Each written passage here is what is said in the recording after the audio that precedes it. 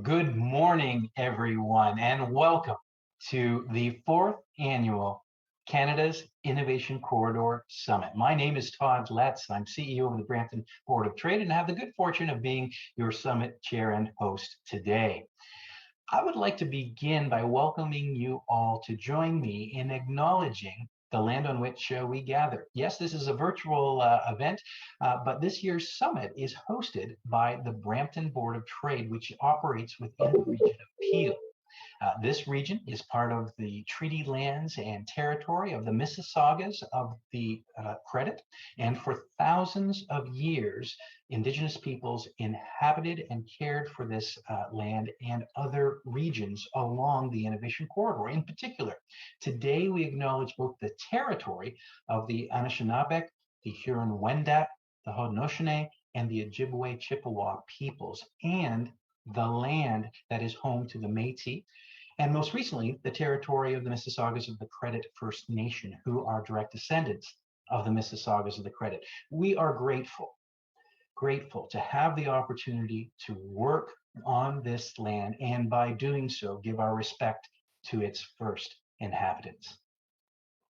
Ladies and gentlemen, we are thrilled to have you all joining us here this morning, and we look forward to spending the day with you as we hear from an amazing roster of speakers, including our keynote speakers, Terry Stewart, Chief Digital Officer of Deloitte, who will help kick off the event this morning, and Rola Dagger, Global Channel Chief of Dell Technologies, who we will have the pleasure of hearing from just after lunch. The discussions that we will be having today are part of an ongoing conversation to bolster regional connectivity throughout the corridor and to build our competitive advantage, our collective competitive advantage for attracting talent, attracting investment, and prosperity to our communities. Today, our theme is disruption, optimizing the tech-talent interface. Today's summit is made possible through the support of our summit sponsors, who you will now see shown on the screen. Our sincere thanks goes to Amazon,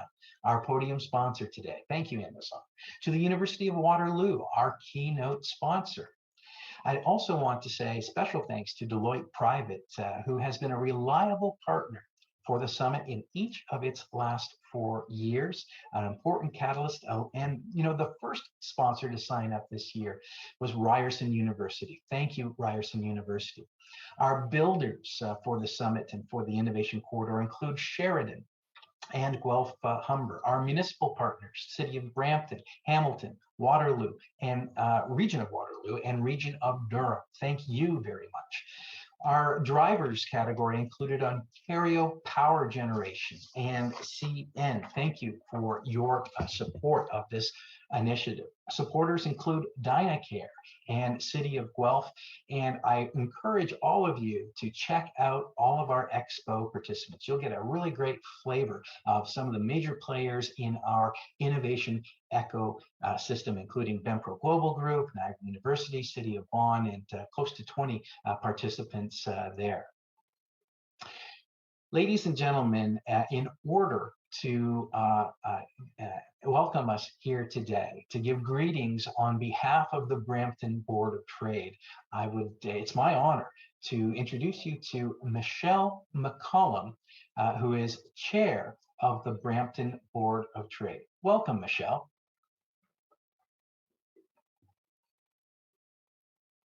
Thank you so much, Todd. A very good morning. It's my pleasure to be here and to extend a very warm welcome to each and every one of you on behalf of Brampton Board of Trade, our 2,000 voting members and the 60,000 people they employ. I'm extremely proud to serve as chair of Brampton Board of Trade and also to represent the incredible learning community and my day job that is Sheridan on our board of directors.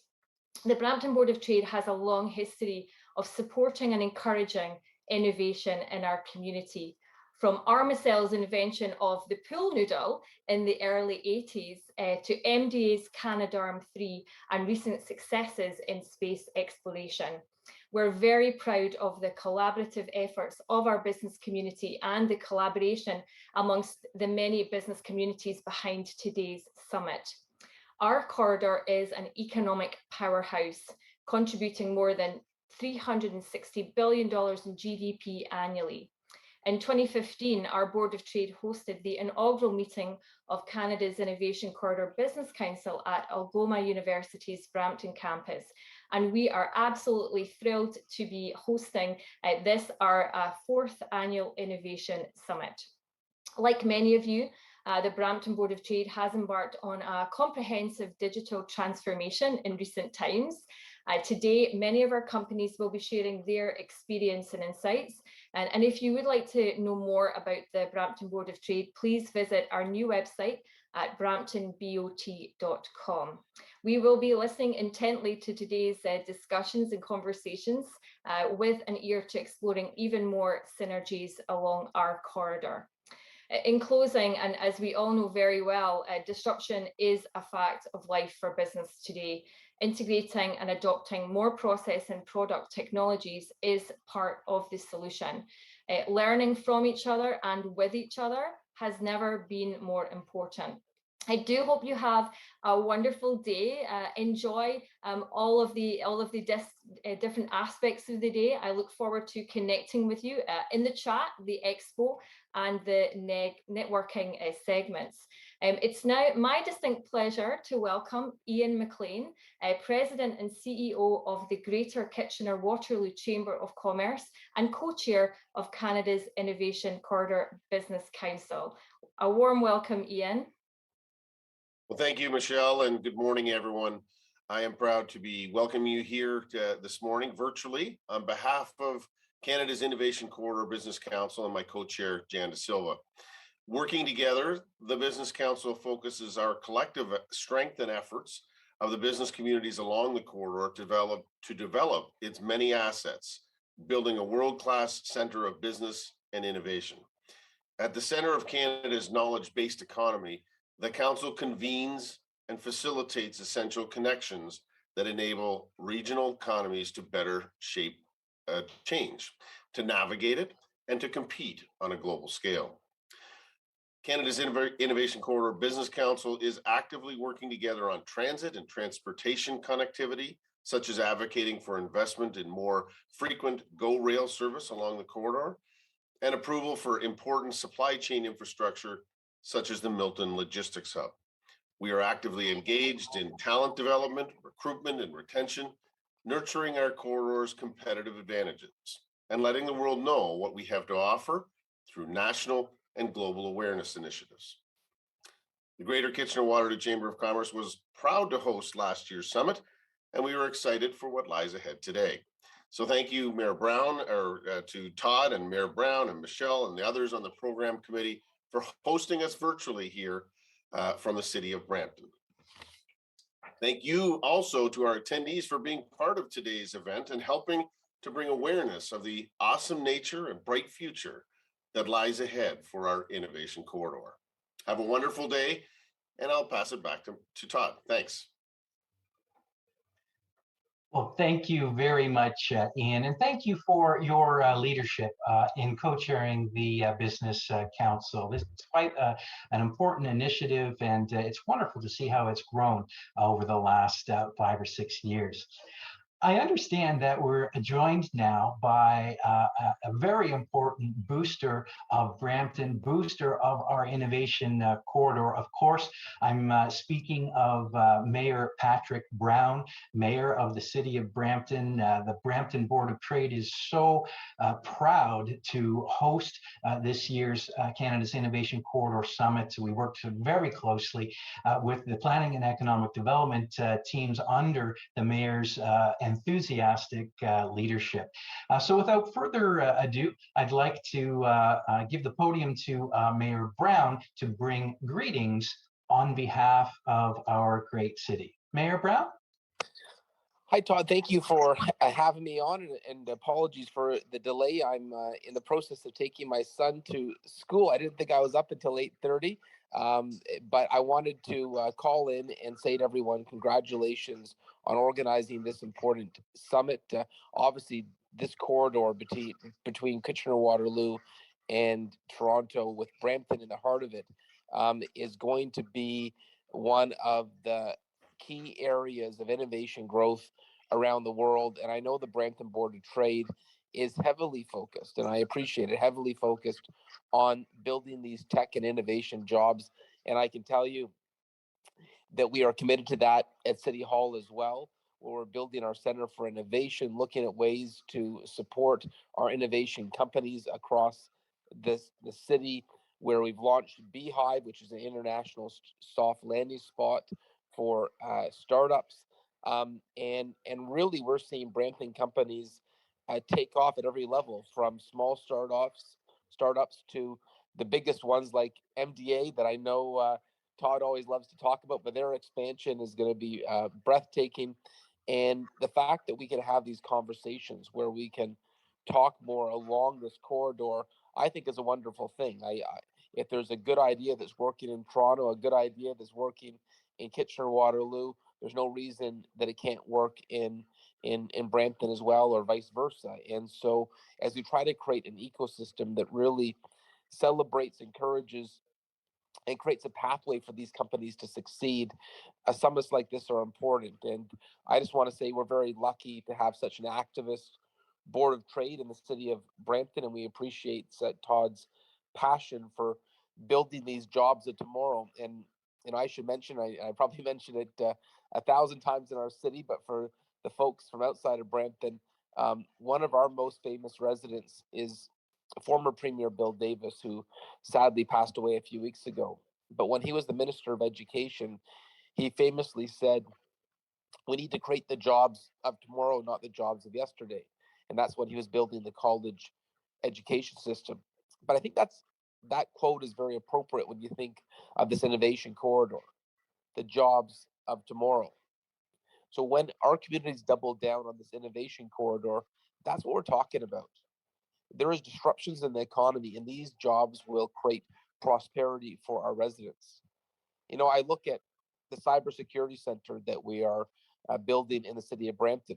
Cybersecurity is not going to become a smaller sector. If anything, we're seeing more disruptions because of cybersecurity.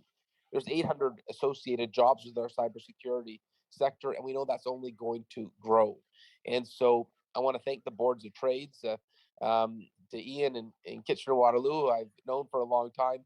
I just want to thank all of you for putting your energy behind these jobs of tomorrow, and know that you have our unreserved support as you try to create an environment in which these jobs can come to fruition. And I know Claire Barnett, who is our superstar minister, or not minister, our superstar director of economic development, is on this call. We'll be taking notes throughout the summit. So all the best, and have a great summit today.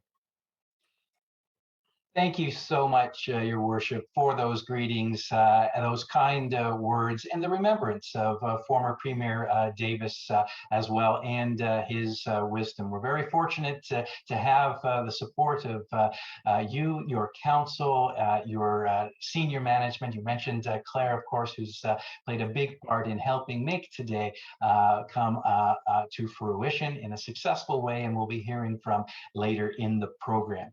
Thank you so much for your participation today. And ladies and gentlemen, it's my honor now to introduce you to our first keynote speaker. Please help me welcome Terry Stewart. Terry Stewart is the Chief Digital Officer for Deloitte. Now, he's been helping organizations understand the age of disruption for quite some time now, how to leverage new exponential technologies and new ways of thinking rather than being disrupted by them. As Chief Digital Officer, there he is. Welcome, Terry. As Chief Digital Officer for the Government of Canada account for Deloitte, Terry is helping Canada leverage its digital capabilities to be the leader in effective and efficient government at scale. He's worked with organizations across industries to implement sustainable transformation programs.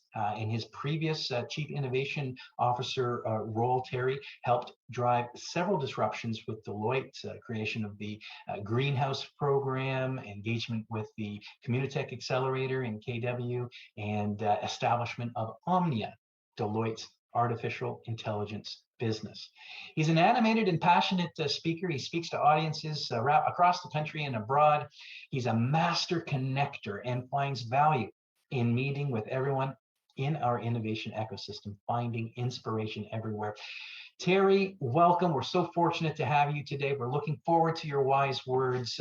Sir, the podium is yours.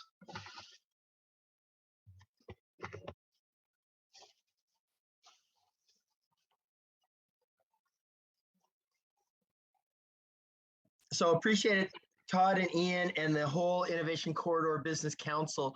This could not be a more important agenda for our country as we go forward. So thank you for creating this structure for our leading companies to actually continue to discuss how to disrupt, how to have Canada leading as we go forward. So appreciate the honor of being able to kick things off for you today.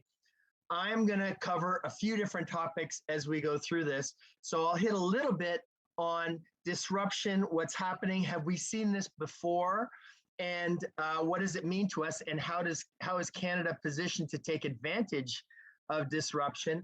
I'm going to shift a little bit to the talent agenda and talk about purpose, and why is purpose actually the thing that I think and our research suggests is going to be one of the most important capabilities to attract the talent that you need to drive your corporate agendas for Canada.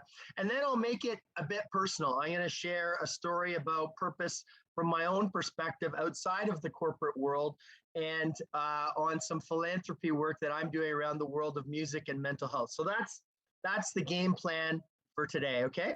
And we will have an opportunity for questions and answers, and there's a system that hopefully you guys have all been able to download and get fired up to put your questions in, and we'll be able to address those at the end of the discussion. Okay, so disruption, have we seen it before? Transportation in the 14th century, here's what it looked like. Let's show a quick video. Mm-hmm.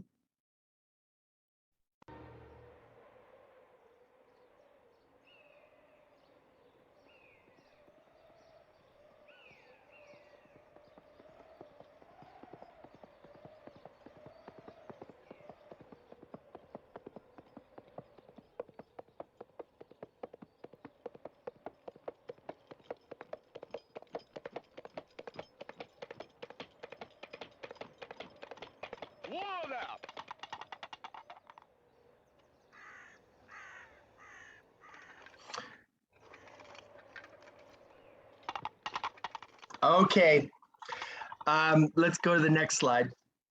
So for any of you who are Monty Python Holy Grail fans, that's piece from the Holy Grail. That was transportation in the 14th century. You have to have a little bit of fun in these discussions. So let's look at transportation in the 19th century. So here's what it looked like in New York City. Lots of people walking, lots of horses and carriages, but if you look really closely and we click in, there's actually 2 cars in that picture in 1904. So we're starting to see disruption kick in. Fast forward to the next slide, and we can see just a mere 10, 15 years later, there are no horses and buggies. It's entirely taken over by streetcars and cars on the railway system. So vast, significant change in the world of transportation very quickly, over just a decade, basically. And you can see, if we keep going, that 1912 was roughly the tipping point when we had more cars than horses. So this is how fast some of the disruptions can take place. And imagine if you were in the horse and the horse-drawn buggy industry in a decade, suddenly your industry was gone. And so this is what we've seen before, and there's many other examples of this, but that just gives you a sense of how quickly disruption can take place. And it's not all about brand new technologies and advanced AI, et cetera. It's about the kinds of solutions that we've seen here. Okay, let's get into it. Last month, I went to this speedway in Brazil, and I had this opportunity to drive a race car using my mind. The car, it doesn't have doesn't have pedals, it doesn't have a steering wheel, it doesn't have anything. It's just him and his mind driving it forward. It blew my mind. It was very challenging to really concentrate and to feel that I was controlling the car. The team leader came to me and asked me, "Are you okay, Rodrigo? Can we start?" Suddenly it was me, the car, and the track. I gave the first command, which was to accelerate, and the car started running. It was unbelievable. I took a look on Top Link, and I saw your name. So I thought, I have to find Stanley. I have to find it. It was such an incredible moment for me too, to realize that a fellow YGL had used my technology, unbeknown to me at all, to do something so incredible. Stanley was sitting right beside me. I had no idea that she was the one who was responsible for me to have this opportunity. So I grew up loving Star Wars, so the idea of just moving an object with my mind is already the stuff of science fiction and the stuff of fantasy. That alone is cool. But driving a Formula One car, it takes it up to another level. Thank you, Stanley. Thanks to you, I am the first person in the planet that has driven a Formula One car using BOT.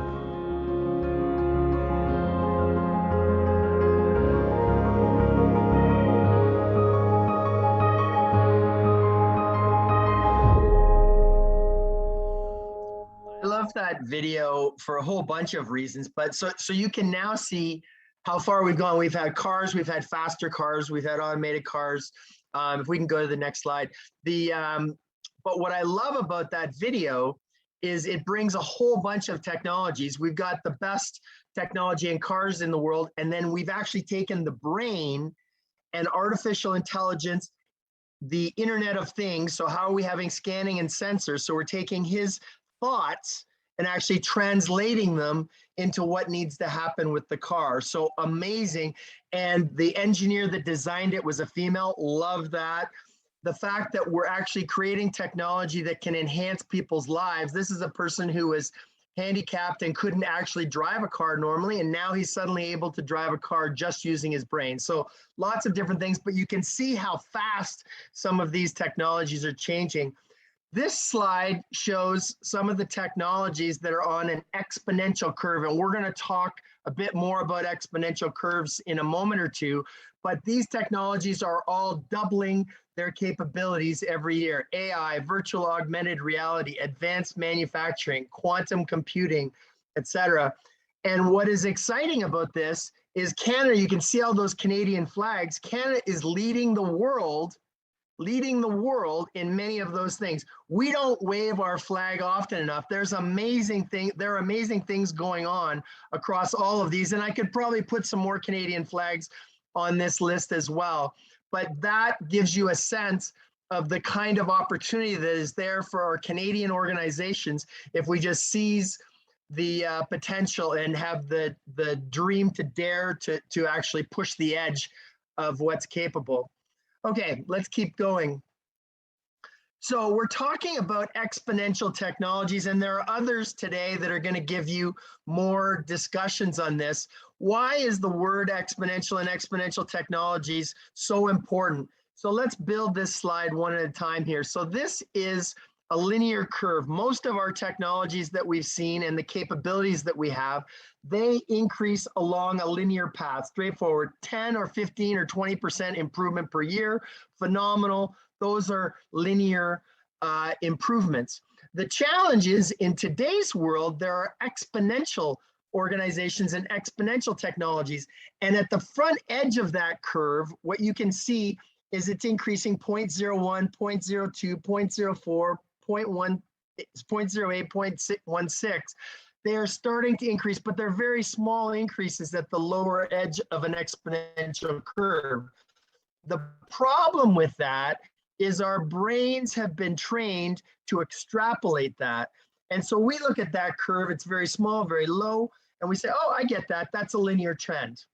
The challenge, of course, is that if it's actually an exponential trend, this is a very different result than the linear trend. If we extrapolate the actual trend, it keeps going on doubling, and that, the difference between the linear trend and the exponential trend is the difference between you being Netflix and a vibrant multi-billion-dollar organization, and Blockbuster, who had the opportunity to buy Netflix and actually said, nope, don't think that whole internet and downloading stuff is going to be a big deal. So that's why we think it's so important to train our brains on exponential technologies. Okay, so we're going to have a little bit of a math test here. Who knows who this person is? That is Bianca Andreescu. She won the US Open as a wonderful Canadian female tennis star. We almost did it again last week or the week before with Leylah Fernandez. She almost won the US Open, got to the finals. So see the North. I love that tagline. So let's use this as an example. If we go to the next slide, we're going to do a little bit of a math test here. So for the US Open, they had the coin toss for the final match at 4 p.m. And if we use exponential technologies, every minute, if we have 1 drop of water and then 2 drops of water and then 4 drops of water coming into that stadium, how quickly do we think the stadium would fill up? So you can see 1 drop of water, then it doubles to 2, then it doubles to 4.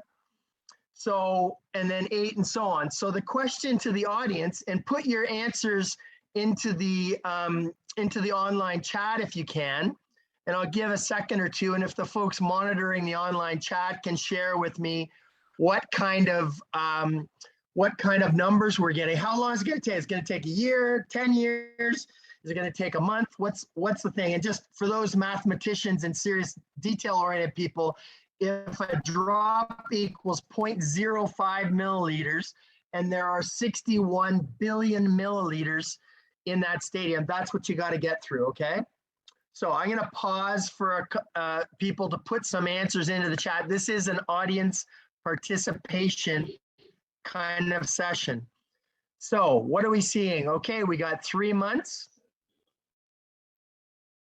Any other data there? You know, there may be prizes if you get some answers in here. More items in the chat. People are trying to figure out how to use Hop-In maybe in the 15 hours. Okay, 3 months to 15 hours. Big difference in those guesses, right? Okay, so here's the deal. That day, okay, so people are thinking, okay, maybe it's within 24 hours. Terry seems to be pushing the edge a little bit in terms of how fast this is going to take. Let's click forward. 40 minutes. So the stadium would have been full of water, 61.8 billion milliliters in less than 40 minutes before the match is actually over. So if we're honest with ourselves, and I promise that's the only math test I'm going to give you today, but if we're honest with ourselves, our brains couldn't get ourselves to that speed. Like, it's okay, it's a little bit, it's wet, okay, a milliliter, that's barely, a drop.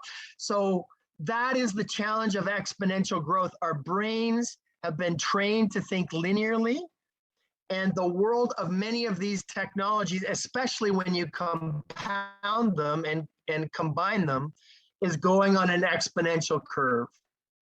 Okay, so that's the quick opportunity there. So technology is changing super fast. We need to actually be able to prepare our organizations for it, keep up with it, et cetera. So other people are going to talk to you about all the technologies coming. I think that's wonderful, and you got an amazing lineup of speakers today. The question then becomes, how do you actually attract the talent to deal with all of this exponential change? How do you make sure that your organization is the one that they want to come to and that they want to work with to make a difference? And we're in the war on talent. So I would pose to you that purpose-driven organizations, generally speaking, are going to win the battle for talent as we go forward. So what does it mean to be defining your purpose? Let's go to the next slide. So purpose is very popular in the press these days. Corporate purpose, Milton Friedman, was he right about it? Purpose is viable tool for CEOs. You can see the power of purpose, James Anderson and Yerba Mate. So if you Google purpose, there are a lot of purpose-driven discussions out there. So it's a hot topic. It's confusing. It's important. Is it just a buzzword? So let's keep going. So I'm going to take two lenses to this. One is personal purpose, and what does it mean to you as a leader in your own life and in your corporate life? But then what does it mean to your organization? And how do you define your Northern Star as we go forward? So some practical examples here and tests for this. So the next slide, please. So do you want it written? Do you want your purpose written on your obituary? Okay, Terry Stewart, he was remembered for selling a lot of innovation work. I don't think so. Let's put a big X on that one. Okay, next one. Is it what you want your grandkids to remember you by? This is me with my dog when I was growing up, Herman. No, my grandpa, he built the largest AI practice at Deloitte. That's not going to get any grandkids excited. That's not the right thing, right? So let's keep going. The BS test, are you actually living it, or does it just sound good? So is this something that we love our little logo and our tagline, but when we ask our people, are we actually living it and doing it? It's not what we're living by in our organization. So you got to get rid of the BS test. Here's a little example of somebody who's not necessarily doing it, the bumper sticker. I love Tom Fishburne and Mark Attunist. If you haven't seen his work, he takes all of the kind of lingo that we use and gives real tangible stuff. So this bumper sticker was, I'm going to support whatever cause my deodorant brand is promoting in a half-assed attempt to sound purpose-driven. So not really living it, but using it as a marketing and branding exercise. That's also not what we want to be doing. Okay. We have spent a lot of time looking at purpose, and we actually bought an organization called Isaac that deals with it. And they've done studies on this. So the whole note here is a lot of people haven't really defined their purpose. So we did studies and said, we all share common human ideals. And if you look at the kinds of ideals that are out there, family security, pleasure, inner harmony, national security, sense of accomplishment, all of those lists, where are we on that? And what are the things that are most important to them, to individuals? And you can see the bars. There's a lot of those that are almost 100% of people say, you know what, happiness, super important to me, self-respect, friendship, super important, a world at peace. So those are some of the kinds of things that we can focus on. Let's keep going. So as we look to define our purpose, there are several different approaches you can take. And by the way, some of this is available in a thought leadership piece that we'll share with you. So mapping your values and beliefs as an organization. What do you stand for? What do you believe in? Thinking about self-awareness through reflection. As a leader, how do you gain deeper insight? Get into journaling, contemplation of what is your best self and therefore your corporation's best self.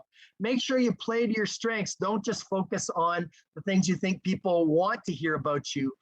Pursue your passion. Make sure that as an individual, as you're thinking about this, what is your passion and can you integrate that with what you do at work? Have fun in the journey. I think one of the things that's come through COVID is people want to actually enjoy the journey. We've been stuck inside our self-isolated homes. And so how do we actually build out adventure into the purpose that we have? Recharging, we've learned that just always spending time on Zoom calls all day, we need to actually recharge. We need to get out in nature and do things differently. We need to actually recognize and share our coins with other people and make sure we're bringing others up through the ranks. We need to remove all the roadblocks and barriers, and ultimately we need to make self-care a priority. So all of those things are part of the critical aspects of defining your purpose. Let's go to the next slide. So what are some of the benefits? And I'm not going to drain all these, but when you're creating a sense of purpose for yourself and with your organization, people see it and they want to help you. They realize that you're helping for social improvements of people in need. They realize that you're pushing the agenda on learning and valuable skills, because any purpose is going to be helping you grow skills. They realize that you start to belong to a community that's not just about your organization, but about making a difference in the world. relevance, status, control, and power. And interestingly, on power, it's not the power that you typically think of world domination, but the ability to influence others, even when you're not in a direct leadership capacity over them. So those are all aspects of the benefits of creating and operating from a place of purpose. So let's get into a corporate example that I think is super great here. So how do purpose and these ideals come together? Rose Macario, CEO of Patagonia, the jacket company.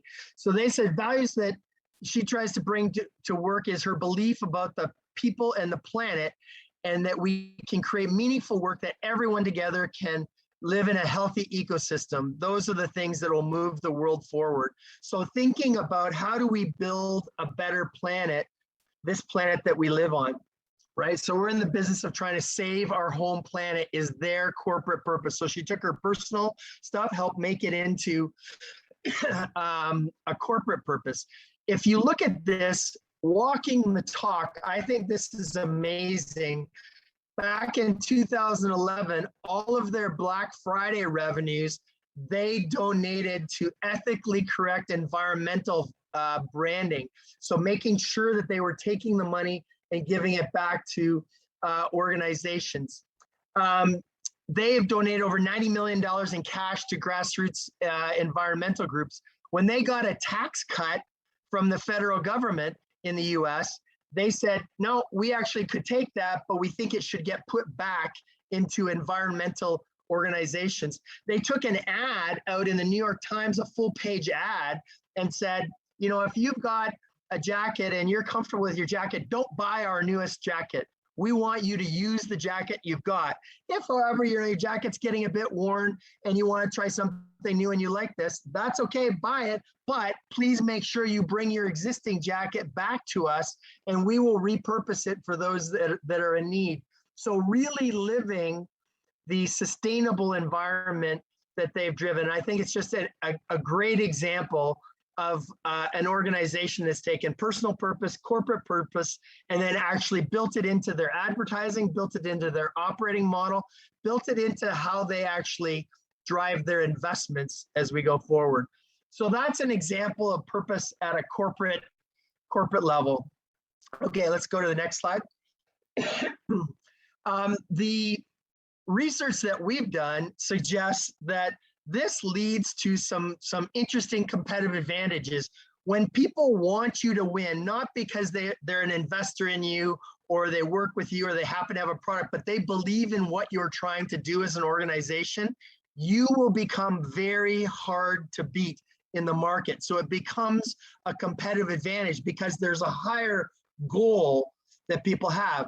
Similarly, people will want to work for you. They say, okay, and a lot of young folks now are looking at this and saying, okay, what does that organization stand for? What are their ESG goals? What is their corporate purpose? What is their mission, vision, and values? And so all of that wrapped in can become a differentiator, not just in the market of people buying your goods, but also in the war on talent. Because people don't just want to work for a company that happens to pay them a bunch of money and happens to be very successful in the market.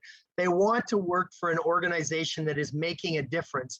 And increasingly, the students and the people coming up in the job market are telling us that's one of their number one criteria for the organization that they're going to work for. Okay, let's keep going. So how do you look at this on a personal basis? So I'll share my purpose. My purpose is to help individuals connect with themselves and others to achieve their human potential. So the reason I'm sharing these kinds of examples today are really to help you connect with yourselves and achieve your own human potential. And whether it's connecting with us, connecting with others that are part of this wonderful conference, those are all the things that we go through. What I will tell you based on my personal journey, and I'm about to get into it in a little very personal way, when you start to bring your purpose to life, and by the way, I only really came up with that purpose in the last 3 to 5 years. And really it's getting refined, and your purpose may change over time. The path isn't always easy. I'm going to share a story that went pretty dark. right? So starts looking for it, but it gets pretty dark. But at the end of the day, there's light at the end of the tunnel, and you can bring all of that to life, and it yields amazing benefits. So let's get to the next story. So now I'm going to share a personal story about something called the Awesome Music Project. I will warn any of the folks on the audience, this story is going to talk about anxiety, depression, and in fact, suicide. So if that is a triggering event or discussion for any of you, you may want to mute the discussion for a little bit of this. It's a happy story at the end, but I know that, you know, through this journey, it can trigger people who have had challenges or issues in that particular space. So AMP stands for the Awesome Music Project. Over my past decade to 2 decades, I would say, I have had several connections with mental health. I've had friends who had a son who he was 21 years old, and he took his own life in second year, third year university at Queen's. And they had no idea that he had mental health issues. And so, you know, they had just been on a ski trip with him. They had an amazing time. He had a great job. He had lots of friends. He had a girlfriend. It seemed like everything was amazing. And then suddenly, shortly after their ski trip, he took his own life. They both quit their jobs, Eric and Sandra Windler, and they created something called the Jack Project to help youth at high schools and universities become mental health advocates. I went through my own anxiety and depression, and everyone would have looked at me and said, "Oh, Terry, you're always up and you're the Energizer Bunny." But I went through some tough troughs and had, you know, got prescribed antidepressants and went through all of that. And then all the way to my daughter had a work term at Deloitte, and she went through tough times. She has social anxiety, and she's had a therapist for that for many years. And she had social anxiety, and she was working in our big building, and it wasn't comfortable for her. And after she had worked for us, about 6 months after, we actually found in our working papers a suicide note that she had written to us and saying, you know, "Dear Mom and Dad, you're the best ever, and don't blame yourselves, and Mike, you're a best brother," et cetera, et cetera. And so had gone through this horrible time. We ended up, it's a good news story in the sense that we got her suicide note afterwards, just haphazardly, and we were able to talk with her. She was doing well, and she said, "Oh, Mom and Dad, don't worry about it. That was just a slam poem that I'd written to get these tough issues off my chest." I will tell you, when that note was shared with me, it's the worst moment that a father or a mother could ever have, short of the note that my friends Eric and Sandra had, where the knock on the door was someone saying, "Unfortunately, we have tragic news that your son has died."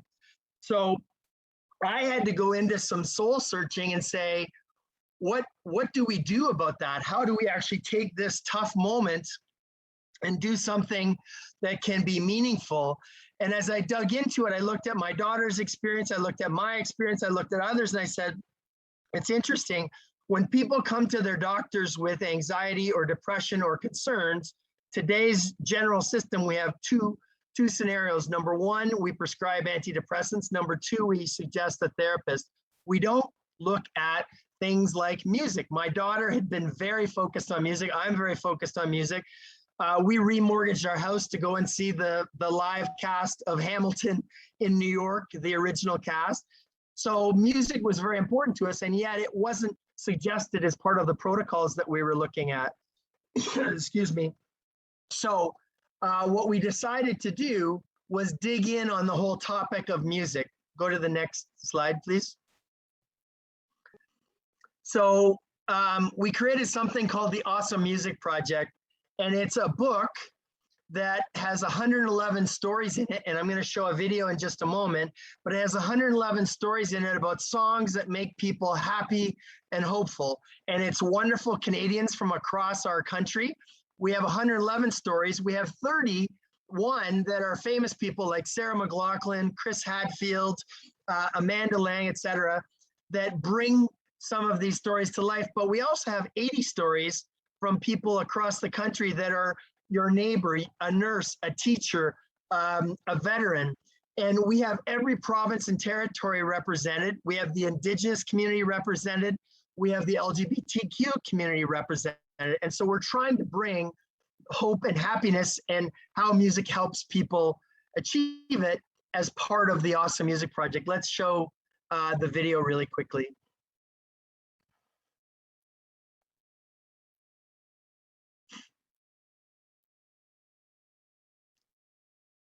Nope. Do we have the video in a separate file potentially? So if you go to the next slide while we bring up the video, we're super excited. We launched the book in 2019 and we became a #1 bestseller in Amazon in the music appreciation category. And so super stoked about that. But really all of the money and the proceeds from the book go toward music and mental health research with CAMH, the Center for Addiction and Mental Health in Toronto, and together with helping drive music therapy programs across the country, long-term care facilities, high schools, hospitals, and universities. Okay, if we are ready for the video, let's show that. We don't see the video online, or I don't see it. Music helps explain the universe to ourselves in an artistic way.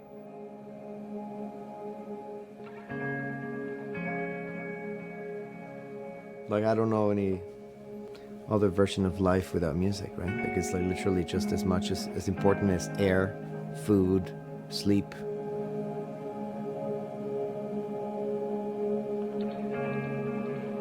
I didn't know I had a story until I was asked to think about what's your music story. And if you had asked me in a rush, I would have said, I don't have a music story. I love music. I know I need music. I sing it. I dance. And then I thought about it for a second.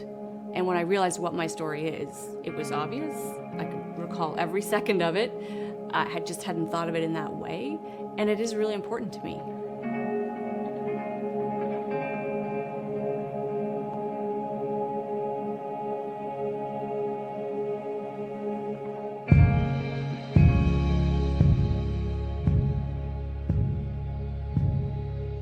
The rhythm is already in us, like from day one of the heartbeat of the mother is already in it. Boom, boom, boom, boom. It's like the percussion is already there. Boom, boom, boom, boom. From day one, we already have a beat, right? And how can you stop that in a hymn?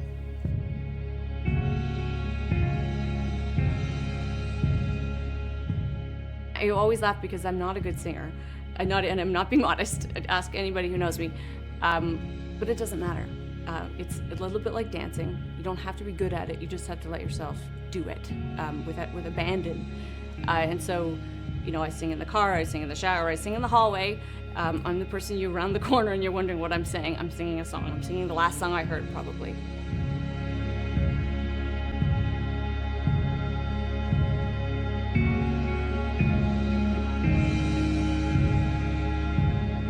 I've lived on board a spaceship. You are so far away from humanity. You're the furthest any human being has ever been. I lived off the planet for 6 months. We couldn't exist a day without music.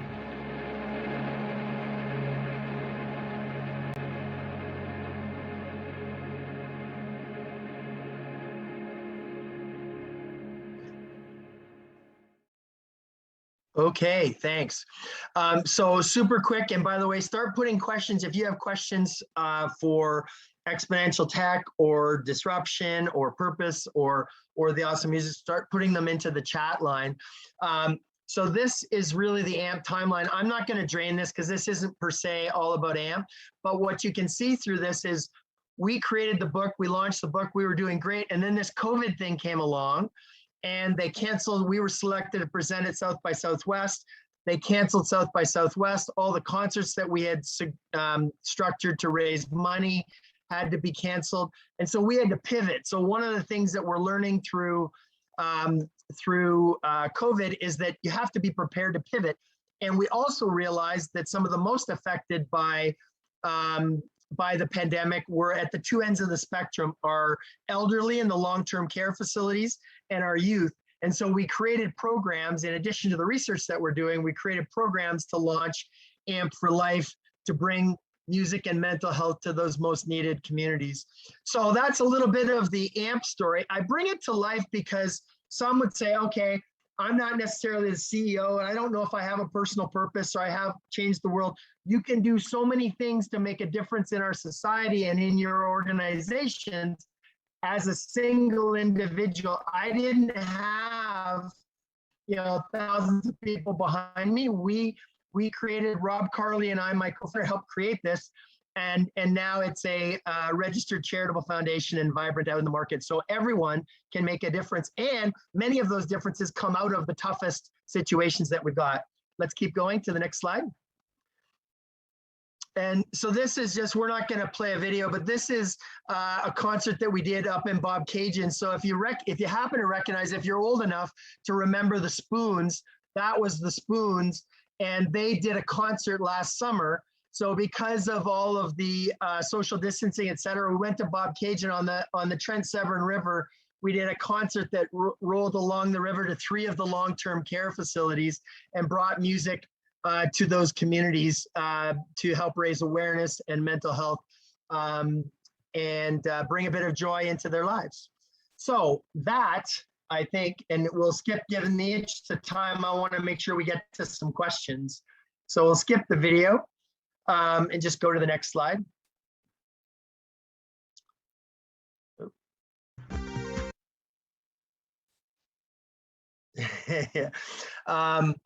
It is an awesome video, but let's go to the next slide and we can get into some questions.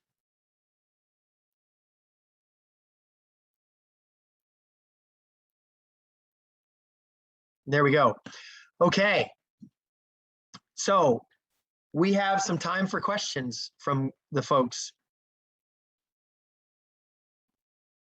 Much for covering so much ground to kick off our discussion here today. You covered so many good things about the speed and pace of change brought about by exponential technologies. You talked about how important purpose driven leadership is not only for our professionally, in our professional lives, but also personally. And in doing that, you can win the war on talent, the battle on talent. And as you said, when people want you to win, you become very hard to beat, an essential part of competitive advantage. Terry, I've got a couple questions here. I'm monitoring the chat as well for questions. So please, participants, if you have questions, put it in the chat. Terry, let me start with starting. Okay, what can be done to get started to prepare for exponential technologies or adopt new technologies? Now, bear in mind, we've got a lot of CEOs in the crowd here today, but not everyone is. There are middle managers. How can we overcome the fear, the hangups, the hesitancy to prepare for exponential technologies and adopt them? Yeah, there are two, it's a great question, thank you. There are two kind of core capabilities in this next era that are going to become very, very important: scanning and sensing and ecosystems. And so scanning and sensing, so it starts with getting curious. So how does your organization get curious about those technologies? And what we did was we said we have to connect with some of the leaders and the people that are at the front edge of disruptive technologies. And we chose Communitech in Kitchener-Waterloo to say, okay, here's an organization that has all the startups and large-scale organizations that are pushing the edge. We actually put a team there, and we do scanning and sensing sessions. So we have industry groups come, we help some of our clients come and learn from the startups that are really at the front edge. And so they can curate organizations that can help you understand How fast is autonomous vehicles going? How fast is the blockchain happening? How fast is artificial intelligence coming? So get curious in a real way. Have somebody in your organization that their job is thinking about scanning and sensing, and connect actively and regularly with the ecosystems that are out there, whether it's Communitech or the Ryerson in the DMZ, or McMaster in their innovation zone. All of those in the corridor are organizations that you can help get in front with. But somebody in your organization needs to be looking beyond the current horizon and making sure that you're thinking about those things. And then choose which of them you're going to get dirty and you're going to actually try some things and experiment with. So get curious, get dirty, connect with the ecosystems, and make scanning and sensing a core competence. Very good tips, Terry. Essentially what you're saying is be purposeful in your exploration of exponential technologies through scanning and sensing sessions and connecting with resources that are there in the ecosystem. That's wonderful. Purpose-centered leadership. You highlighted the importance and how it can be a catalyst to achievement, to advantage, etc. When we look at the word leadership, it really, if you think of it, predicates itself on people following you. I wonder if you might be able to comment on the role of followership in, again, preparing for exponential growth, technologies, and adopting new ones. Yeah, thanks. It's not all about being the top person, for sure, but if you create purpose-driven organizations and you're leading at that level, others will want to follow you. And following isn't a passive activity. It's an engaged activity. So it's taking on a task, helping achieve the purpose or the goal. So followership is super important. Everyone plays a role in this. We have whether it's at Deloitte or whether it's at the Awesome Music Project, we have brand new staff that are making a fundamental difference. I would call them co-contributors or teammates, as well as instead of followers necessarily, but they have bought into the purpose that we're driving, and they're deciding how they want to contribute to it.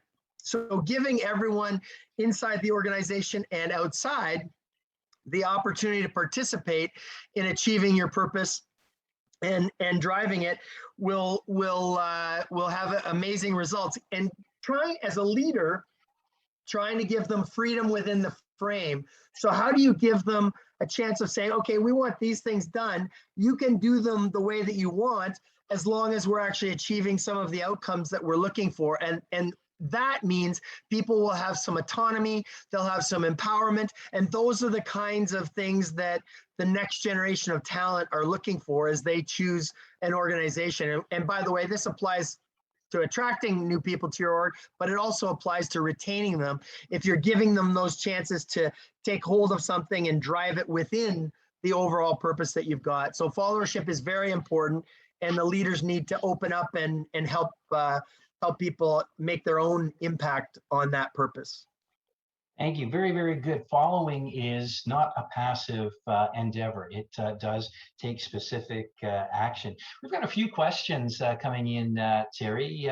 With respect to a purpose-driven life, any special tips to consider when broaching the subject with younger persons of post-secondary age, for example?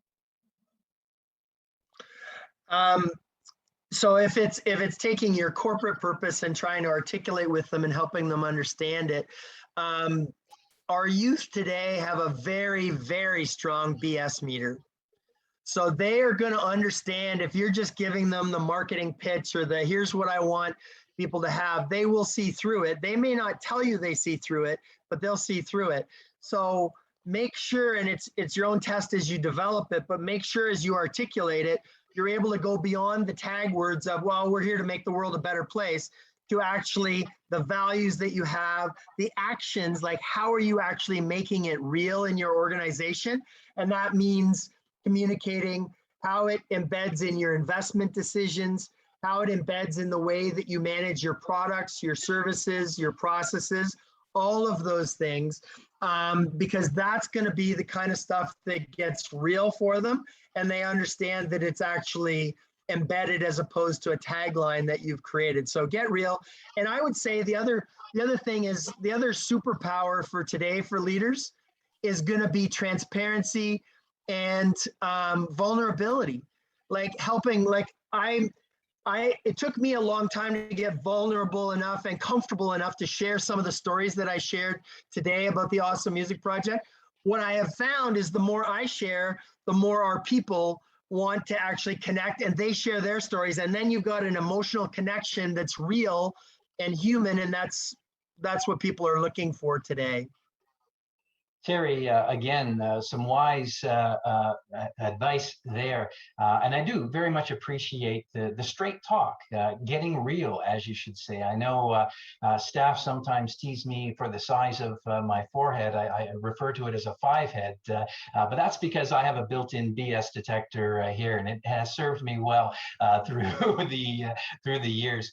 Your point too about that authenticity, that realism that's required in conversations, together with transparency and vulnerability, certainly sounds like the formula to be believed, to bring about impactful change.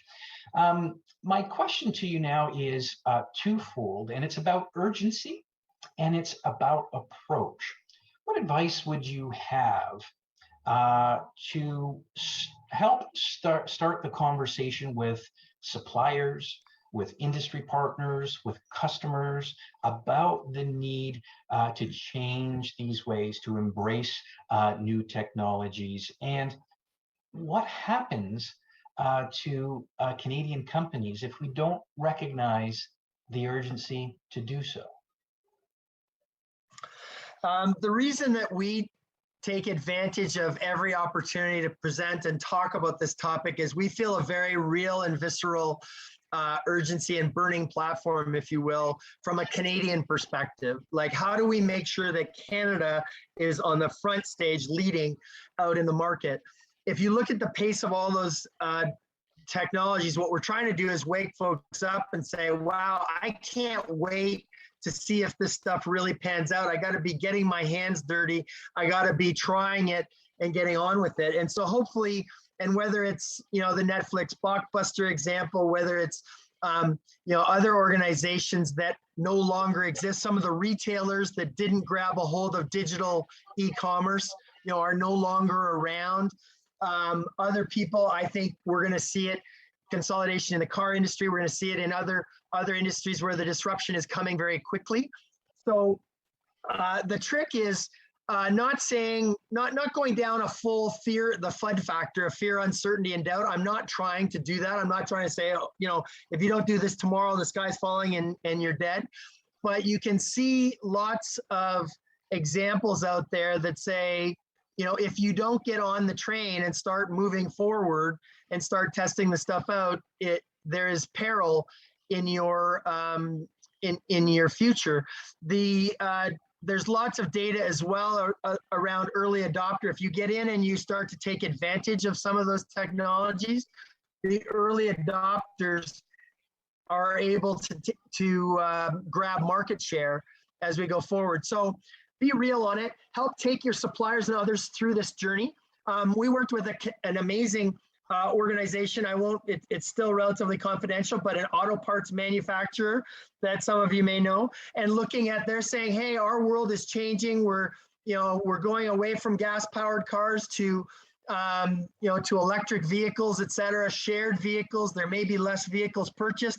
How do we think about our core competencies and actually, build out? Maybe our core competencies are around, transmissions and around other devices that we can actually go forward. Maybe they're around water purification. We could tilt them to water purification or air or other things. And that leadership team said, hey, we have to get in front of this and actually start to pivot our organization. I think that's a great example. And they did it on a purposeful led strategy so that it was done over time, not immediate, and we're going to turn the entire organization around overnight.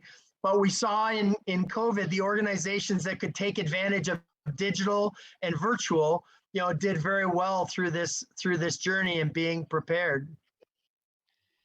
Terry, thank you for that. And I'm about to wrap up. I'll have the final question. Then I have the challenging task of preparing a summary of key takeaways. But with this last question, one of optimism, you mentioned COVID being a catalyst for many to find the courage to embark and expand, amplify their digital transformation.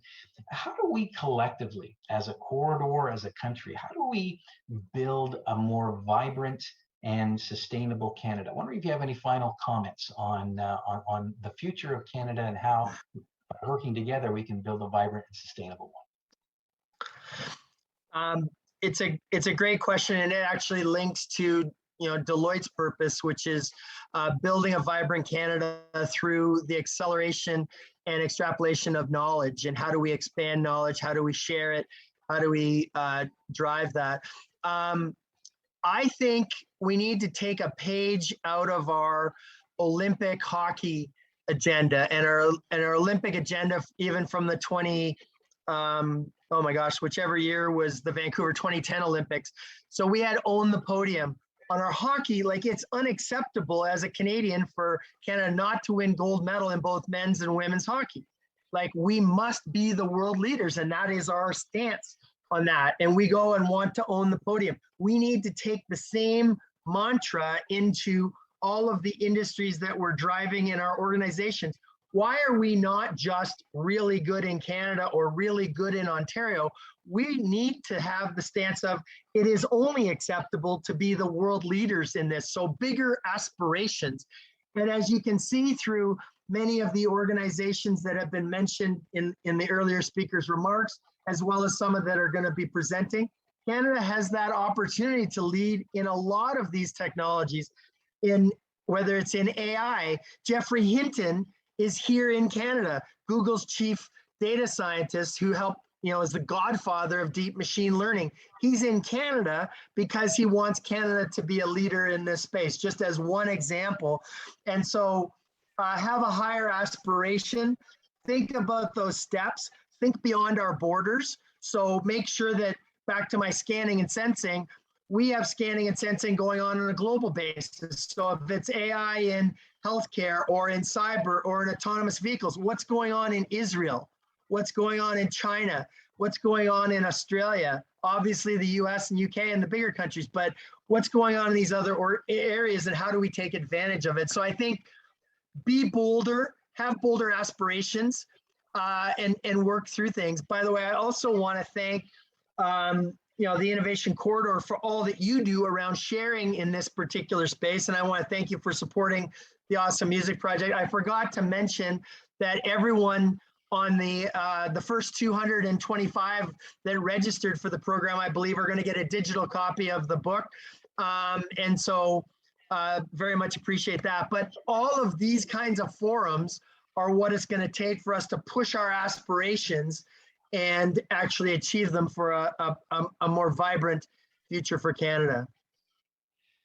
Very good advice there again, Terry. I'm reminded of the quote. I can't remember the author now, but dream no small dreams, dream big, for small dreams do not stir the hearts and souls of men and women. So very, very good advice there, Terry. Wow, you have certainly set the bar high for our 4th annual Canada's Innovation Corridor Summit. What a wonderful kickoff. So many good takeaways from your presentation today. I very much appreciate the preparation you put into disruption, optimizing tech talent interface.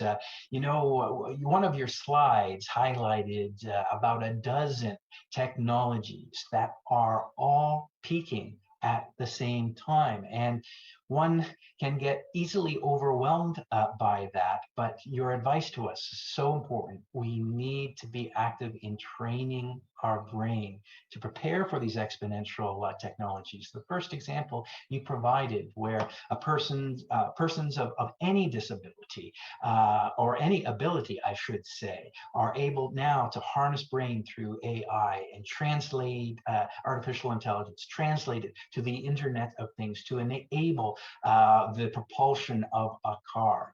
That is a wonderful equalizer for our society through the convergence of technologies. And it can't happen without the purpose-driven leadership of not just CEOs, but everyone in the organization, to embrace discomfort, to learn to be vulnerable, and to understand that to lead is to also follow, and following is not a passive activity. It requires purpose in both your personal and professional lives. Terry, the transparency and vulnerability goes hand in hand with the importance of self-care. Listen to what you hear from your colleagues when we embark upon this change. Listen to what is not being said as well. Be sensitive to the clues. You suggested specific purposeful scanning and sensing sessions. And if we do this all together, if we embrace on and if we just adopt one of the wonderful tips that you've given us here today, we will make Canada and put it on a vibrant and even faster and vibrant, sustainable future, not only, as you say, within our own companies or the corridor, Ontario, Canada, but around the world. So, Terry, thank you so much, sir, for your preparation, for your delivery, and thank you for the link to the awesome music project. Yes, the first 275 registrants will receive their digital copy before the end of the month. I want to thank everyone for their attention today. We're going to be, friends, we're going to be heading into a break, and it's an opportunity for you to grab a snack, but please don't go too far. We have an amazing expo, and I really do encourage you to check out the, I think we've got close to 19 companies that are eager to meet you. There is a chance for you to win 2 registrations for next year's Innovation Corridor Summit, June 22nd, 2022, hosted by the Hamilton Chamber of Commerce. All you have to do is visit the booths. Go do it now if you want. Collect a piece of unique information, such as who are 2 of the Brampton Innovation District partners, and then submit it to our team. If you look at the program that was emailed to you, you'll see on page 10 how you can enter to win. Check your program there, page 10. We look forward to seeing you back here on the main stage at 9:30, and we're going to continue on with our program. So thank you, everyone. We'll see you back here at 9:30. Take care now.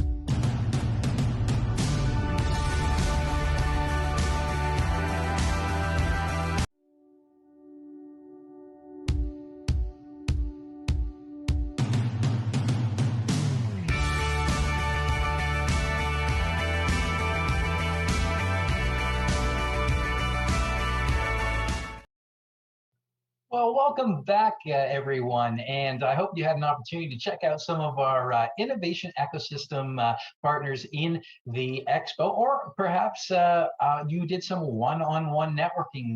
The networking icon is on the left side of your screen as well on the Hop-In platform. Wasn't that a wonderful session from Terry Stewart? Here's the book that he was referring to. First 275 registrants will receive a digital copy of this book, The Awesome Music Project, Songs and Hope, Songs of Hope and Happiness, 111 songs and stories.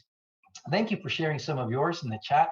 And gosh, we are off on the right foot here. I am really excited about the next thing we have in store for you today. Very special part of our summit. We began building this summit about a year or so ago, and we wanted to find a way to engage in a meaningful way the next generation of innovators. So we're thrilled to have partnered with World of Devs. If you don't know this organization, get to know them. They're great to work with.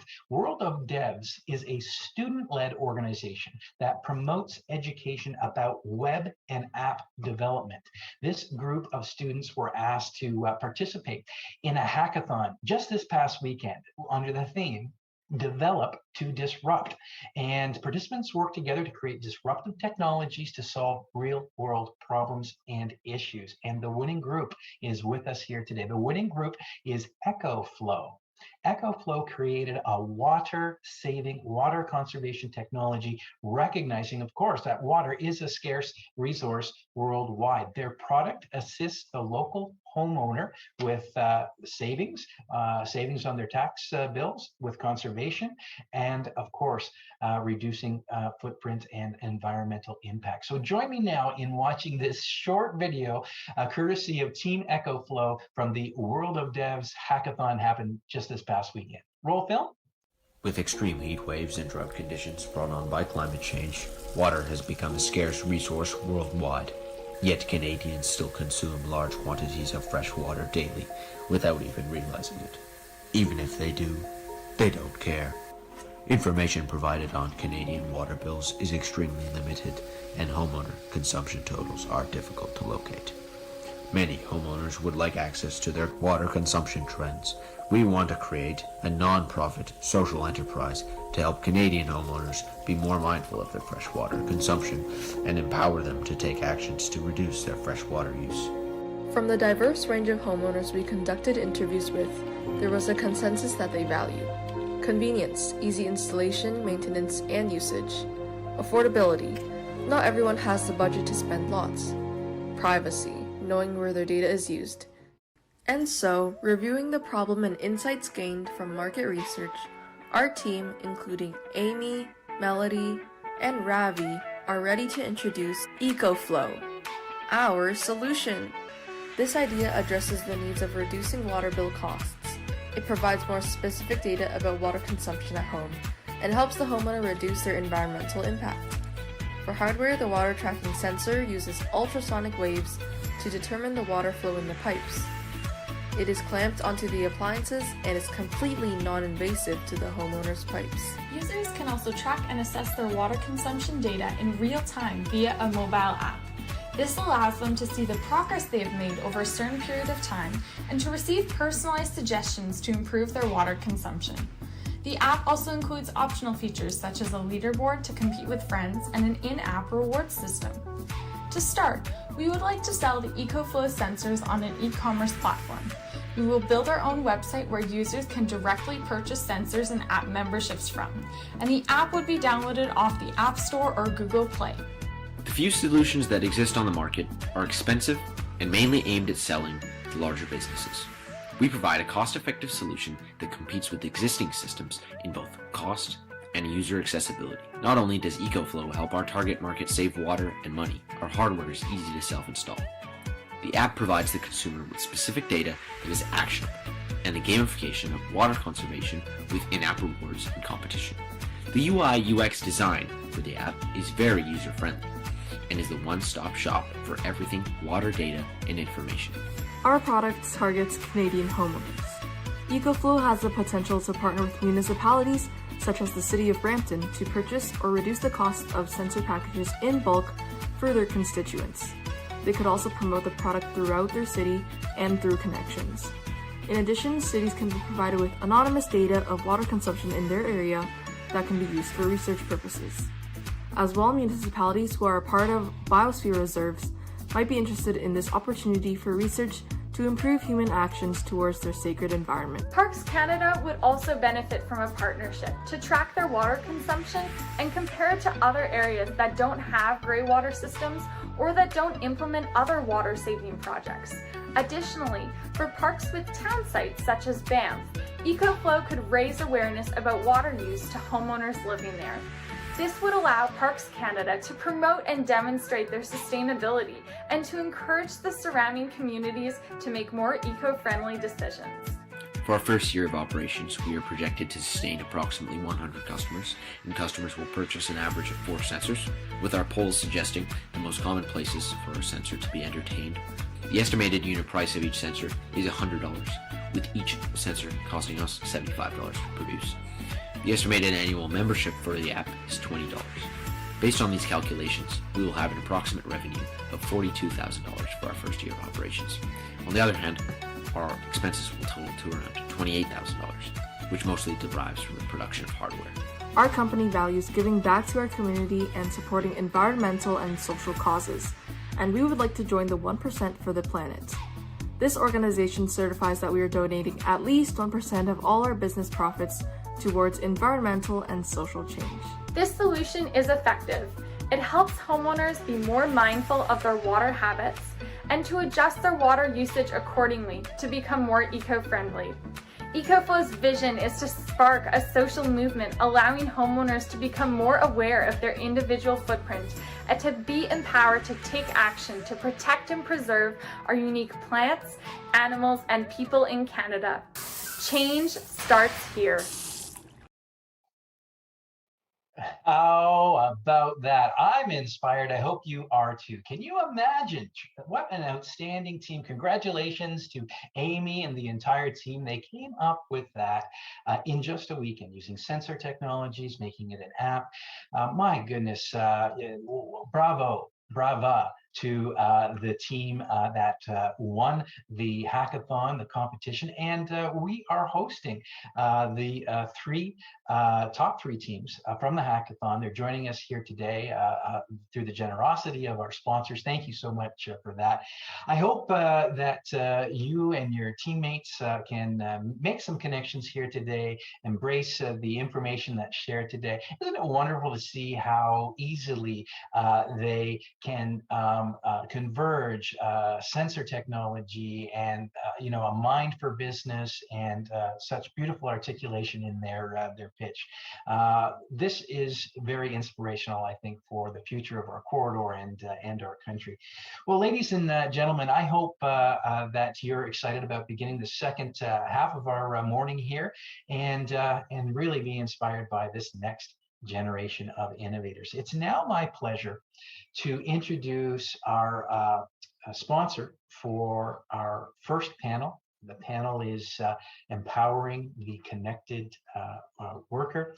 And that sponsor is Ryerson University, and in particular, their Future Skills Center. And please join me in welcoming Pedro Barata, Executive Director of the Future Skills Center. Pedro? Thank you, Todd. And bravo to the winners. That was really, really cool. And clearly our region and our country are in good hands. We have so much talent. And I think that this idea of the hackathon is just a brilliant way to create some space to let some ideas flourish. So congratulations. Hi, everyone. It's a great pleasure to be here. And on behalf of the Future Skills Center, Ryerson University, I want to thank you and congratulate you on your leadership in bringing us all together today.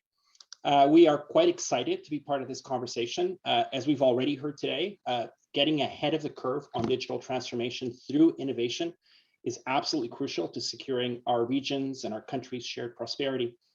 And certainly that is part of the mission and mandate of the Future Skills Center. We are a pan-Canadian hub for innovation around skills. We launched about 2.5 years ago. And over the course of the past 2.5 years, we've built more than 130 partnerships that are live and currently underway across the country, and they are busy testing, evaluating, learning, and starting to scale some innovative approaches to skills building. And as I look at the spirit in this room, I also think about our partners at Future Skills Center, and we very much share the same mindset. I think we all recognize that disruption is a new normal in our economy and in the labor market that will be facing Canadians. We also understand that digital transformation will be at the heart of a strategy for success. We also know that we have to break through traditional silos, and we need employers and governments and educational institutions and labor and community working much more closely together, finding shared value and bringing their best stuff to the table. And in the midst of all of this, we have to be there for all Canadians, leave no one behind, and bring forward solutions that are both practical and tangible and real for Canadians, while also keeping our eye on forward thinking, being visionary and courageous. And I think that's a great segue for our first panel here today. Our panelists certainly understand that team performance, productivity are certainly being tested by the ongoing challenge of skills gaps, an aging workforce, the shift to remote work. And at the same time, there's a rapid acceleration of both the growth and adoption of technologies like artificial intelligence, augmented reality, other technologies that certainly have the potential to provide modern day solutions for business success. But in order for those to really come to fruition, of course, we have the challenge to equip our workforces to embrace those technologies and to thrive in a context of ongoing change, ongoing learning, and to really be responsible for the journey of lifelong learning in this context. And here in the GTA, sectors like manufacturing, logistics, service companies are living this shift and this challenge to Industry 4.0 technologies every day. And these industries are facing up to the challenge, learning in real time about how we ensure that frontline workers have the proper transfer of knowledge, collaboration tools and guidance to perform at high levels of safety, quality, productivity. So that level of innovation is happening in real time, right here in the GTA, right here in Brampton, and we need to learn from it. And that's what we'll get to do in the next hour with a great panel that will dive into these topics. And to guide this conversation, it's my pleasure to introduce Kathleen McEwen. She is Senior Manager of Organizational Transformation and Future of Work at Deloitte. And Kathleen focuses on the future of work and specializes in helping organizations think through the changing landscape of work. Kathleen has partnered with numerous multinational organizations on large-scale transformations in workforce strategy and change management. Most recently, she has been helping clients navigate the impacts of the COVID-19 pandemic and the return to work. Kathleen also leads the Canadian Future of Work Centre of Excellence, a great initiative. So welcome, Kathleen. Thank you for joining us today, and over to you and the panel. Wonderful. Thank you so much, Pedro, for that introduction, and welcome everybody. It's my pleasure to be the moderator this morning, and I'm excited to dive deep into the topic of empowering the connected worker. We'll have the pleasure of hearing from our panelists, and then we'll have a bit of a discussion followed by questions from the audience. So if you do have a question, please pop it in the chat, and the planning team will ensure that your question gets to us. So it's now my pleasure to introduce today's panel. So first we have Vito Ciceretto, who's the CEO of Dynacare. And throughout his career, Vito has served as a compassionate, decisive, and inspiring business leader. And throughout the past year, each of these qualities has been on full display. Since the advent of the COVID-19 pandemic, Vito has stepped up to support not only the Brampton community, but also additional communities, public health systems, and employees all across Canada. Having joined Dynacare as the Vice President of Laboratory Operations and Customer Service in 2009, Vito has consistently demonstrated his ability to collaborate effectively, drive results, and lead with clarity and vision. His many accomplishments since joining Dynacare include the Lab of the Future initiative, the implementation of Lean Six Sigma process improvement methodology, and his continuous collaboration with the business development team to strengthen the overall patient and customer experience. Wonderful. Welcome, Vito. Thank you, Kathleen. And next we have Tony Chahine, who is the founder and CEO of Myant Incorporated.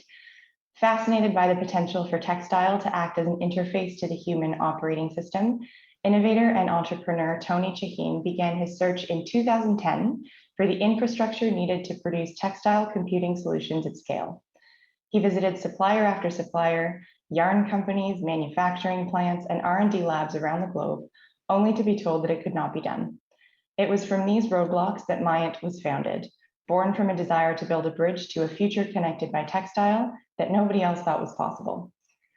Tony has built Myant into the world's first end-to-end textile computing company with a mission to transform how humans connect using a technology that is close to the body at all times, textile.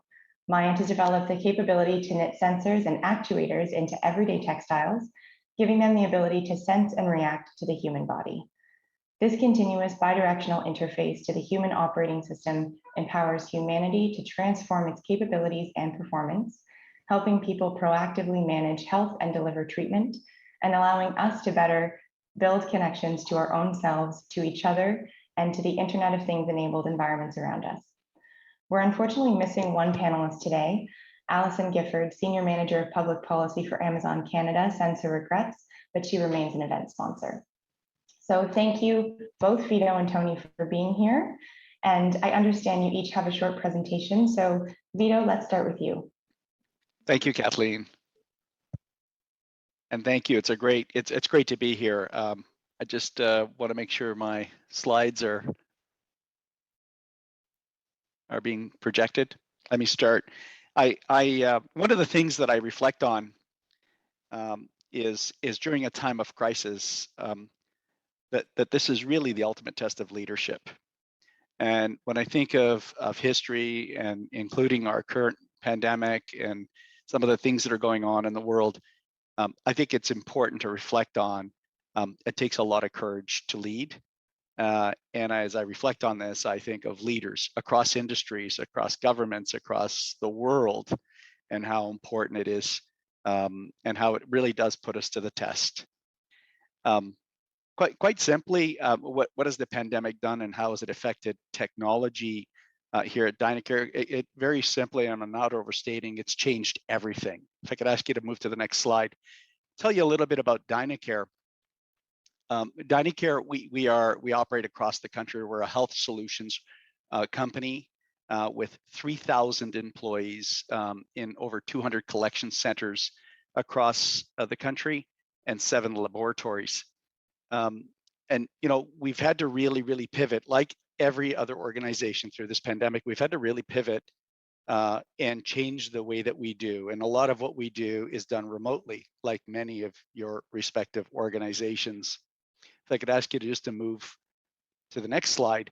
One of the things that has helped us and has guided us through this, I would call this transition, is really to fall back on our principles, our values as an organization. That's all ultimately being the filter through which we look at any change that we introduce, whether it's technology, whether it's something that affects people, whether it's a process.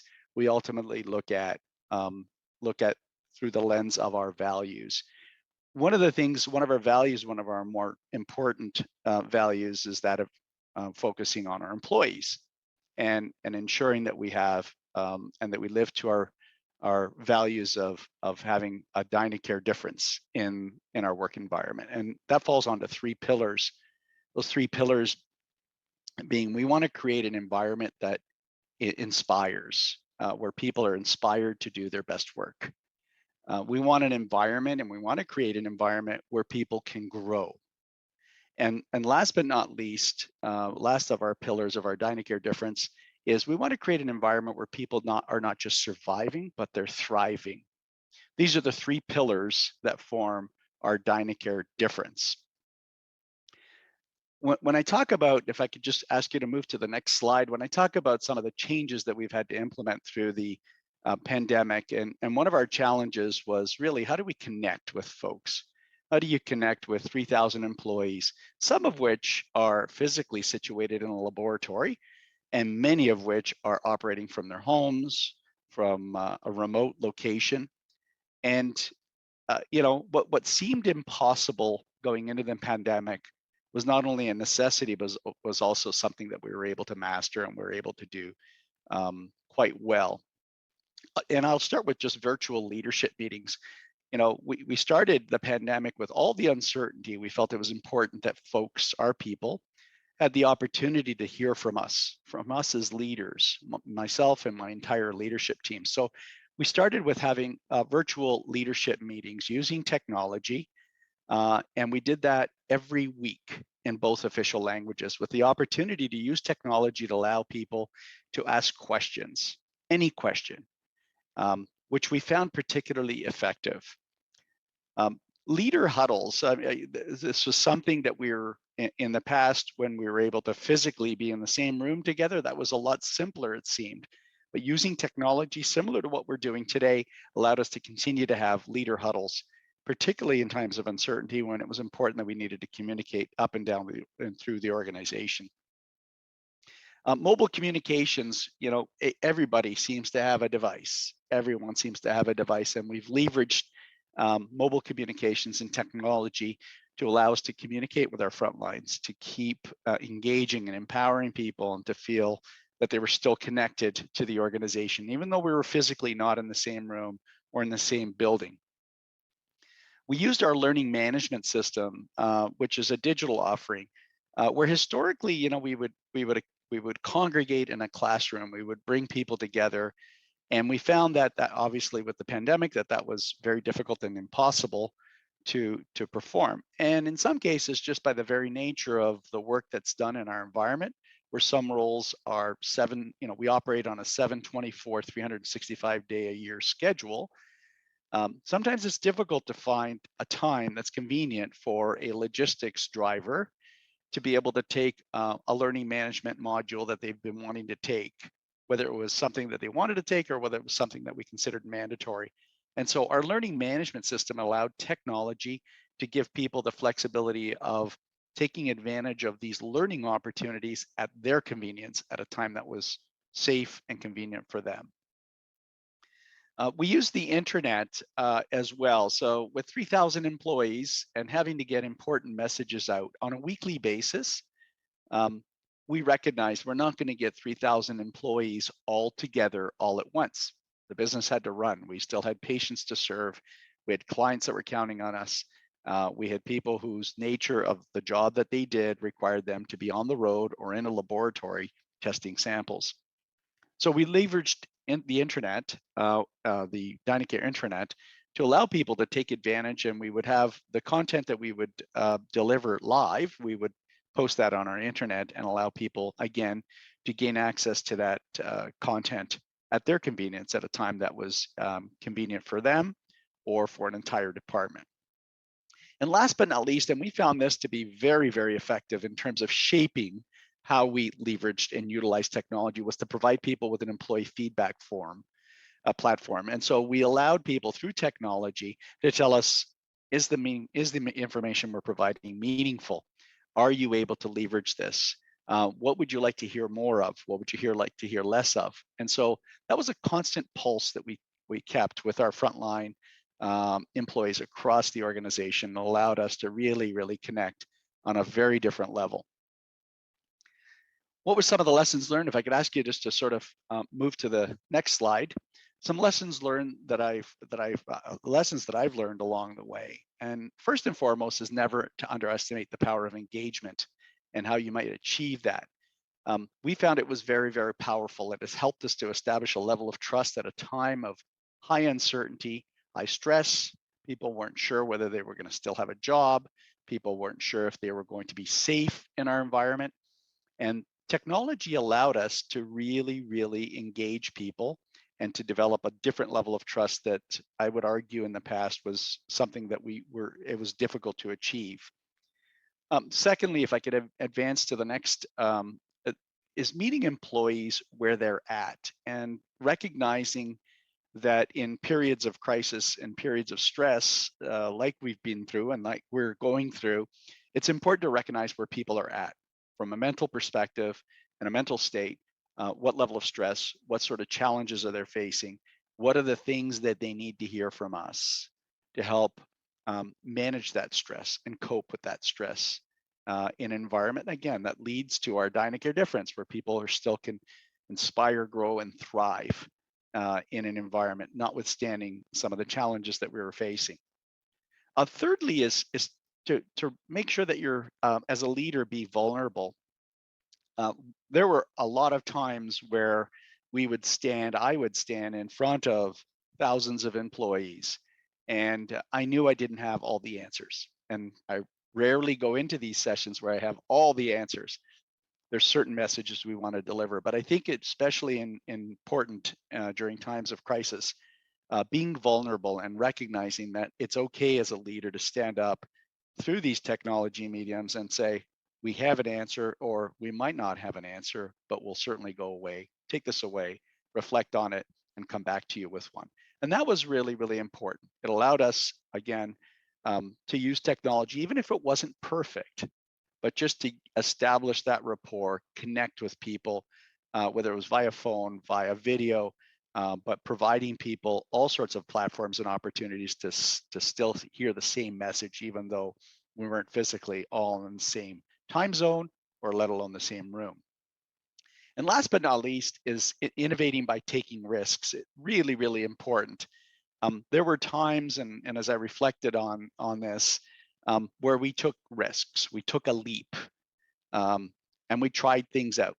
And we weren't sure whether it was going to work 100%, but frankly, we weren't looking for perfection. We were looking for progress. We were looking for different modes and mediums to be able to connect with people. So we learned along the way. We learned some very valuable and important lessons when we posted our content on intranet, when we leveraged the learning management system. We learned certain things along the way through our feedback that we got from employees, real time, that says, this doesn't work for me. I need the content to be able to do this. I need to be able to access the content from my mobile phone, not just from my laptop. I don't have a laptop. I don't have a camera. How do I manage this? And so we took risks and we figured it out along the way. If I could ask you to move to the last slide. And you know, this quote is particularly powerful for me. I think what we as leaders do and how we leverage technology allows us to develop a different level of trust and to connect with employees and people across the organization. And it raises, I think it elevates the relationship that you have. And by developing that trust, I believe that it allows you as an organization to be able to deal with some of the world events that take place on a level that you would not be able to had you not be able to leverage that technology. Thank you for this opportunity. Thank you, Vito. That's great. What you said at the very beginning of your presentation about it taking a lot of courage to lead really resonated with me. And I think especially in these times of uncertainty that we've all been faced with. And I think especially leading with vulnerability, which in turn creates trust within your teams. And I think as leaders, we're in front of so many more people than we would have been before, given the advances in technology that have been available to us to lead our teams with during the pandemic. So we've really seen a lot of changes, and I think there's really the opportunity for us as leaders to reach many more people, given the advances in technology that we've seen over the last several decades, but even over the past several years, which have made it possible for all of us to manage as we have during the pandemic. So thank you for that. That was great. You're welcome. Okay, next is Tony. Thank you, Kathleen.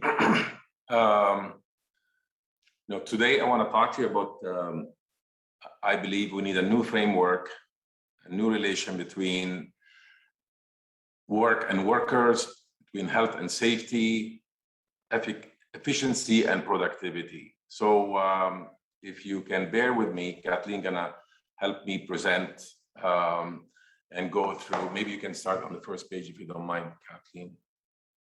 Yep, that's okay, sorry. I don't have the ability to see as well, so let me try something else. Okay. Now I can see it. So, if you look somewhere in the world, like in Japan, for example, a lot of discussion, a lot of talks about Society 5.0, about human integration, about human participation. How do you interact with IoTs, robot assisted device? How do you stay safe? How not ignore symptoms of health and wellness during work because you can't afford to take time off of work? All of those needs and many, many more, including employers' need of productivity, are becoming a significant challenge we all need to solve. So in a future where a significant advancement of IoT, huge amount of money spent, and robots and assisted device, one has to ask, how do we envision human participate? It won't be using devices where you have to input into it, where you have to talk to the device, or all of those kind of episodical setup that you have to do. You need some type of new relation where human participation is ambient, it's constantly present, it's ubiquitous, and it allows anyone, low minimum wages, part-time employees, or high wages to participate in the same way. So we see it as a new standard of participation. Next, please. So what I referred to earlier about Society 5.0, this is an initiative the Prime Minister of Japan sometime in 2016 issued to the Japanese population about investing and developing a new framework of how human, elderly, very young, working, not working, could participate and could create a relationship, and that relationship could be in harmony with IoT, or some people may call it in singularity. But how do we make sense of staying connected? And the question I've always asked myself, how do we envision human participation? How does every human, not just the able person or the person who can type into something? So for that, if you can go to the next one, please. I see a need for a new standard and a new way to participate. For a new way to participate, we see a new set of requirements. First, a new type of hardware platform enabling new connectivity. Second, this type of platform or this type of hardware must be manufacturable and must be scalable and must be an affordable price, because in our model, or at least in our vision, this type of interface must be accessible to all. And then three, when you collect all of that data and when you have this type of interface, how do you create this new type of presence? It's a human presence, but it's a digital presence. In our model, we would like to resemble physical presence. So first, if when you look at this new hardware type, essentially we need a universal standard for connecting the human operating system, and we believe textile are the primary answer. Next, please.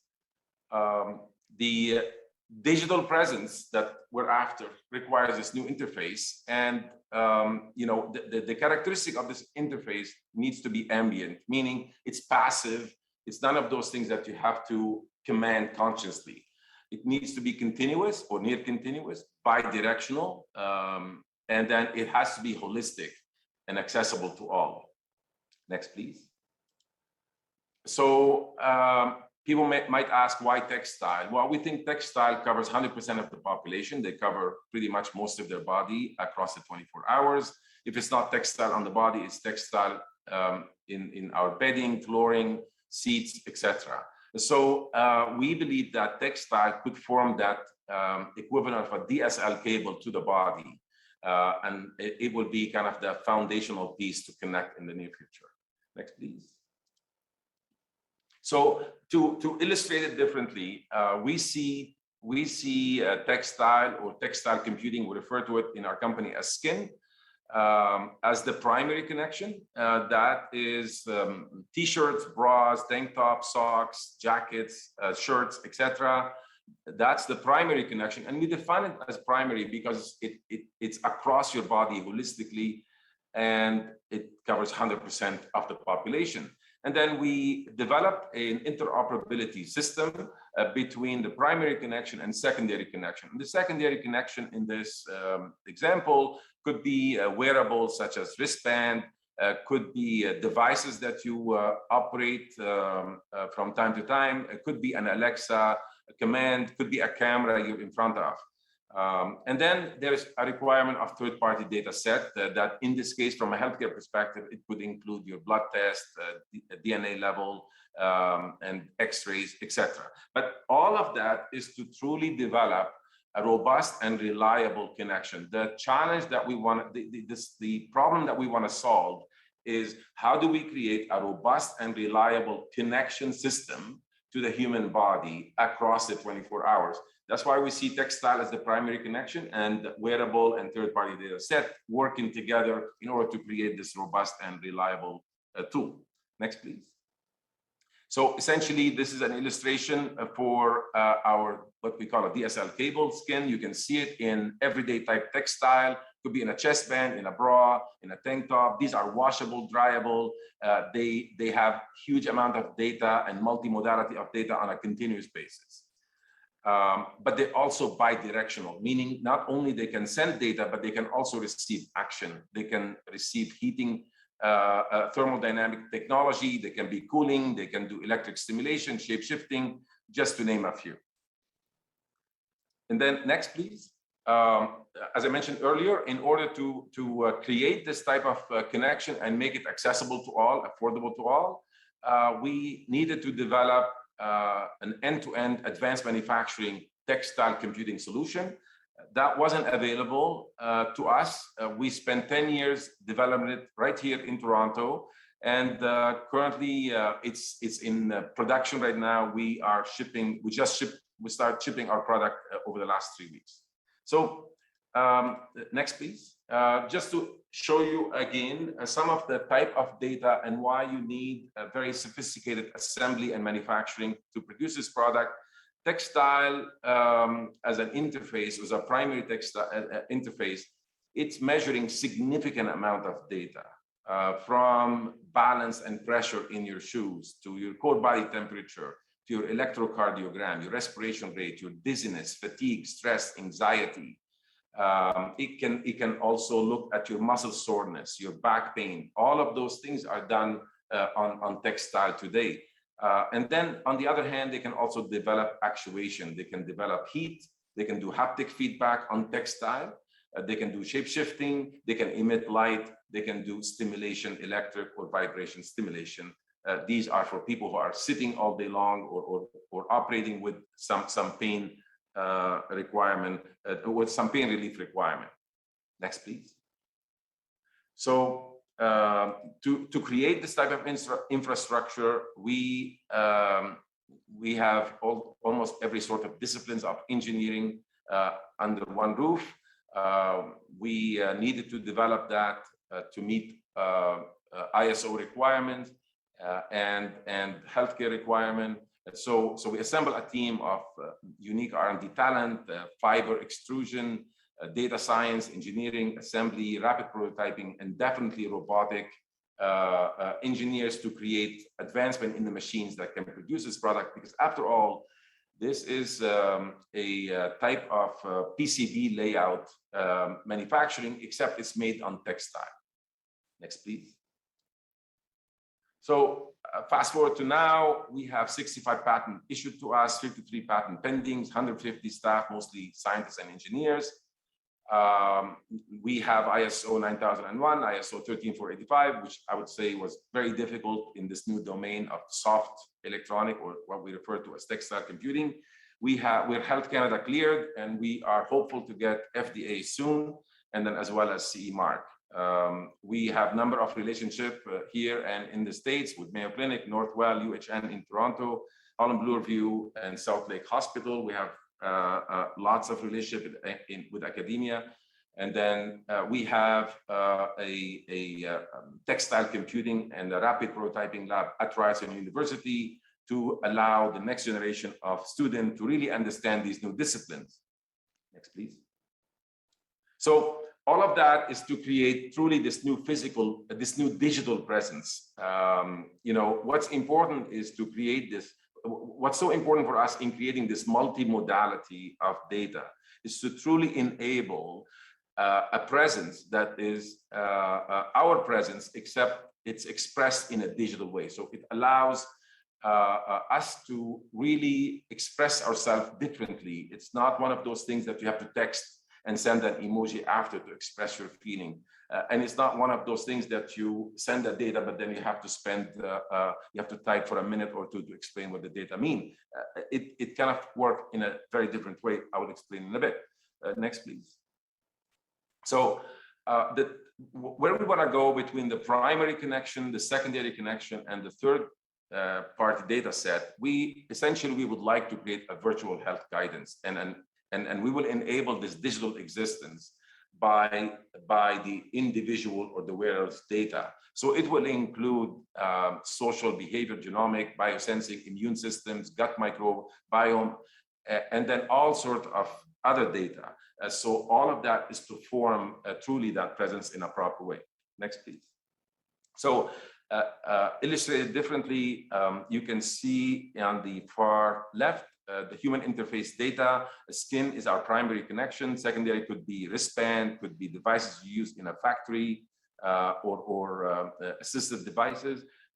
You could use Alexa, Amazon. In our cases, we focus a lot on medical devices. You can see medical devices, genomic data such as 23andMe, etc. You take all of that data to the MIND platform, and then from there you take it to digital representation of the self. And it's important for us to express that leading to a comprehensive digital twin spanning the 5 senses. This is essentially what our goal. We want to exist with our feeling, our emotion, and we want to have that kind of an extension of us that truly represent us.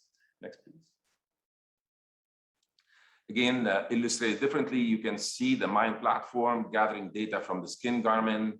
This is the primary layer, or the skin at home. It could be bed sheets or floor mats or cushions. Then it pair all of that with wearables and then third-party data sets. Next, please. So our first step toward empowering our workers. So this is some of our product right now. That's an underwear that is available for men and women, or so tank top, bra, chest band. Essentially, it's a washable product, but what it does, the moment you put it on, it beams very important data about you. So it tells you about your heart health, not just the heart rate. It gives you the entire electrocardiogram, the sinus rhythm, your activities and motion, posture recognition. If you're a driver, it will give you fatigue. If you're not a driver, it will also express your fatigue, anxiety, and stress. It can also inform you, or maybe the employer, when you're starting the shift, especially operating a large machine, your sleep quality, if you're ready to work, your breathing rate, your hydration, core body temperature, of course, location and posture. That's some of the data we currently collect. Next, please. In addition, we also empower the worker with our layering system. So if it's a cold environment, for example, and the employees or the workers are wearing socks, gloves, legging, those things will automatically and dynamically deliver heating if you happen to be in a high-risk environment or a cold environment, and you want to perform your job without necessarily the risk associated with cold extremities. Next, please. So essentially, all of that will lead to this platform or this visualization, the future connected worker. We see a future where workers of the future will be looking for employers who are proactively caring for their health and well-being and safety. But in order to do that, they have to be a level of transparency and a level of design in this new relationship between work and workers. So in this case, you can see trends of the employees. What's really important for us is, especially with COVID-19, often workers are going to an environment, maybe there is risk in that environment, maybe there is a spread of COVID in that environment, but they have to come back home.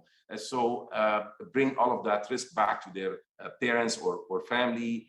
So it's really important for us. We see a view where workers during work, all the co-workers data is observed, and you can start seeing core body temperature, respiration change, ECG, which all of those 3 indications, for example, are relevant to COVID-19. But more importantly, it's relevant not only because of COVID-19, often in a mining industry, we see significant amount of accident, people leaving work and going home. So they're going home, driving in their cars, having accident on the way home because they're fatigued and stressed, or they're not acclimated to the light. So all of that data is readily available as long as you wear an underwear, a bra, a tank top, socks, then you can express those data are available, whether you want to share them with your worker, with your employer or not. At the minimum, it empowers the person to really know what's going on with them. Next, please. Wonderful. That's really fascinating, Tony. I'm afraid we're unfortunately out of time, and we want to leave a little bit of time for just a few more questions for the both of you, and then I know our audience will have questions as well. But thank you for that. It's presentations like that that make me think of all of the possibilities that exist, and I'm really looking forward to seeing how that continues to evolve. So thank you again. So I just have a few more questions for the two of you, and I'd like to dive a bit deeper on a few areas related to the connected worker. The first question I have is for Vito. So Vito, in your view, if you could summarize, what is the real opportunity of digital transformation? Thanks, Kathleen. I think it's a great question. And my response is really putting humans at the core. Technology oftentimes, it can get complicated. It can get, it's so powerful. But at the end of the day, I think unless you look at it through the lens of a human, its potential, its application is limited. So I always look at that, and anytime we've introduced technology, whether it's with our workforce, with our customers, with our physicians, we've always focused on that element of simplicity and putting it, looking at technology through the eyes of the customer or the individual, the user. That's where I think the biggest impact is felt. I think that's a great answer, and it really resonates with me, because I think the real opportunity of technology is to enable humans to become more empowered, more effective, more productive. And we have the opportunity to work with technology now and as we continue to move forward. And what we can do when we work together within integrated teams with humans and technology is limitless. So wonderful, thank you. So I actually have one more question for you, Vito, before we move on to Tony. Sure. So how do you believe the access to technology is empowering the workforce and enabling inclusion across industries and occupations? Yeah, that's also a very deep question, a powerful question. For us, it's allowed us, technology has allowed us to rethink the relationship with our employees and our ability and our reach. So some very specific examples, of allowing us, to connect into industries and to talent, because we now have the digital means that says, if I'm recruiting a contact center professional, they don't need to be located in the Greater Toronto area, because they're not going to have to commute to a workplace. They may be in Thunder Bay, they may be in Victoria, BC, they may be anywhere, but it's shattered a paradigm, and it's eliminated a barrier that in the past, for me, limited, where I could recruit and where I could find talent. And I'm not sure what other industries are feeling, but certainly we're feeling that there's a shortage of talent. Getting access to talent is one of our biggest challenges right now in the area of healthcare workers. That's great, thank you. Okay, Tony, let's go to you for the next question. What type of new connections can we expect to see in our stores, our labs, and our factory floors? Thank you, Kathleen. The type of connection, first of all, needs to be accessible to all. Part-time, minimum wage, employee, customers, employers. We all have to exist with that presence of IoT on a continuous basis. I don't see human relationship with machines to be episodical. There's a lot, you have to imagine the workflow, the automation of those machines. Even today, as advanced as they are, human presence is not noticed by those robots or by those machines. Accident happening in lots of sophisticated factories as a result of lack of interaction or understanding between human and machines. So we need a series, as I mentioned, we need a new standard of connecting, but I think the characteristic of this connection needs to be accessible to all.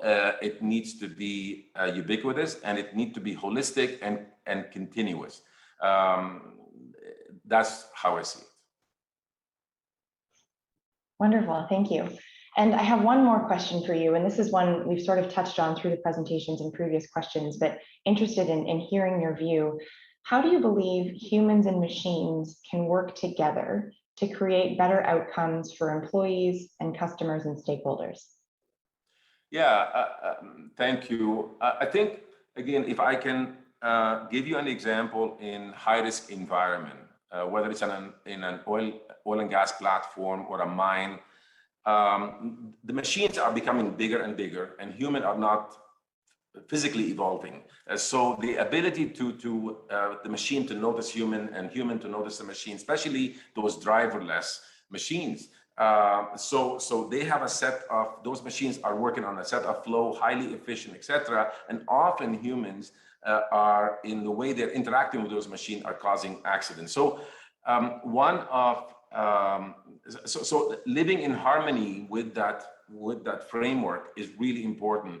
But the importance of that is to truly allow human to augment their efficiency and productivity, and not allow the machine to run human.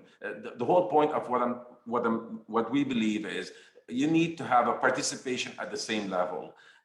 It needs to extend human potential and human ability, not the other way around. That's really insightful, and I like the way you put that, to extend human potential. I think that's great, and I think if you think about the way that we use technology in the work that we do and how it's augmenting the work that we do, technology can really take on a lot of the that humans either don't have the ability to do, or tasks that are really repetitive in nature, non-judgment based, and technology can really create capacity in the work of humans to just take on things that are more value added, take on more purposeful initiatives, and thereby increasing enjoyment at work, employee engagement, meaning. I think the possibilities are really endless. So thank you for that. Yeah. Okay, back to Vito for the next question. What can we do, in your view, Vito, to encourage Canadian companies to adapt and adopt new technologies sooner? Yeah, I'm passionate about this question. It's a great one, Kathleen. One of the things that I think, and I've been throughout my career, I've been in different industries, and it's funny how you find in certain industries when you say, well, let's try this. They do this in this other industry. Say, well, that won't work in healthcare. Or let's try this. It worked in retail. Maybe we could use that in an aerospace context. Well, no, we're aerospace. We can't use that. So my advice would be not to be afraid to take those risks. Don't reinvent the wheel. Challenge those paradigms. I'll give you a real example just to illustrate this point. When I first took on accountability for our 200 or so collection centers across the country, one of the challenges we faced was, what was the biggest challenge was people hated waiting. They'd come into our collection centers and they'd wait an hour, sometimes 2 hours. And when I asked members of my team, what do you think we should do? The answer was, let's build bigger waiting rooms. Let's build bigger waiting rooms. That's not an answer. That's not going to solve the problem.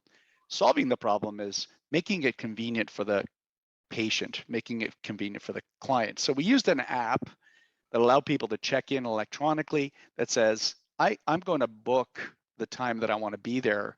And so I want to look at all your collection center and see, oh, the wait time is 10 minutes here. It's 30 minutes at this other location.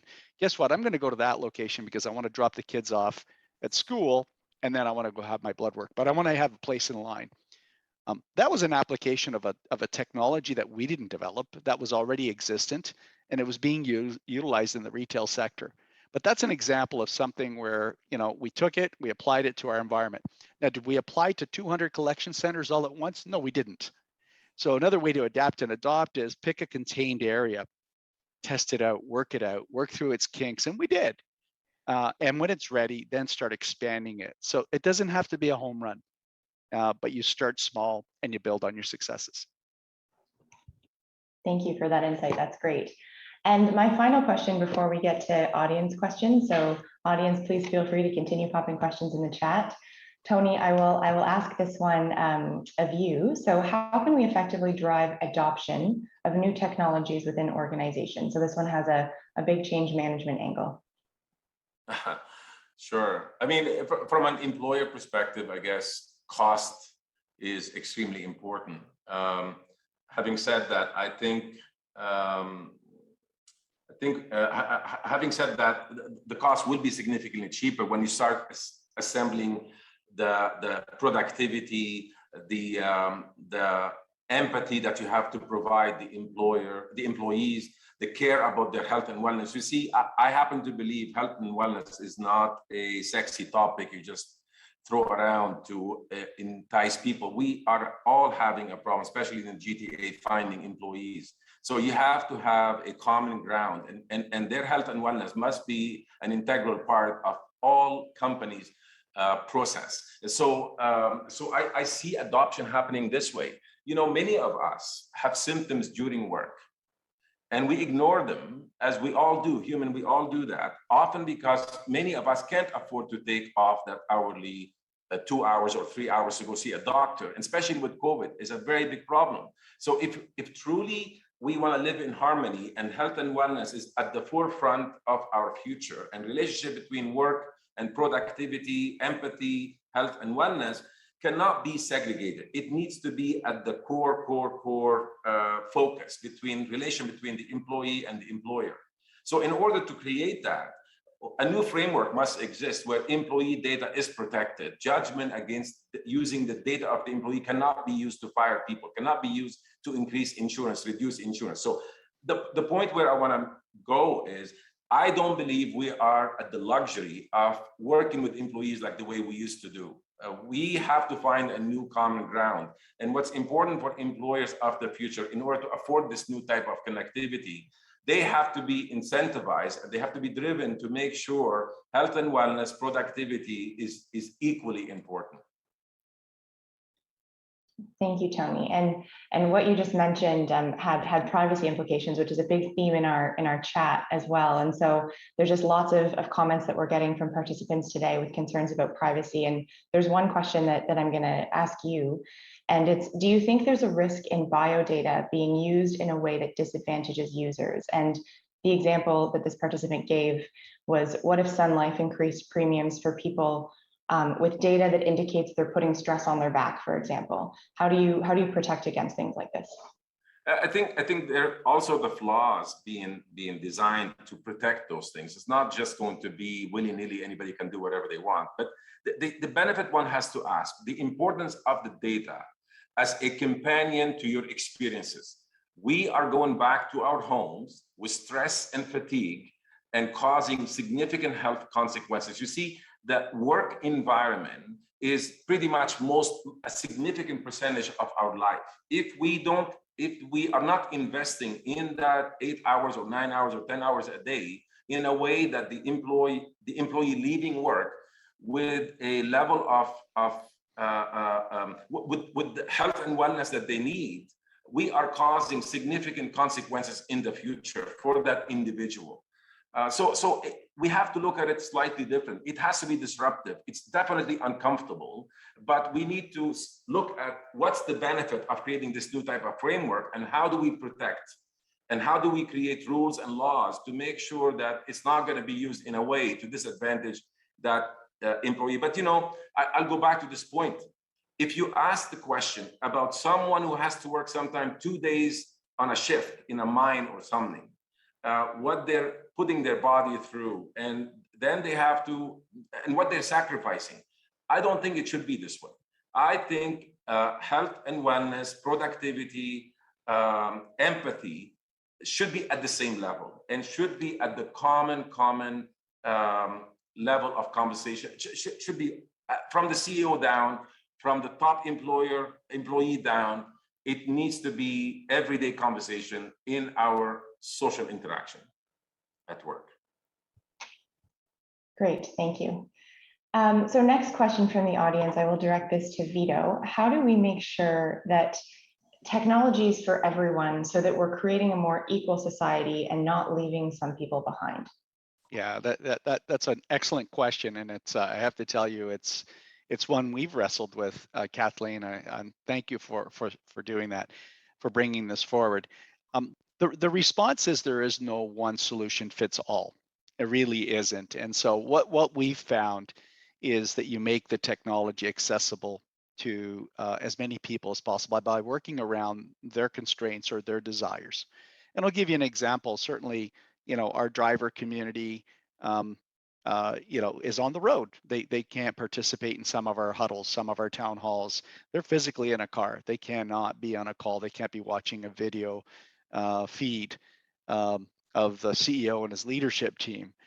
So what we've done is created workstations. We've created and we've allotted time so that they can participate and take part in those. So we've set up workstations in our warehouse area where it makes it easy for individuals like that to be able to participate in that. We have separate town halls where we schedule for these folks to be in an audience so that they do have access, and it's a little bit more intimate, and it's focused on not just on the broader enterprise, but on those things that are very, very specific and important to them. So those are just some examples where we've modified the approach so that we have equal access for all employees. Thank you for that. And your comments actually reminded me of a principle of a colleague of mine, and he says it's a something for everyone principle. And so when you're looking inward within your organization and you're trying to understand how everybody's going to be affected by the future of work, and there are conveniences that are afforded to some segments of your workforce, it's really about not overlooking the other segments and doing a full scan to understand maybe it doesn't look the same, maybe the benefits look different for people, but how can we design something for everyone so that everybody's able to benefit collectively from the technology, Absolutely. The benefits that technology affords us. Thank you. Wonderful. So the next question, I think I'm going to start with Tony, and then Vito, if you have comments afterwards, would welcome your thoughts as well. So Tony, what's the future look like in a productive workplace? So finding a new common ground with employees so that health and wellness has equal priority is what this question refers to.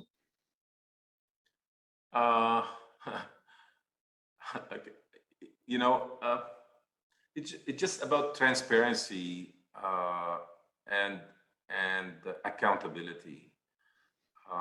It's to understand our time in that at that job, how effective before we come into work and after we leave that shift or that time.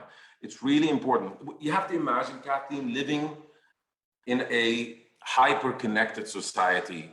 Maybe my comments are a little bit uncomfortable, but I am envisioning a future where we're all living in harmony with devices and IoT and autonomous cars, because that's the challenge I see coming to us. So you have to imagine a new society where how do we use this huge amount of data to our advantage, not to our disadvantage. So the benefit of like what goes on at work affects my health and wellness. So what's important for employer is to look at those data and find every way to make sure those issues are minimized. That's why, after all, in our companies, we have HR department, we have training department, we're trying to meet and town hall meeting to do morale boost. All of those things we do often are reactive and after the fact, and often miss the point. So the idea is, how about if you live in a hyper-connected society where those things are transparent and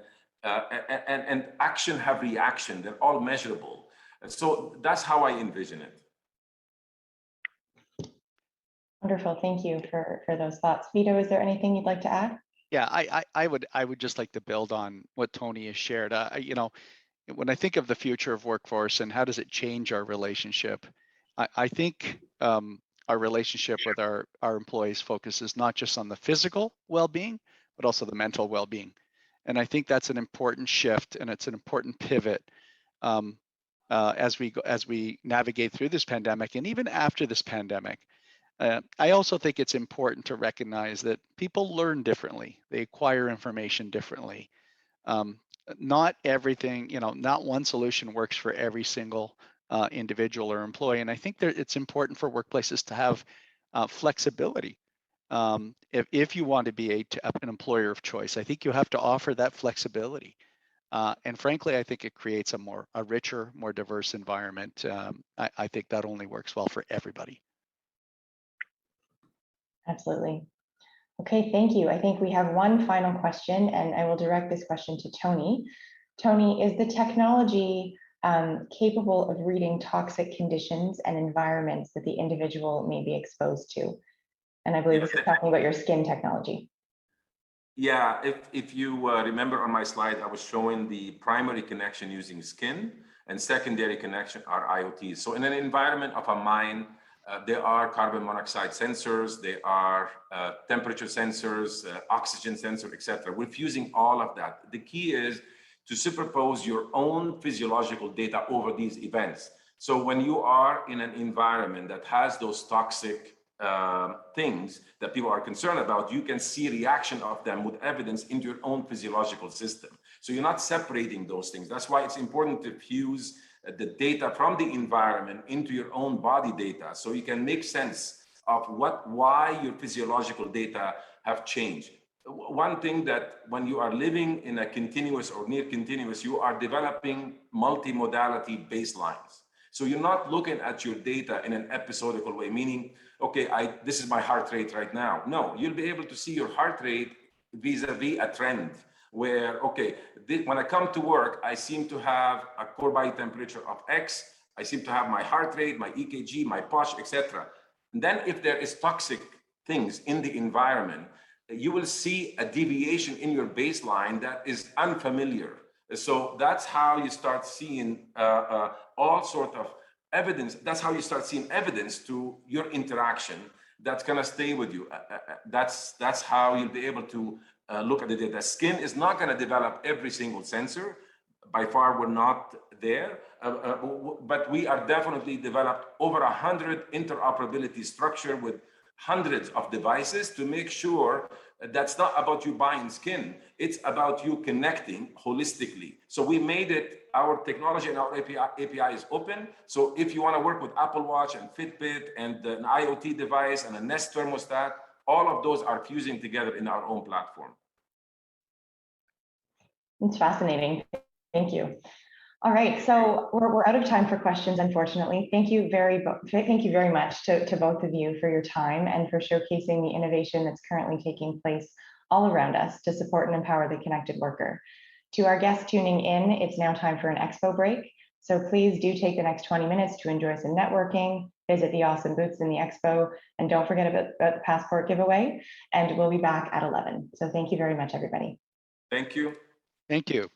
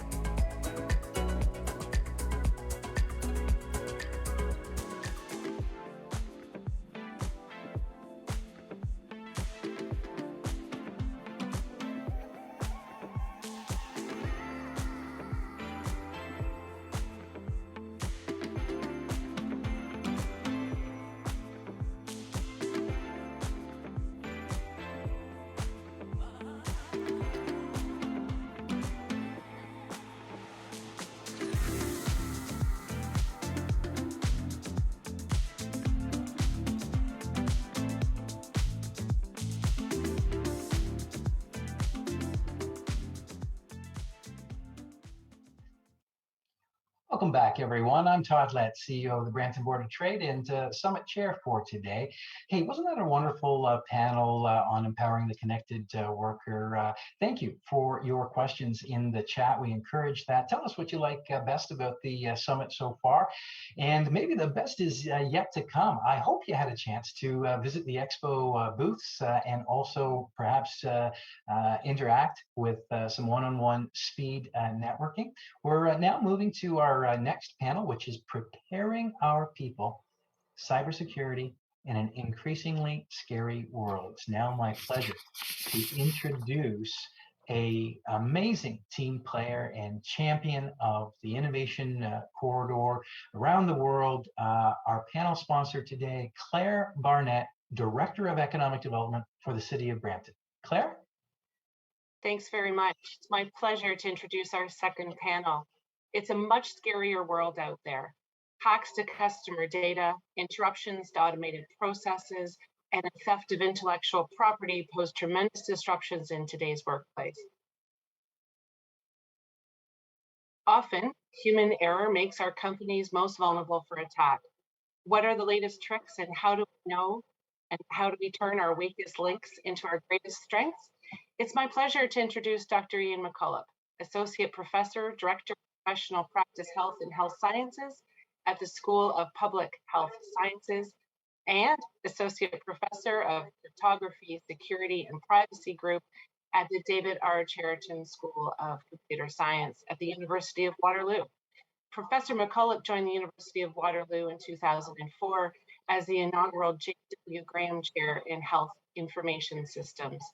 Ian's interests lie in system integrity, incident response, and performance management. His work has contributed to a number of standards and best practice recommendations and to national and provincial commissions and inquiries. Ian enjoys a unique appointment that spans public health and computer science, which provides an interesting window into global developments that lie at the intersection of public health and cybersecurity. Ian teaches courses in cybersecurity, privacy, and management. Welcome, Dr. McCullough, and thank you for joining us today. It's my pleasure to turn the stage over to you. And as you introduce our panel speakers, have a great conversation.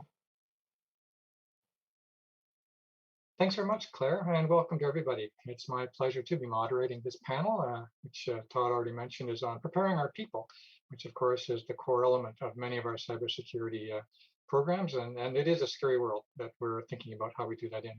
We'll have the pleasure to hear from two panelists, and then we'll have a bit of a panel discussion and follow that up with questions that you may have and that I'm sure will be prompted in your mind by our speakers.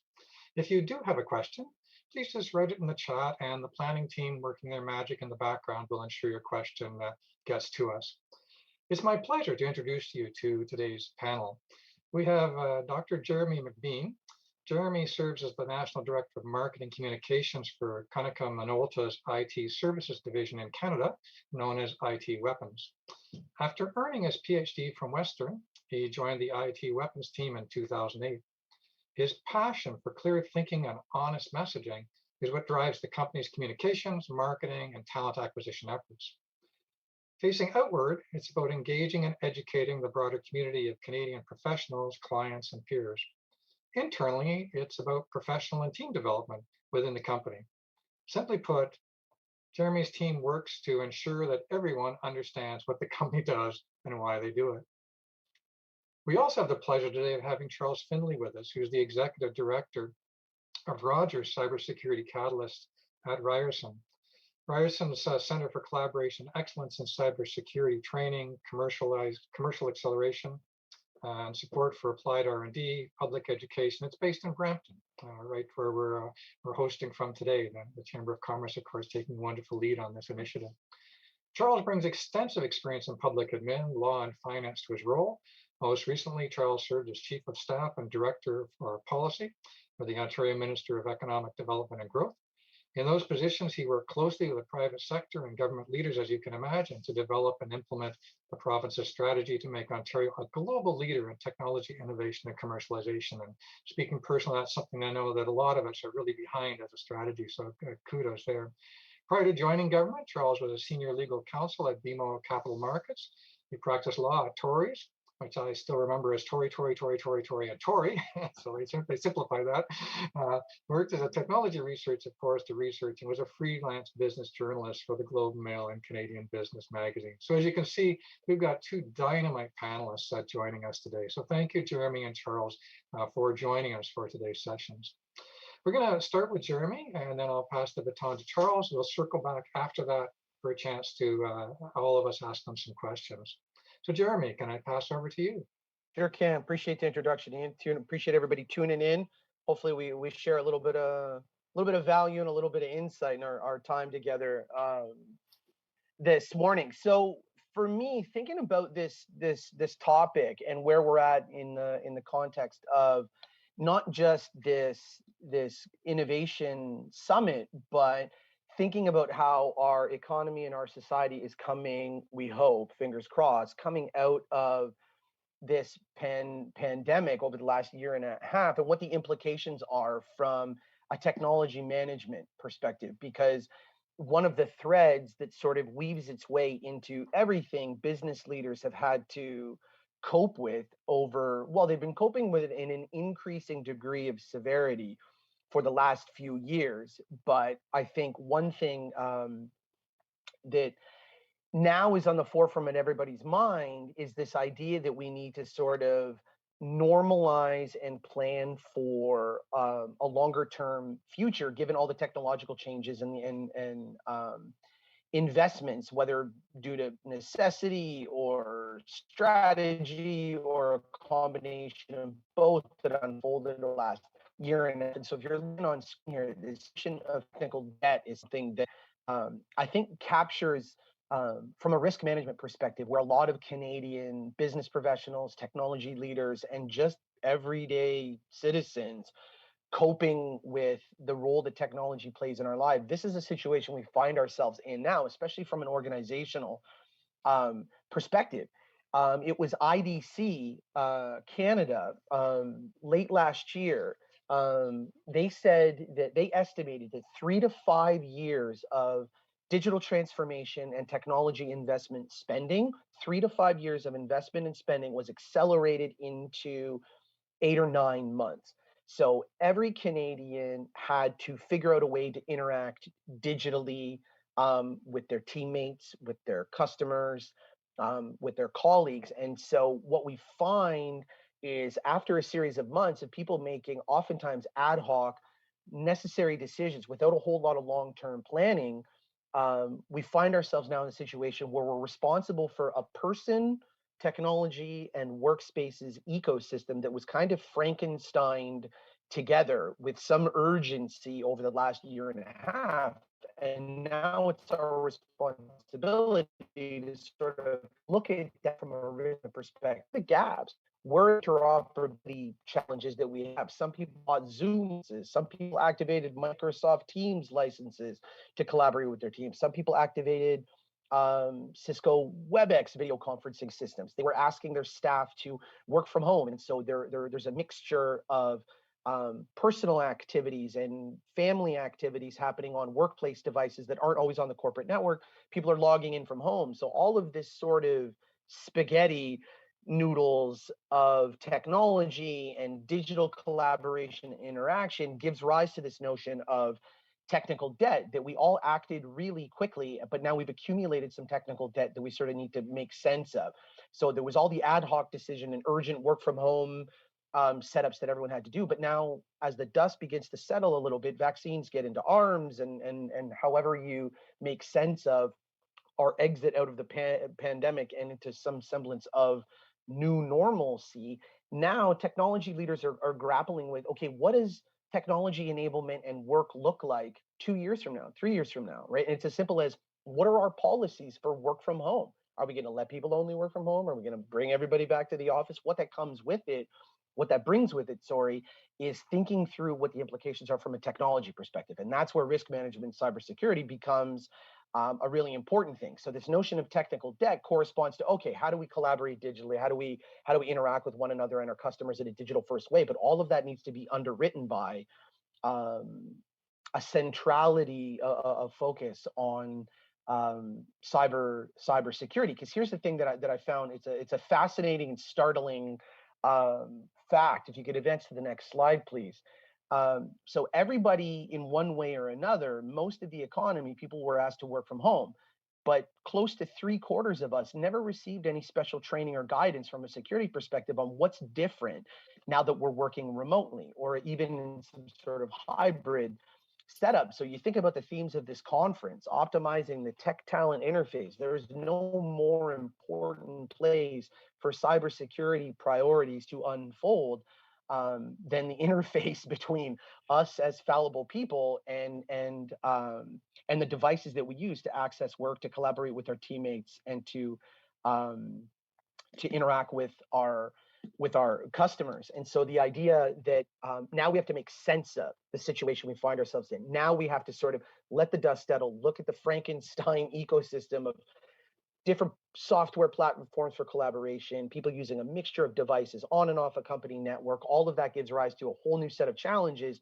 that are going to shape strategy and planning when it comes to workforce enablement and just good old-fashioned basic productivity using laptops and mobile devices to interact with customers. So if there was one piece of advice, given our experience helping our clients through the last year and a half, and this is the next slide there, one thing that people have to remember is that cybersecurity is not a technology thing, right? It's a management discipline.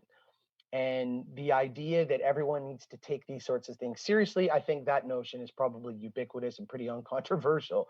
But if you look at the imagery there, the best advice our security manager gives our team and our clients is, you don't need to be the most secure organization, right? A lot of people, one of the barriers to cybersecurity investment is they're not sure how much they need to do. And they think it's cost prohibitive to invest in the things that are going to keep their organization safe. But you got to remember, cyber criminals on the whole are opportunists. So you don't have to be, it's like when you and your colleagues are running away from a bear in the woods. You don't need to be the fastest person in the group. You just got to be faster than the slowest guy, because that's who the bear is going to get. So the idea here is, you don't need to be the most secure. You just have to stay committed to being as secure as you can be. And just that commitment in and of itself is something that I wish we could see more and more Canadians embracing, because I'm a big fan of this notion that a rising tide floats all boats. And the more of us as Canadians who take cybersecurity seriously, and now looking at post-pandemic workplace planning and strategizing for the next year and 3-5 years to come, the more of us that take cybersecurity seriously, the safer we're all going to be collectively, which I think is important. So hopefully that sort of helps set the stage for some dialogue. But those are some of the sort of the key lessons that we've learned over the last year and a half as a technology and service provider in this space, helping small and mid-sized companies sort of weather this technology storm of the last 18 months or so, where we've seen a huge skyrocketing increase in cyber attacks across the board. Every industry, every company size, we've seen at least a 4x increase year over year from 2019 through to 2020. And it's for all of these reasons and more. Charles, I believe you're up next. Thanks. Thank you. Thank you so much, Jeremy. And that was an excellent overview. Ian, it's a pleasure to be here with you. And Todd, congratulations to you and to your team for a wonderful summit. This is a terrific event. Cybersecurity in an increasingly scary world, as Jeremy has just outlined, it is a scary world in terms of cybersecurity challenges for all of us. And as Jeremy, just outlined, the pandemic and all of its features in terms of driving remote work, process disruption, changes to personnel complements, all of that fell in the middle of a existing and unfolding cybersecurity crisis that pre-existed the pandemic, but that was seriously exacerbated by the pandemic. Here I've just put up on the slide, as you'll see, just some of the pieces from this summer. that have made news and been real challenges that different businesses have faced. You see 3 cybersecurity events: the Kaseya ransomware attack, an attack launched by a Russian hacking organization impacted that company, and through it, managed service providers and other security providers worldwide, impacted thousands of companies globally, disabled, of all things, Swedish food distribution, amongst other elements. That was an enormous story just in July. Also, just in July, the Pegasus spyware story, if you like, a spyware on mobile phones targeting democracy activists and others worldwide, being used by regimes attempting to stop the activities of democracy activists. That again was just in July. That had been happening for years, but the story broke in July with work that Amnesty International had done to uncover that. And then the Colonial Pipeline attack in May, a huge infrastructure, again a ransomware attack, again a Russian organization attacked the Colonial Pipeline. This is a major moment in cybersecurity in terms of critical infrastructure, which is a very important and dangerous development in cybersecurity, in the cybersecurity field that we need to watch carefully. So, in terms of the scary world that Jeremy has described for us, that's just from this summer, and just from a couple of months this summer in terms of 3 major events. Jeremy talked about the implications of the pandemic for process and for the pressures on personnel. One of the critical dynamics in cybersecurity in Canada and globally is a very serious labor market shortage. There are simply not enough trained professionals in cybersecurity, period. And when I mean not enough, they're not nearly enough. And you, all of you who are attending this conference from this important corridor for Ontario and for Canada's economic development, recognize this challenge. We have a major labor market shortage. TechNation, a terrific organization that I encourage you to visit their website. Their Career Finder portal shows 113,000 current open cybersecurity positions nationwide. 350% growth in open positions over the last 8 years. It is just extremely difficult to find and to keep cybersecurity talent, and that is putting pressure on organizations of all kinds. And then you see 3.5 million unfilled positions globally. This again, a critical challenge. The piece I just put at the bottom there is starting to think about solutions, and I just might contribute this. We're obviously going to have a further discussion about this, but in terms of training programs in Canada, are growing and developing and delivering graduates into this ecosystem exactly to meet the kinds of threats that you see here that are created by the labor market shortage. And that's very important to keep in mind. I encourage everybody attending this summit, if you are looking for cybersecurity personnel, cybersecurity capabilities in-house, I encourage you to reach out to educational institutions in your regions and beyond to identify those graduates who are coming out of those programs. From Ian's University of Waterloo, obviously a terrific talent, Sheridan, Algoma, the Rogers Cybersecure Catalyst, University of Guelph. There are many of these, so I encourage you to reach out to these centers to identify graduates who are coming out of these centers, well-trained and highly capable, who can help meet your needs. Just going to the next slide, Jeremy really set the scene here very, very well in terms of cybersecurity awareness. So we've talked a little bit about the labor market shortage in terms of cybersecurity professionals, but as Jeremy noted, cybersecurity is for everyone in your organization. It is not limited to just those people who are working in IT or just those people who have cybersecurity in their titles. It is for all of your people, and everybody attending this summit has to understand that. And Jeremy made that point very well. Every member of your team needs awareness about the cybersecurity risks and challenges, needs to understand cybersecurity hygiene. We'll get into that in a little bit. Needs to know enough about cybersecurity in order to keep your organization safe.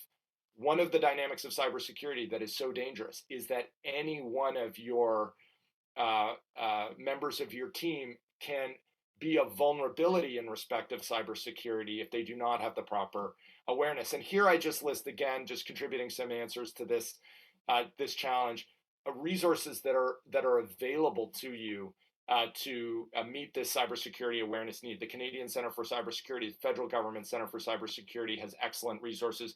The Government of Ontario has excellent resources through the Cybersecurity Centre of Excellence in the Ministry of Government Consumer Services.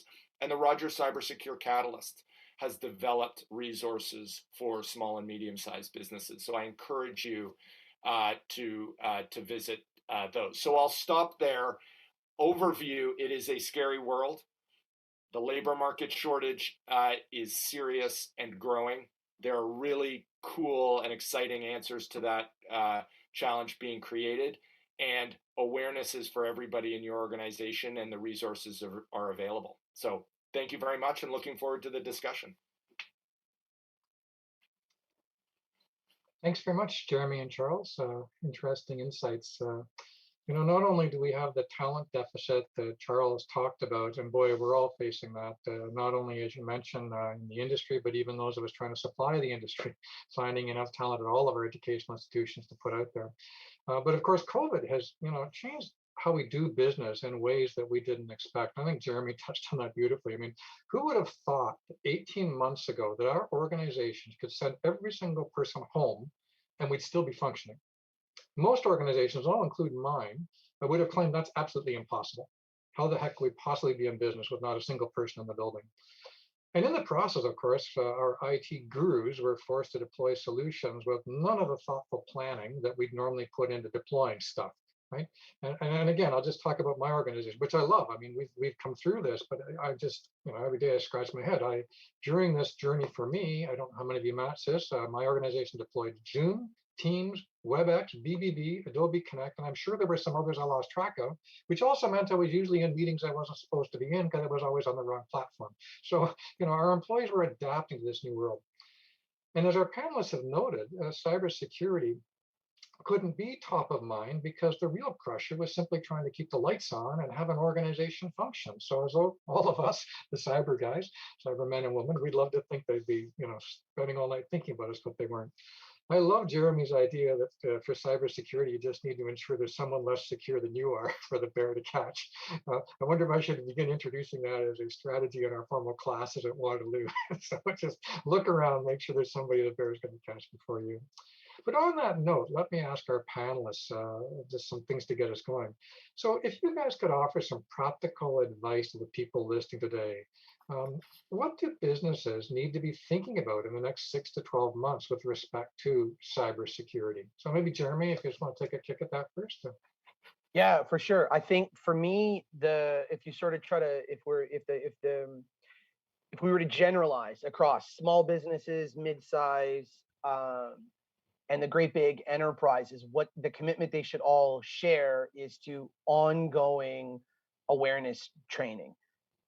Because it's one thing to get everybody to sign off on the cybersecurity acceptable use policy once a year.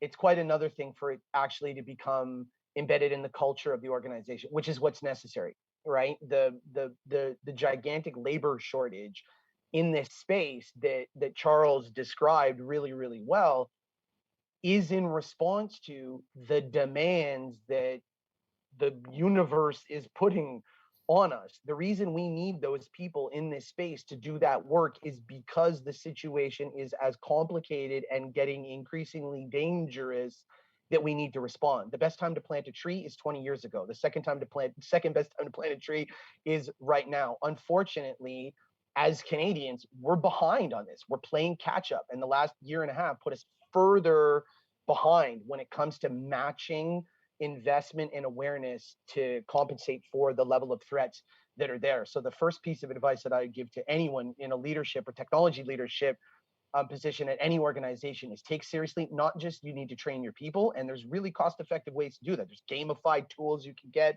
monthly subscriptions to things that only cost a couple of bucks per person in your company. There's really cost-effective ways to keep cybersecurity top of mind as a cultural thing, but it requires sustainment. It's like wellness, right? You don't just exercise one time and you call yourself healthy. You got to get up in the morning and eat your Wheaties and drink lots of water and stay active and get your 10,000 steps on the Fitbit, right? It's ongoing commitment that's the thing. So for me, that's probably the biggest thing I'd love to see Canadians say back, right? Display and exhibit and show us that it's happening. Charles? Yeah, I really echo Jeremy's comments. I mean, cybersecurity is an investment you have to make. And I love Jeremy's comment about cybersecurity being a management challenge. Cybersecurity has to come from the top of organizations. Leaders have to acknowledge cybersecurity as being a priority. They have to make it a priority in the culture of their organizations through training, awareness, and investment. And just as Jeremy's outlined, it's like anything else in your company. If it's going to work properly, if it's going to be effective, it's going to need buy-in, and it's going to need executive sponsorship and leadership. The other piece that I would just add to Jeremy's point about awareness is a vulnerability assessment. If you're just looking for a first place to start, you're just planting, to take Jeremy's analogy, you're just planting the tree today. One critical step to take is to understand exactly where your organization is vulnerable. What kinds of data are you keeping, and for what purpose, and where?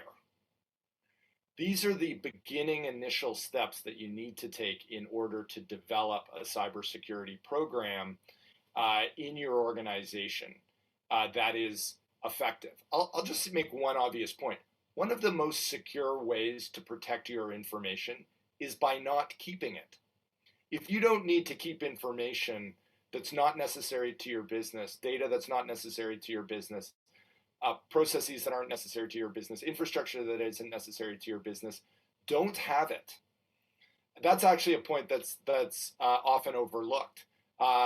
Keep the data that's critical for your organization, but only that data, and that automatically reduces your vulnerability. So understanding what data and infrastructure your organization is leveraging and exactly how it's vulnerable is a very good first step to becoming cyber secure. And as Jeremy noted, there are a ton of resources out there that can help you do that, in addition to companies just like IT Weapons and others who can also support your analysis. So that's a very important step.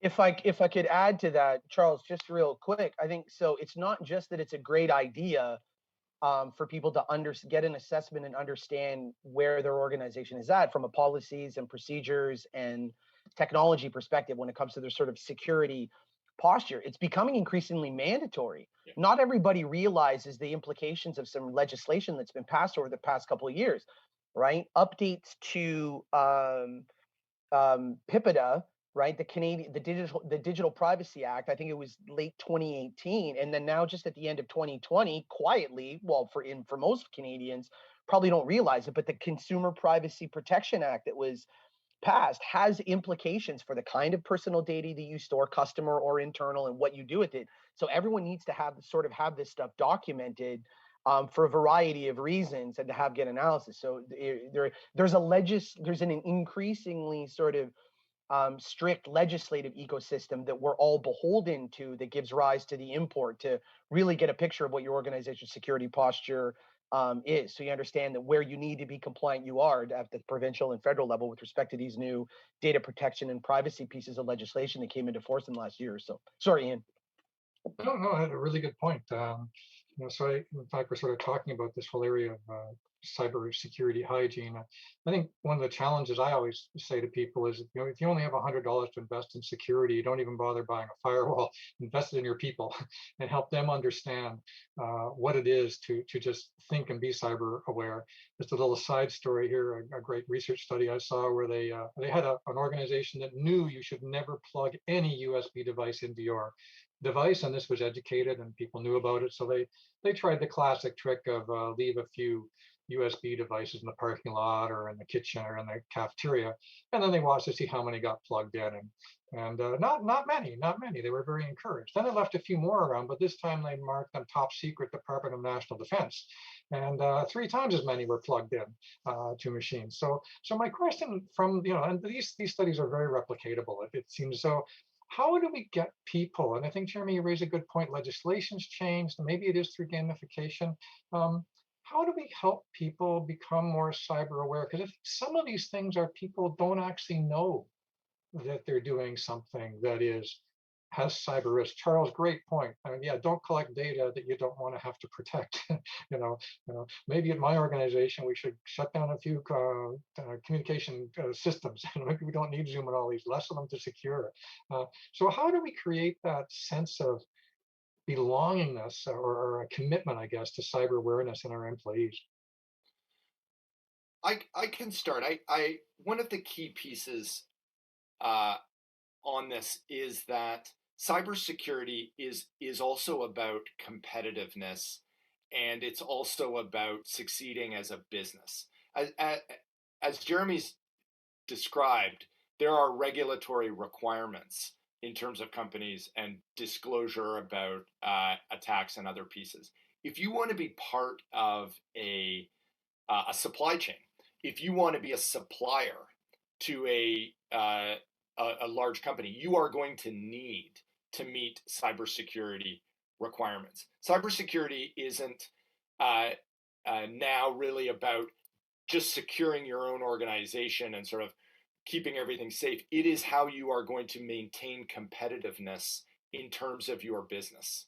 So one of the ways that we can, Ian, to your terrific question about getting buy-in across an organization, is to understand this as a business requirement. It's not just a sort of an infrastructure requirement or technology requirement. It's the only way you're going to be able to close agreements with major buyers.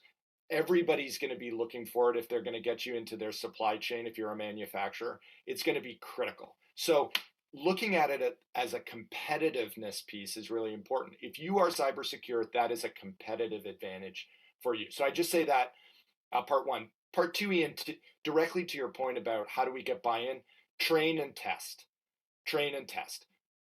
People do this, train your employees, raise awareness of your employees, and then test your employees to make sure that the buy-in is happening across the organization. That's the best advice.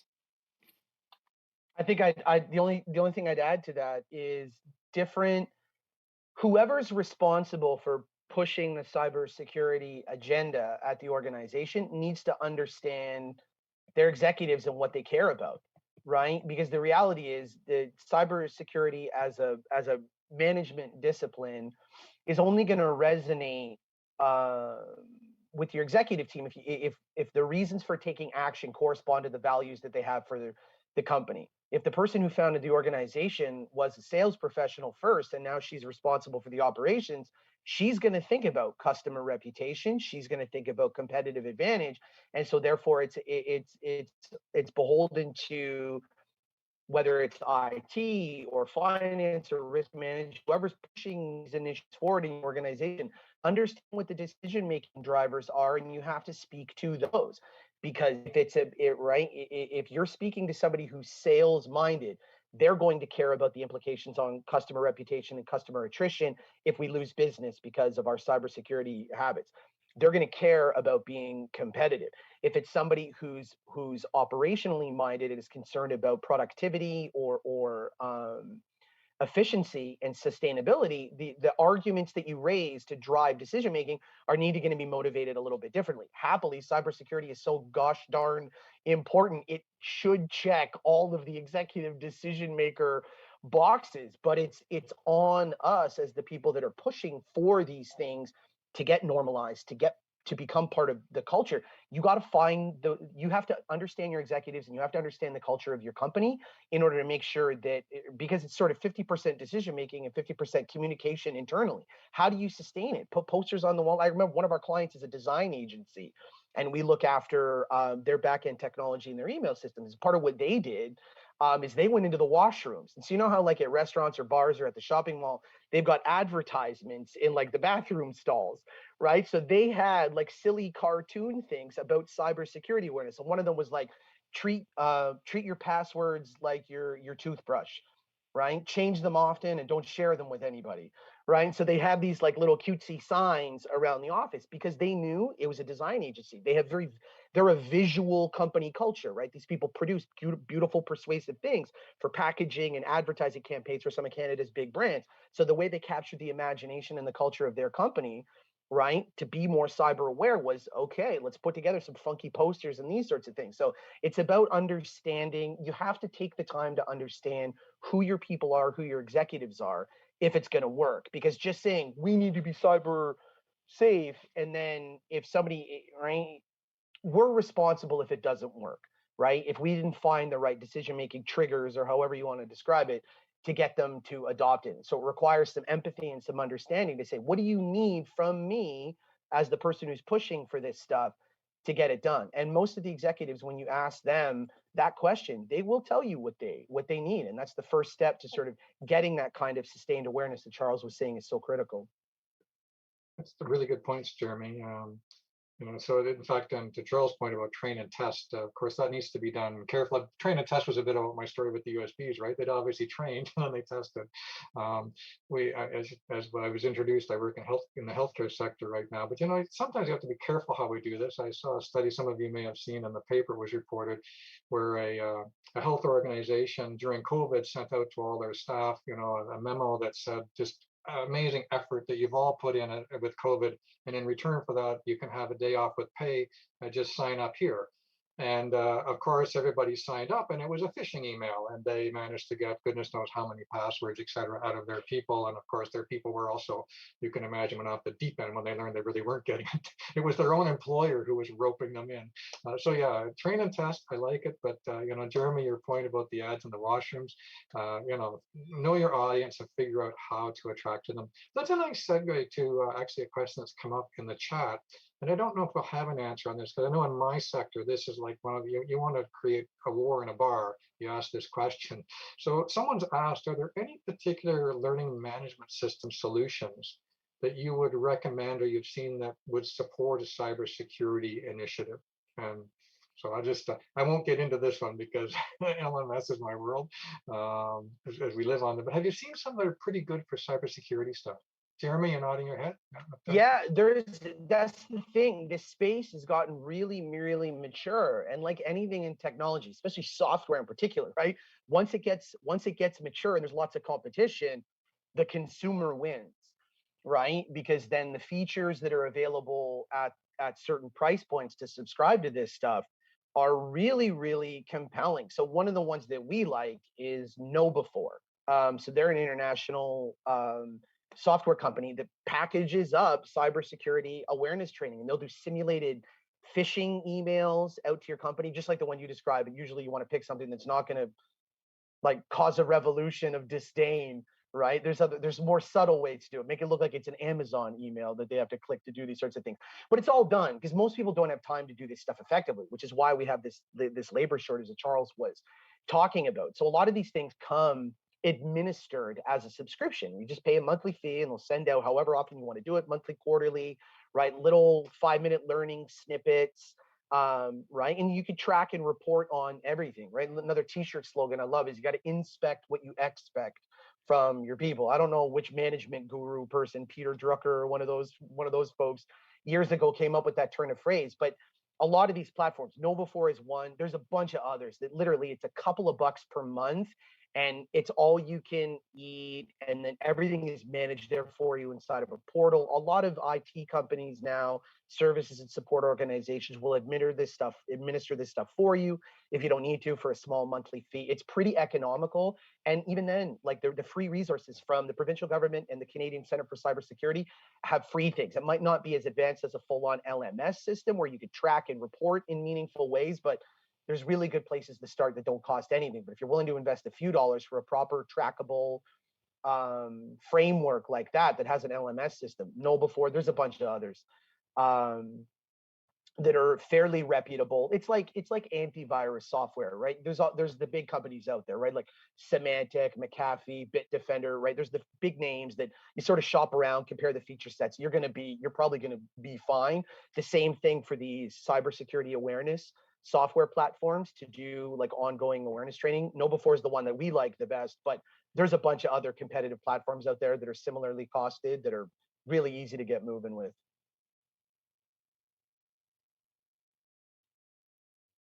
So one of the other things we talked about earlier when we had a chance, and I think, Jeremy, you coined this word or you got it from somewhere else, this Frankenstein situation we've created.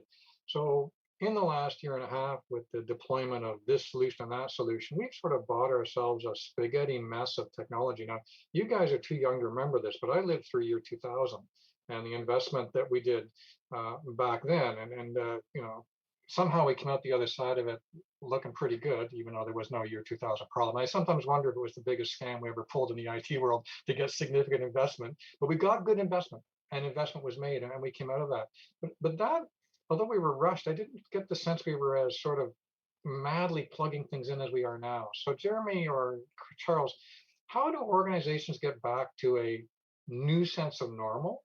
Or is what we're living through right now the new normal? That this is what technology will look like. It will be the kind of disruptiveness that people are talking about during our day-to-day, our time today. Yeah, you know, I think it's a terrific question. I don't think we're going to. First of all, I'm flattered that you think I didn't live through Y2K. I did, and remember it very well from when I was coming up, and I remember exactly what you're talking about, Ian, in terms of the investment that came into Y2K and how people responded to it. So I think that's a really important point. I don't know, to your great question, if we're ever going to get back to a sense of normalcy, if by that you mean stability. We are in a time of disruption. We just are. And that's what a lot of this conference is about. We need to be agile. We need to think about things as they come to us and develop processes and approaches that are going to meet challenges that are going to be new all the time. For example, ransomware. I mean, ransomware really is one of the critical cybersecurity challenges. It's been a challenge now for a couple of years. We've never, to Jeremy's point about the growth of the attacks, we've never seen it like this. It is a serious crisis. It's a new crisis. New technologies that are being imported into workplaces, artificial intelligence. We're going to have a quantum computing revolution that's going to impact all of us. In your neck of the woods in healthcare, I mean, unbelievable innovation and development of Internet of Things technologies relating to connected wearables and other kinds of devices that you can speak very well on and have a lot of expertise in. So this is just a new world, and we're going to have to face it. I don't think we're going to get back to a normal, if by that you mean we're just going to be able to rest easy. We're going to have to discover a new kind of permanent vigilance. And that's why people are so important, because that's really the key to that kind of maintenance of an ongoing security posture across challenges. Some really good points there. One of the questions that came up just a while back in the chat, and it's something I think we all wrestle with, is going back to sort of how people behave, why do we still see passwords like 1, 2, 3, 4, 5, 6, despite all of the effort we put into this? So, is the solution, and I'm just trying to catch up on what Microsoft just announced. So if I understand correctly, Microsoft has announced the abolition of all passwords for their products, and we'll use some alternate two-factor type thing, I guess. Is the solution the presentation we saw this morning on intelligent textiles? That I'll wear a shirt that knows that it's me because it can figure out that it's really me. I guess my question is, do we just give up on trying to fix passwords and go to a new technology, or are passwords with us for some in the audience? And if so, how do we get rid of 1, 2, 3, 4, 5, 6? I think for me, it's right. There's a depressing, but I guess almost liberating sort of realization about human nature there, right? That we know, despite our best efforts at informing people about the risks associated with any aspect of their life, information just doesn't change behavior, right? We right, if information was enough to change people's behavior, people would always wear their seatbelts. They would never drink and drive. They would always wash their hands before or after a meal, and these sorts of things, right? We know it. We know it doesn't. And the more devices and services that people have and use, the more passwords they have to maintain.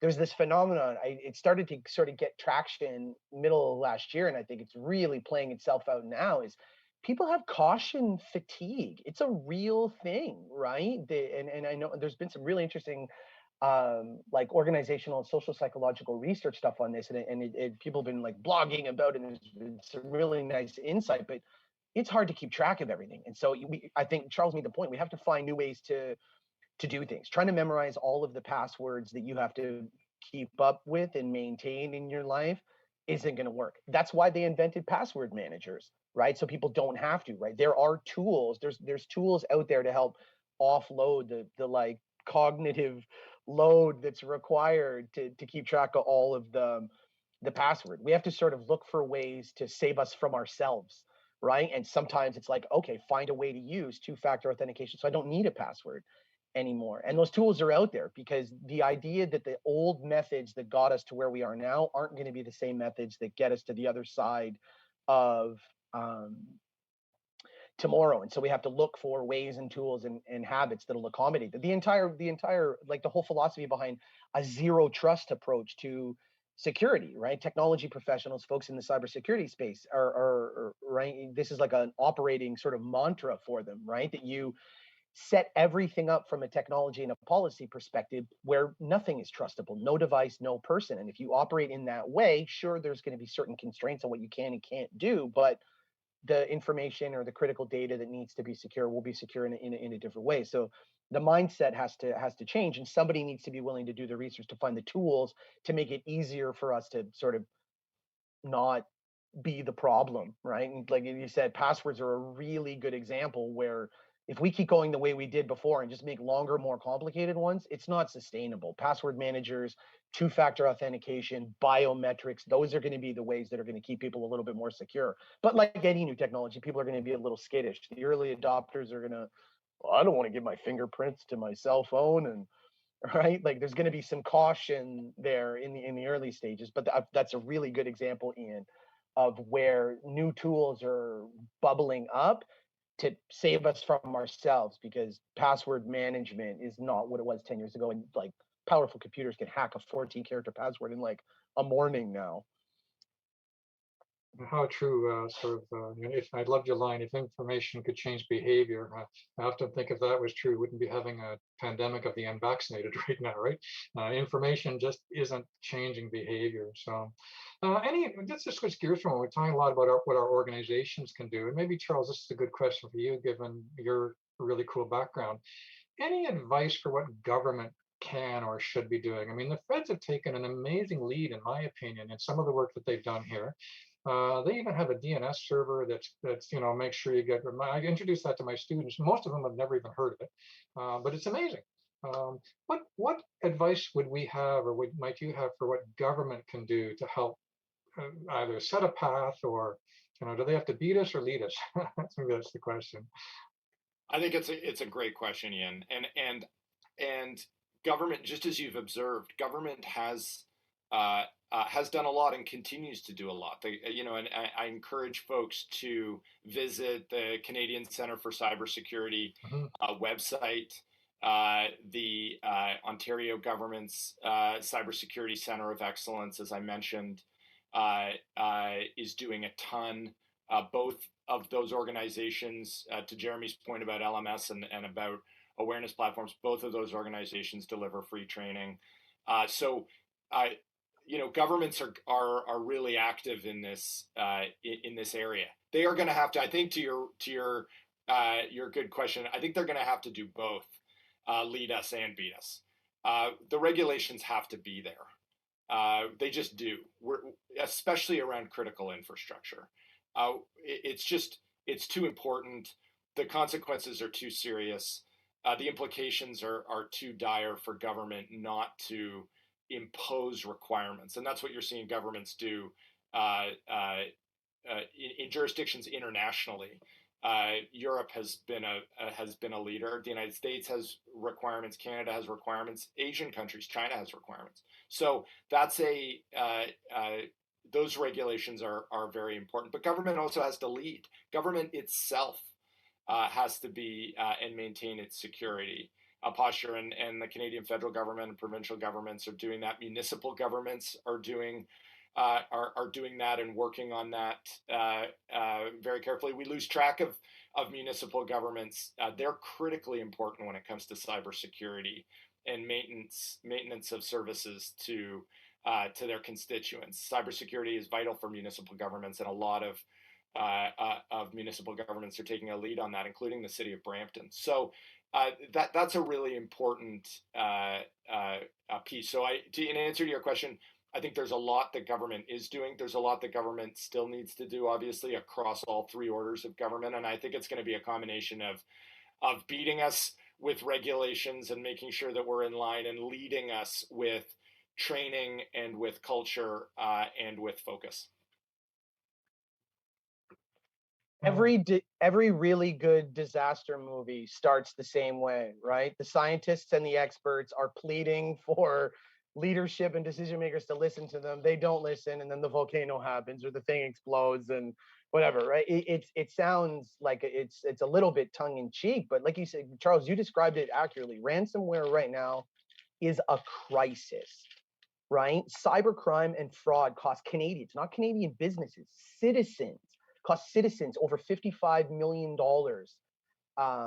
in 2019. I didn't see the data for 2020 yet. Presumably it continues to go up.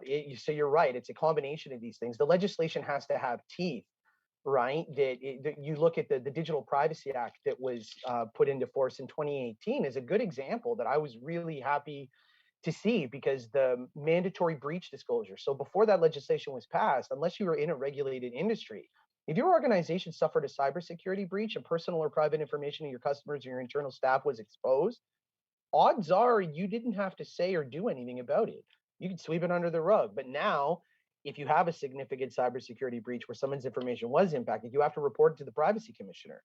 And you're liable, right? You could be fined if you don't have the right documentation or processes in place for data protection. So it's good that, like you said, that there's obviously more to do. There always is.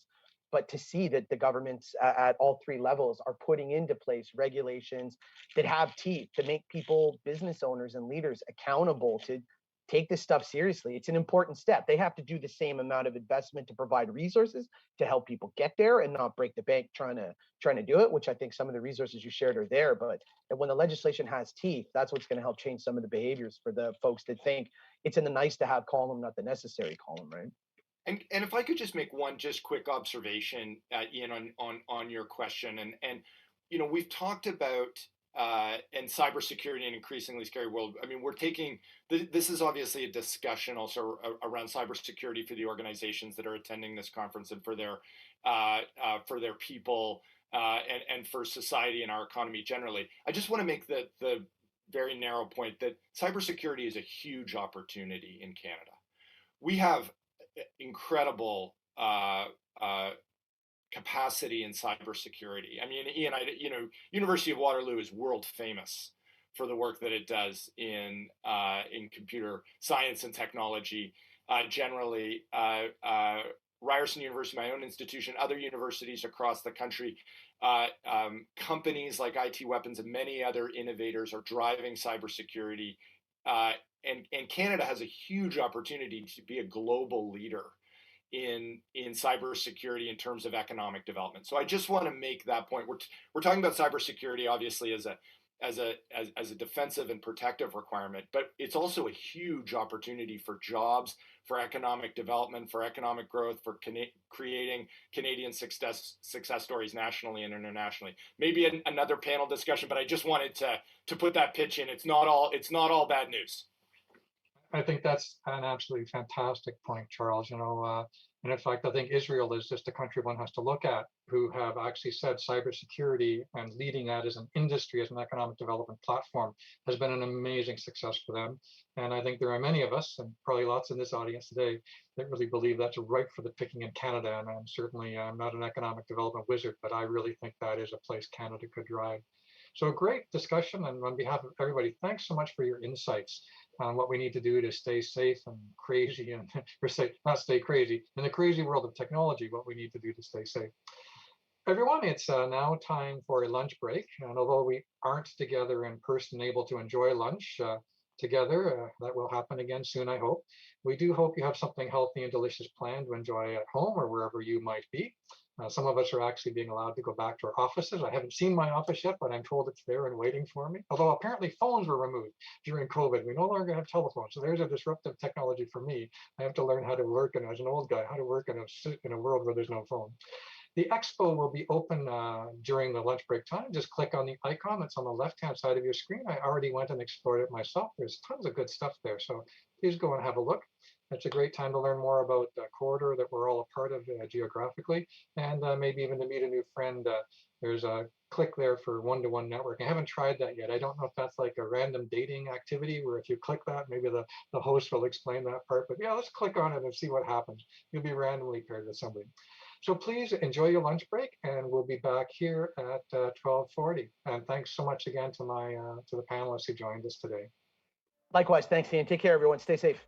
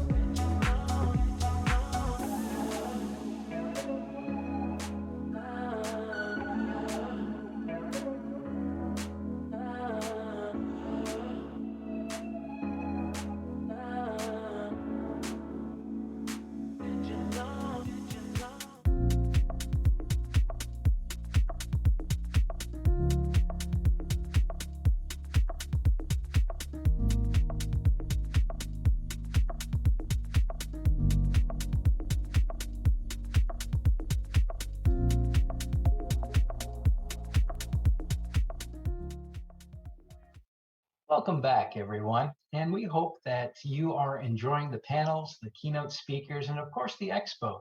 Some great conversations happening in our chat as well. Our goal today is that you can take away some new energy, some practical tips and insights to encourage more digital transformation at your workplace. Terry Stewart talked to us this morning about principle-centered leadership as a method to manage the disruption. We heard from Vito, Kathleen, and Tony about meeting people where they are. Not everyone learns and embraces change in the same way.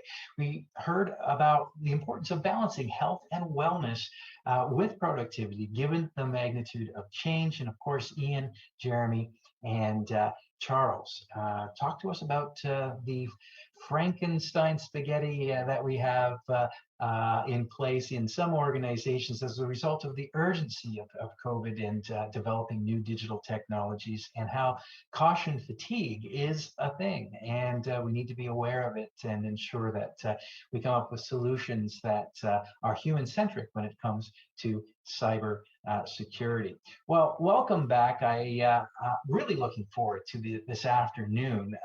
Over the past year, a number of participating chambers and boards of trade have surveyed businesses, have focus grouped businesses, have held a number of relevant discussions that not only navigate the pandemic, but helps us to embrace the disruption and catapult our corridor through to a bright new future. And my colleague, Jan De Silva, who is the President and CEO of the Toronto Region Board of Trade and co-chair of the Innovation Corridor, has led many of these initiatives. And it's now my pleasure to welcome Jan De Silva, co-chair of the Canada's Innovation Corridor Business Council and President and CEO of the Toronto Region Board of Trade, to discuss the new fundamentals of economic recovery. Hi, Jan.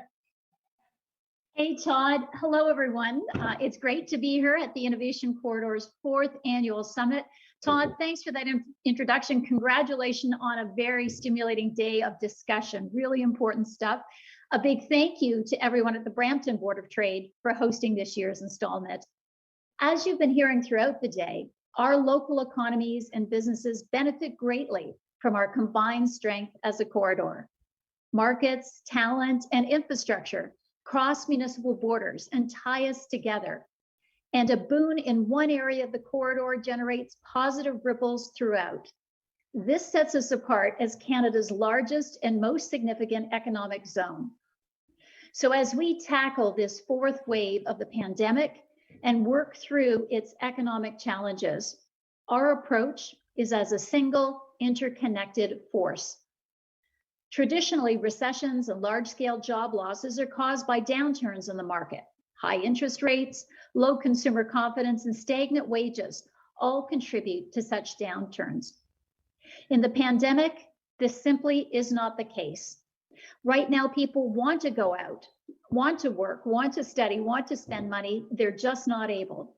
That means we need to look beyond the traditional forms of economic recovery, like stimulus.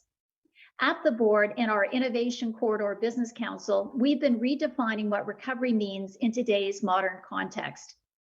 After all, as economies reopen and spending resumes, recovery in its most traditional definition will no doubt occur. But we're also mobilizing around a new kind of recovery, one that unlocks growth in the immediate now, while simultaneously setting up the corridor for greater success in the next economy. I'd like to start by talking about the immediate needs. As I mentioned, people want to spend across the region. Work from home did not mean that spending stopped. In fact, e-commerce distributors around the Pearson, Waterloo, and Hamilton airport zones, where we have a lot of logistics and fulfillment centers, saw demand peak, at one point 50% above 2019 levels. People also want to work in person. Our polling of corridor workers find that 7 in 10 are eager to go back to their workplaces. They just need the right conditions. And what then are the conditions we need to welcome them? Much of that relies on COVID safety.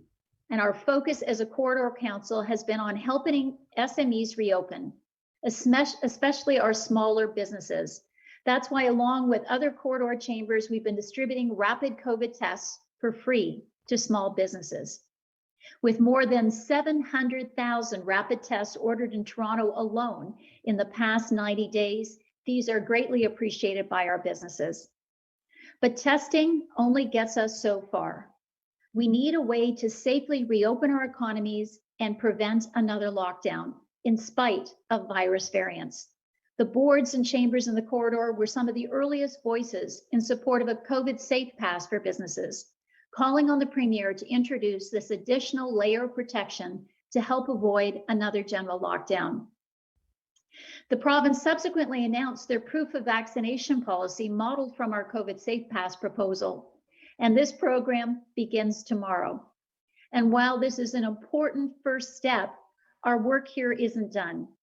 We're continuing to advocate for faster digital and more interoperable tools. A COVID Safe Pass, or the vaccination policy for the province of Ontario, isn't really set up to consider the fact that our customers are not just from Ontario. Restaurants and major events operators need a simple digital tool that removes the guesswork out of validating vaccination from Manitoba, BC, the US, or the UK. We need a simple tool that works across the whole. And if we get this right, we can start to regain some of our corridor's visitor economy, which is the massive injection of economic activity created by students, tourists, and especially business travelers, those coming in to attend major events like today's Corridor Summit. In fact, 2019 was a record year as the City of Toronto alone welcomed more than 28 million visitors, generating $11 billion in economic spending, and 60% of that amount came from business travelers coming in for conferences and major events. And while these and other pandemic responses remain important, we can't linger too long on short-term priorities. Though it doesn't always feel like it now, we will get to the other side of this pandemic and have a more normalized environment. And as such, we need to balance our thinking about everything required for the immediate now, but also turn some of our sights towards what's coming next and what is the potential for the corridor. In this next economy, we're considering the biggest factors that will impact business growth and regional competitiveness. Things like how to connect businesses with the markets, technology, and skilled workers they need to succeed. How we, as North America's fastest growing region, need to make smart decisions about how future strains on housing, energy, and transportation infrastructure will play out. How do they start to be solved today? And how do we start thinking about ourselves as one interconnected region and not 34 separate municipalities planning within city borders? Because our workers and our businesses simply work across the whole of the corridor. And how do we unleash our deep wealth of innovation and research to create an unfair competitive advantage for our economic zone? Yes, I said an unfair competitive advantage, and I'm copying a quote said by Young Wu, the CEO of Mars Discovery District. Young and other leaders are exactly right on this point. We have a lot of strengths to pull from, and this unfair competitive advantage that sits in front of us relates to the climate economy. Clean tech alone is projected to exceed $3.3 trillion in global market value by the end of next year, and we can be a major exporter of solutions. Our region is ranked in the global top 100 for clean tech startups, and for the past 2 years, Canadian clean tech firms Carbon Cure in 2020 and Carbon Engineering in 2021 ranked as the #1 clean tech companies in North America. So how do we unleash these capabilities to strengthen our economy, deliver solutions to climate change, and carve out a dominant position internationally? These are the questions our Corridor Council are presently asking, because it's not enough to climb out of this pandemic and return to the status quo. Instead, we must forecast future sources of investments and use our considerable resources and talents in the corridor to be a leader. In this way, recovery today is not a destination for our economy to reach, but rather a transformation our economy must undergo, and one that will make the corridor a crowning achievement of North American innovation. All of this is entirely possible, and I look forward to talking more today about how we'll get there. Thank you. And with that, Todd, Mike's back to you to continue with today's program. Be well, everyone. Jan, thank you so very much for that overview of the collaboration that is occurring all along the corridor among the business communities, our academic institutions, and governments. You pointed out some very good insights that this economic recovery is different than those in the past. It requires more than stimulus. It's really balancing, as you say, the immediate and now recovery with what is coming next. Your insights in terms of how we need to work together to ensure that we bring corridor businesses to new markets, help them find new technologies and skilled workers. This is what will need to happen in order to find smart solutions for housing, for energy, for transportation, and develop that, as you say, unfair competitive advantage that we all look forward to. Thank you for that nice overview, that very relevant overview of the new fundamentals for economic recovery.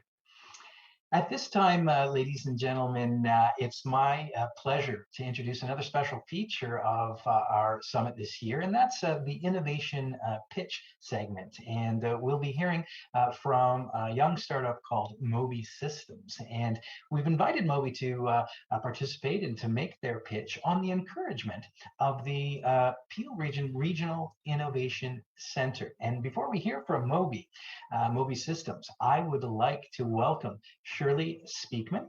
Shirley Speakman is the RIC Center Chair and Venture Capital Partner with Cycle Capital to share some exciting news about raising our corridor to new heights.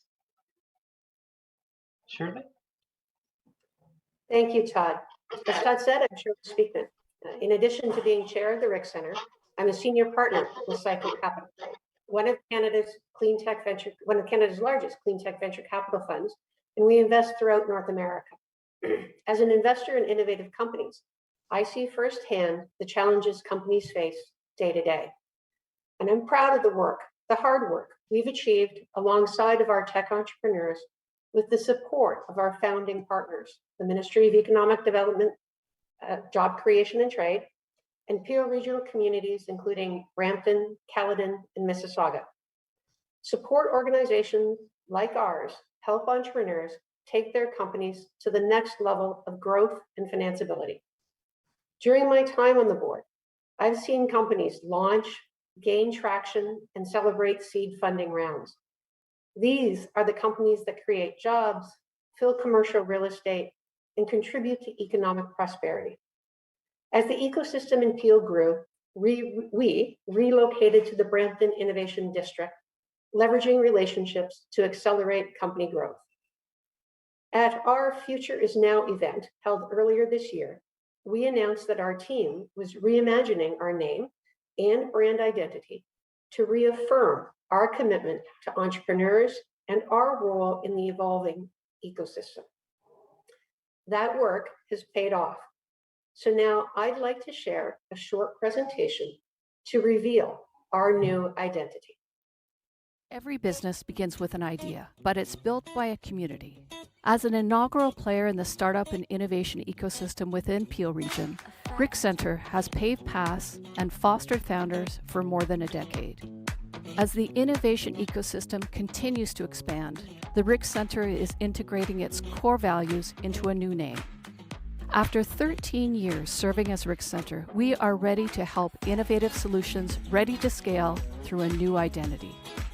Introducing Altitude Accelerator, scaling innovation to new heights since 2008.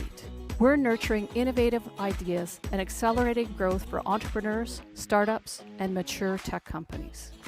Having supported our founders achieve $575 million in funding, $421 million in revenue, Altitude Accelerator invites you to take the leap and become part of our shared success story.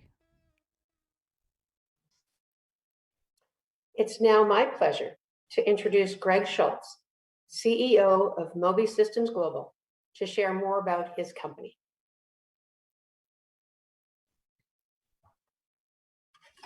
Thank you, Shirley, for the introduction. It's great to be here and an honor to have been selected to participate at the summit. Moby is a startup that has its origins from South Africa. At Moby, we have developed a core technology that seeks to disrupt the video streaming market segment. Before we talk about our technology, I'd like to talk about our journey to Canada. Our journey began mid-2020 at the height of COVID, having identified the global stream category as a potential path to bringing Moby into Canada.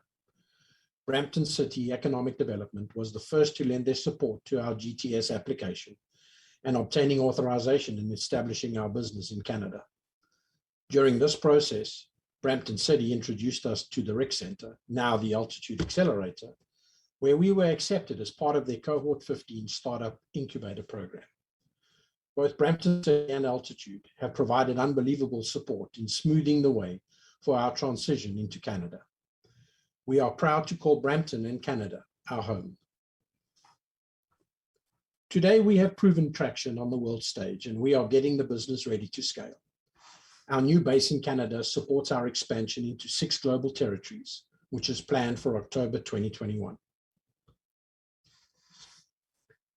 Tell you a little bit about our technology.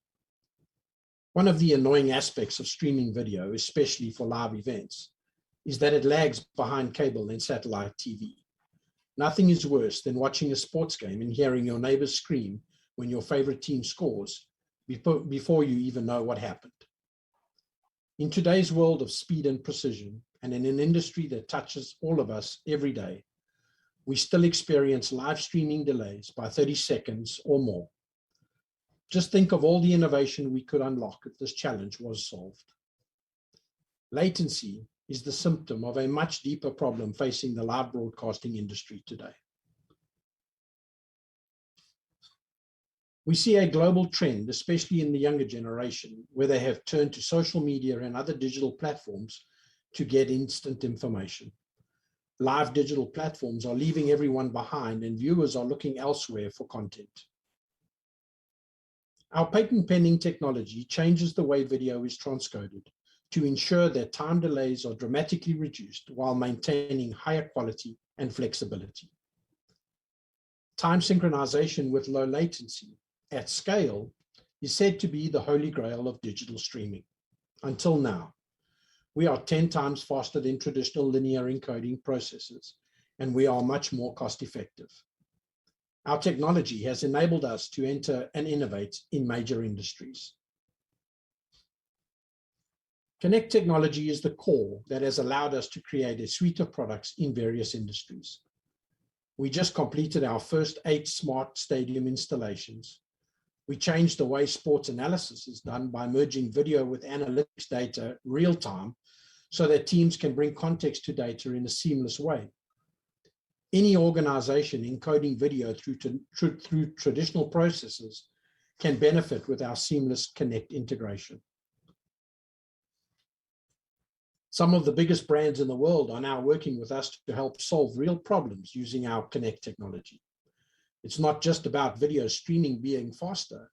They understand how each of their industries can transform when you are faster and more precise. It's an incredibly exciting time for us at Moby. What we're looking for today is really looking to access support mechanisms that help startups gain traction in Canada and guide us to attain our global objectives. Thank you.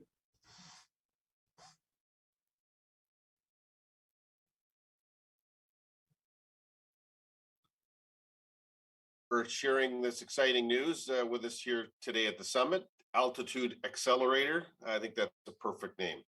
And thank you, Greg, for sharing Moby Systems' global focus and your bright future. I'm sure you're going to have some folks be in touch with you to learn more about the exciting work that you and your colleagues are doing. At this time, I'd like to now welcome Mary Wells. She is the Dean of Engineering at the University of Waterloo, to introduce our next keynote speaker.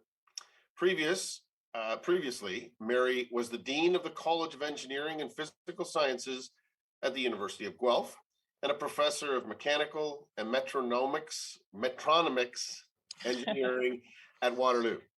She chaired the Ontario Network of Women in Engineering from 2013 to 18 and was the Associate Dean of Outreach for Waterloo Engineering. An accomplished materials engineer, her research focuses on the relationship between processing, structure, and properties for advanced metallic alloys used in the transportation sector. Mary began her academic career as a professor in materials engineering at the University of British Columbia and has worked in the steel industry in Canada as well as internationally. Please join me in welcoming Mary.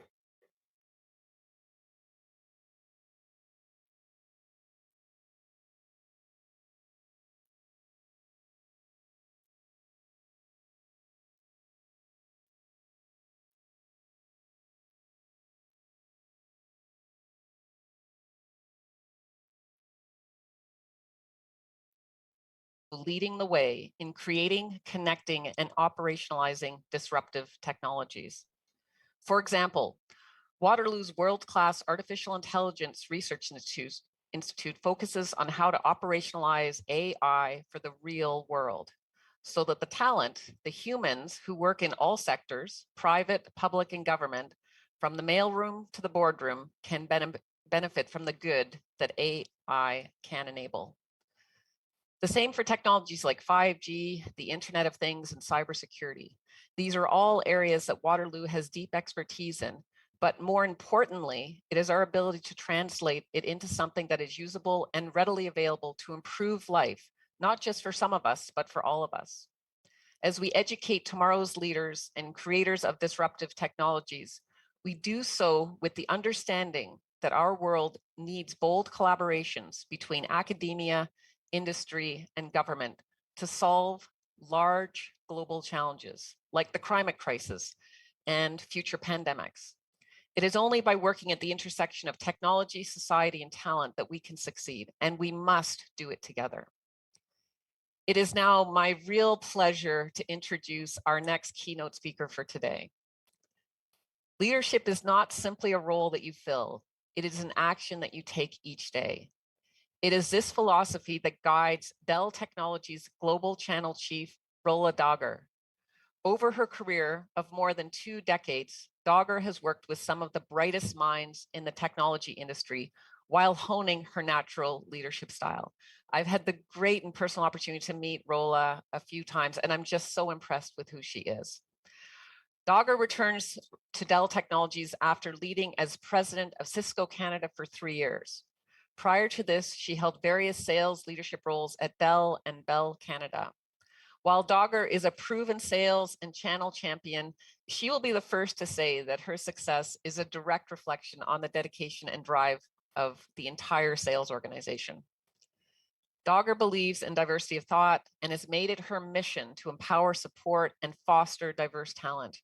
Her commitment to empowering women is shown through her recognition as one of the top 2020 top 25 women of influence by WXN as one of Canada's most powerful women, top 100, and by Women in Communications and Technology as the 2019 Woman of the Year. She was selected as one of RBC's top 25 Canadian immigrant winners for 2019, was named the Lady of the Cedar by the Lebanese Embassy, and received a 2018 Leadership Award from the Lebanese Chamber Business of Commerce. As you can see, she's incredibly accomplished and recognized. In addition to her role at Dell Technologies, Dagher sits on the board of Cedars Cancer Foundation and is an advocate for pediatric and young adult cancer patients. She is a co-founder of the Black North Initiative, an active member of the 30% Club, and sits on the Circle of Champions for the Toronto Region Immigrant Employment Council, promoting growth through diversity in the workplace. A champion of mental health, Dagher sits on the foundation board for the Center of Addiction and Mental Health. She also sits on the advisory board for Catalyst, where she supports their work to accelerate progress for women in the workplace, and is a member of the Kids Help Phone Board.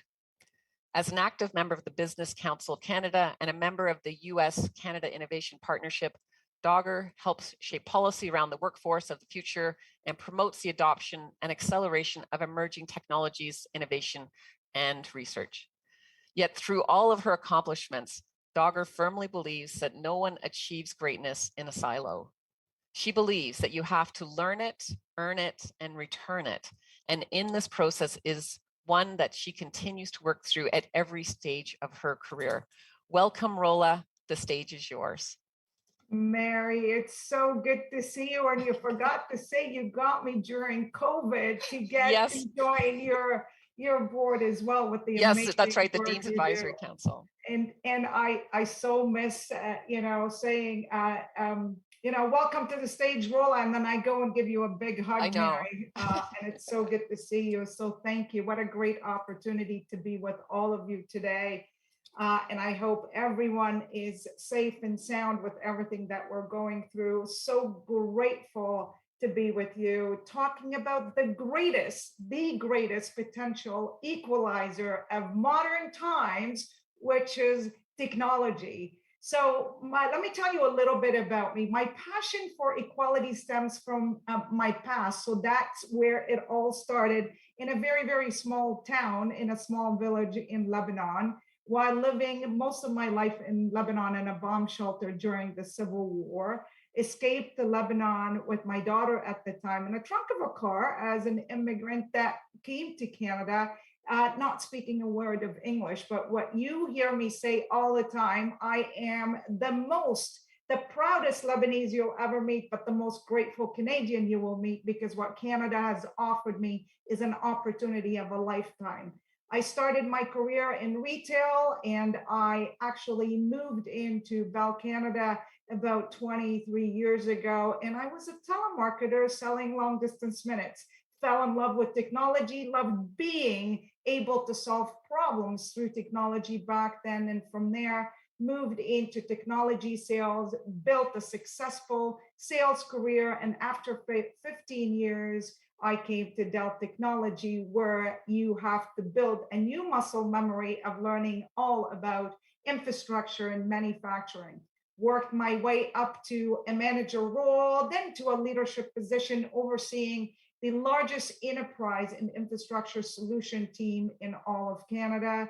That was my first leadership role, and I owe that opportunity and the chance that Michael Dell took on me back then, because it is the best decision I've ever taken. I didn't know at the time what kind of a leader I would become, but I knew I wanted to help people shape their path in a positive way, and I wanted to learn to unlearn and learn to teach. Then Cisco called me, and this is what happens when you're loving what you're doing. You get opportunities to offer me a job as a president, and I thought they had the wrong number because I had applied 3 times to Cisco and they turned me down as an account manager. But guess what? They saved me for the president role, which I took with so much pride. It took a lot of consideration for me to make that decision, again, because when you love what you do and you get an opportunity, I looked at the opportunity, and I always say you miss 100% of the shots you don't take in life. So I took the shot and I took the challenge. It was fantastic experience, because I always lead with comfort and growth don't coexist. And I learned so much while getting to lead a fantastic organization that had so much impact on Canada. Then last year, when Michael Dell messaged you, says it's time to come home, then guess what? You got to take a look at it. And it was time for me to come home, and I was offered the position to lead the global channel organization as the channel chief at Dell Technology. Here I am today, a single mom with 2 amazing kids. My daughter is 32, my son is 27. They're my pride and joy, one of 6 girls. And yes, my dad had 6 daughters. Yes, he tried really hard. I'm a sister and an aunt and a global executive. And as the Gen Zer will say, it's a hashtag a boss lady or hashtag badass lady, which we worked really hard to get to where I am today. But what I have to tell you, what I value the most about, about me being a woman is the sister I've been, the daughter I've been, the leader I've been, and the friend I have been, but most importantly, the last 12 months of my life in fighting COVID and long COVID has been the survivor and the fighter that I've been, and that's what I value the most. In that, I speak for all of us today, because I think we all had to continue to fight to survive through this pandemic, which impacted a lot of us. So that's me in a nutshell. Let me take you through today as I read the headlines and I speak to family in Lebanon and overseas. It breaks my heart as I continue to see the disparities around the world that still exists today. And that's 2021, and we're still seeing so much of that. Even though the world feels more connected than ever, where you were born still has a major impact on you personally, on the access to education and opportunities for advancement. But it doesn't have to be that way forever. As we embark on the next chapters of digital transformation, it's our responsibilities and duties to help ensure technology is used as an equalizer, not another source of division. And when I talk about technology and transformation, it is now welcome to the new world of technology is transforming and impacting human progress. Let's take a look at the past 18 months. There's no doubt about it. Technology has enabled the world to adapt as quickly as we need to the new norm around how people live and work in the global pandemic. But while technology is an enabler, people are the true transformers. The organization who were most successful were those who had innovative teams and they stepped out of their comfort zone. And innovation today is not just technology, innovation is everything. It is powered by technology, but how do you continue to look at what happened overnight with schools and businesses transition to working and learning from home, hospitals. The pandemic accelerated to the point where IT used to be a department is no longer part of, IT is no longer part of the business. It is the business. It is the organization. It is the core change and fundamental to every single business. And it's no longer just the responsibility of the CIO. It is the responsibility of the CEO and the COO. Healthcare is turned to telemedicine. Financial services is now fintech. Agriculture is now agtech. Why? It's in every vertical. Technology is driving innovation, and welcome to the innovation economy. And that's where we are today. So let's look at one of the biggest transformations we've seen in remote working. Before the pandemic, less than 20% of workers were working from home. I worked from home 10 years ago, and that's technology, the technology companies. Fast forward to today, 65% of companies expanded their work from home policy. 38% expect to remain remote in the long term, and more than 30% of companies expect to invest in collaboration, software, devices, and security. Why? Because it's needed.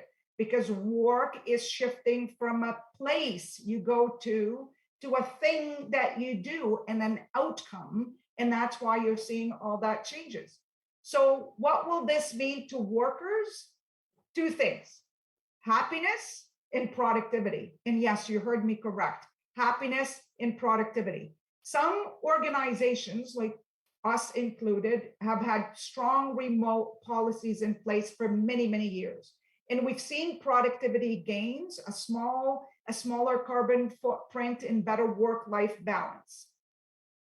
But when we talk about, there's already stories that are happening of workers taking advantage of moving to remote working, to move out of the cities and be in expensive real estate. We've all seen it. You've seen the Toronto real estate market, people exiting Toronto, moving into the suburbs. This may also pay dividends of increasing diversity, with companies' recruitment pools no longer limited to the city that they're in. I am a global executive, and I live in Toronto and my house in Oakville, and I haven't left my house in the last 18 months. There is no doubt the hybrid workplace model is here to stay. To navigate these changes now and into the future, we need to incent our people effectively. And when I talk about incenting, not just giving them more money, it's by recognizing the culture of what we need to do as leaders in organization, which is provide that psychological safety. And how do you use that psychological safety using this change for good in terms of what we do? Let's talk about how we use it all that change for good. Unfortunately, the pandemic has made inequities in our technology infrastructure increasingly apparent, leaving those in rural and low-income areas struggling to work and learn effectively, and putting people at disadvantage at an even greater disadvantage. I call it the collapse of social trust. Today, if you don't have access to reliable internet, it's more difficult to work, learn, and even complete any tasks. And I call it the do from anywhere world, where we used to go to do things. Now things come to us. You don't even have to get off your couch these days. But it doesn't have to be this way forever. A decade from now, we'll look back on 2021 and think of these days as, the infancy of digital transformation. So while these are early days, it's up to us to lay the foundation that ensures technology becomes a great equalizer, not a continuous source of division. So at Dell Technology, what we're looking for and what we continue to do is to close the divide, the digital divide, through technology innovation and investment in emerging markets. And when we talk about what do we invest in, the rollout of 5G wireless to close that digital divide, we continue to transform and teach in terms of how people teach and learn, in providing more access to healthcare, education, job skilling and upskilling and reskilling and training, and engaging the government in terms of in government services around what we do every day. I'll give you an example of what we do. And we have 2030 moonshot goals, and I think every company should have moonshot goals. Those goals are aggressive, but we're working really hard to get there. By 2030, for every product a customer buys from Dell, we will reuse and recycle an equivalent product, number one. Number two, 100% of our packaging will be made from recycled and renewable material. More than half of our product will make from recycled or renewable material. And when we talk about cultivate that inclusion, we believe technology needs to continue to be that impact human progress. We're building an inclusive future for all. What does that mean? By 2030, 50% of our global workforce and 40% of our global people leaders will be those who identify as women.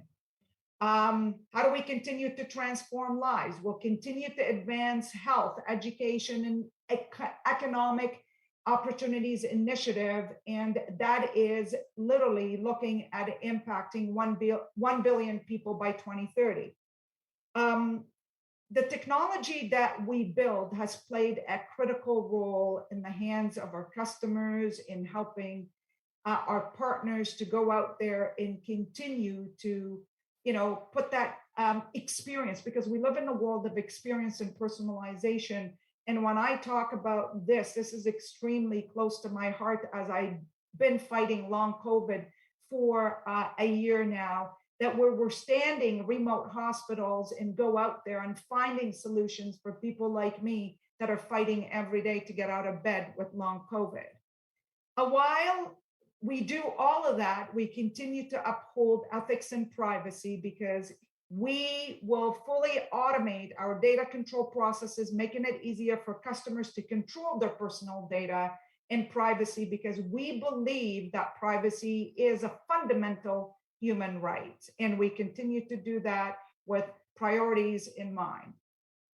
So if I look at what's happening today, and if I want to leave you with a message, I will say, think about how you use technology to do business today.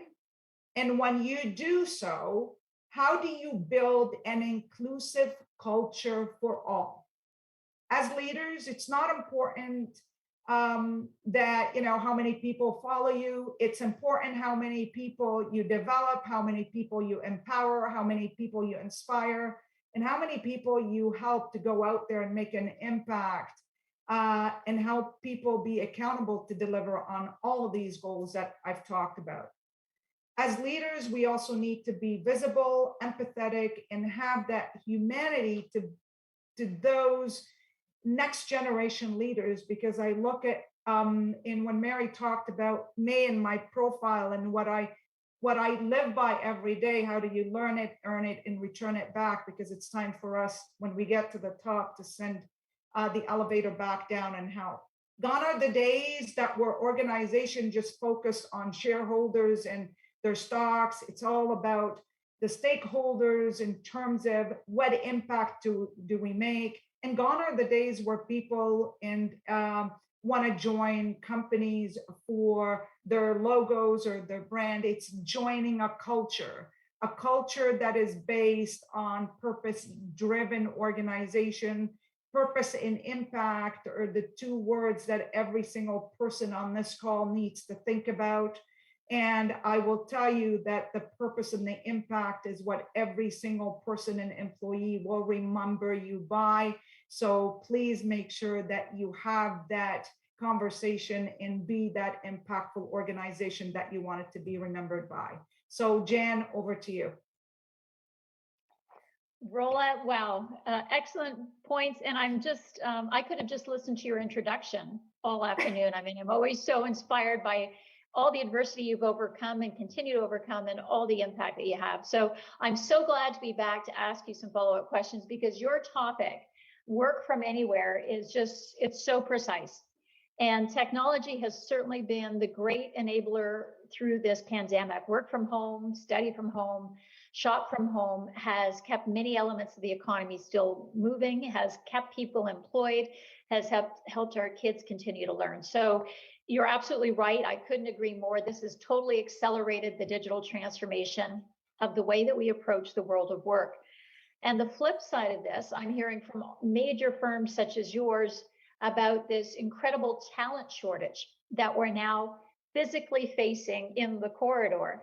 We've had 18 months where international students haven't been in market. We haven't been able to get our talented immigrants into this market to fill jobs. And I can't remember seeing as many help wanted signs when you go into the downtown core in Toronto or other parts of the corridor as I have been seeing over the past few months. So I think your topic of discussion is right on. And I look forward to, I've got a few follow-up questions while we're waiting for the audience to come in with theirs. But to anyone in the audience, if you'd like to ask the amazing Rolla some questions, use the Summit's chat function. I'll try to get through as many of these as I can. One of the members of Todd's team will be emailing the questions to me, so bear with me if I'm looking down. And so let me get started with a couple of my questions. Rolla, the thesis of your remarks is that technology can be a great equalizer. And as I said, I absolutely agree. But you also highlighted how we're not yet ensuring everyone has access to reliable Wi-Fi, affordable tech, and so on. It may surprise many in the audience, the innovation corridor, we've got spots throughout the corridor where we don't have reliable Wi-Fi. So Rolla, what do you suggest we as business leaders do to enable universal access here in the corridor, across Canada and abroad? Wi-Fi, affordable tech for all. Great question, and thank you, Jan. Appreciate that. You know, as I've been for the past year a global leader, you know, I told my boss, you could never take me out of Canada. I will have to do this job in Canada. And every time I hear the word Canada, my heart skips a beat, because I just want to give so much back to my country. So I would say we do a great job in Canada of actually attracting talent. We don't do a good job of retaining talent for many reasons. I think I look at the overall as leaders, what we need to do is continue to invest in our people. They are our biggest assets. And as I talk about, and you just mentioned the war on talent, is it doesn't matter where you live now. The reason why we're losing talent is because, you know, I work for Dell. I'm the biggest example here. I work for Dell globally, and I'm still in Canada, but Canada lost the talent because I went globally, but I still have responsibility for Canada. It doesn't matter where you live now. They're just hiring people right, left, and center, right? So I think for us, number one is recognize the lower inequality. That means higher social capital and trust, right? I talked about the collapse of social trust, and unfortunately, it's really sad because you've got that division with the rich and the poor, and you've got that collapse, you know, of the middle, right? I remember when I was at Cisco and I went out just before I left, and I did the Toronto, for the pandemic, we did the Toronto housing and put Wi-Fi in all the buildings, right? That's what leaders could do. Technology leaders could go out there and work with you and your team, Jen, and to find out where do we need the most attention and how do we go and provide it. And then I think once we do that and provide more of that, because the government on their own can't do it, corporate Canada on their own can't do it, and then private sector can't do it on their own. So how do you just have that link between the three and just ensure that we're providing that and stepping up as leaders and speaking up? I always say, you need to show up, stand up and speak up. And we don't have a lot of leaders that are doing that today. So I encourage everybody to do that. Provide better education system and better housing. When we talk about better education system, it's really sad that the more the pandemic has impacted, you look at the rates of women dropping out of the workforce is because of the pandemic. It's double the amount of the men that are exiting the workforce because they don't have enough support when it comes to women childcare, for example, education, and doing all of that. So I think all of us collectively can come up with these great things, because I know that Canada has the smartest minds, and Toronto is becoming one of the best cities in the world when it comes to innovation. So let's walk the walk. Yeah, and I need to give you personally a shout out, as well as a number of our other members across the corridor, because our ability to hone in on solutions like Wi-Fi access across the corridor comes from you being able to help us get our arms around the data. And with that data, we can point to the fact that these are the areas that we need some attention. Just like you spoke about putting Wi-Fi into some of those apartment towers. Again, it's just that ability to have the data to say, here's where the solution needs to be directed so that we can get something enacted. But again, thank you so much for your leadership on that. I don't think I get to go to any more questions because they're coming in fast and furious from the audience. Here's a question I'm interested in the answer to as well. How did you meet Michael Dell? I love him. He's an awesome guy, by the way. I met him when I started at Dell.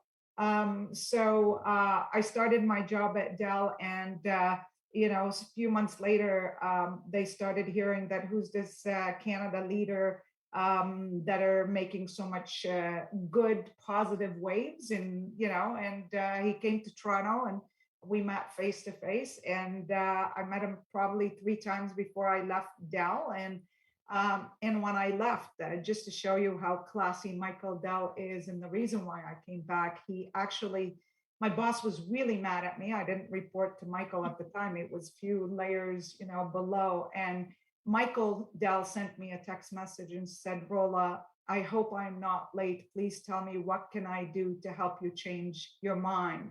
And I said, Michael, this is a huge opportunity to learn from and go to Cisco. And his response was to me, all right, I'm going to consider this as a learning training assignment for you. And I know I'll bring you home again. So when they reached out back and then I accepted the offer, he was the first one to call me back and say, welcome home. You have completed your training successfully. Your sabbatical. There you go. Yes. Okay, another question. This one's coming from Todd Letts. As Global Channel Chief, what is your forecast for the return of normalcy to supply chains? How can technology accelerate elimination of the disruptions? Great question. I think I look at what's happening in the world, and it's not just a technology shortage, it's a shortage across the world around the demand, because what causes this is the crazy demand. You look at real estate and you look at the shortage in real estate in some homes, and you look at my brother-in-law wanted to buy the F-150 truck, and Ford is 1 million trucks behind. And and I look at what we did at Dell, and we did a great job maneuvering and working with the supply chains, because we've had very strong relationships with them for many, many years.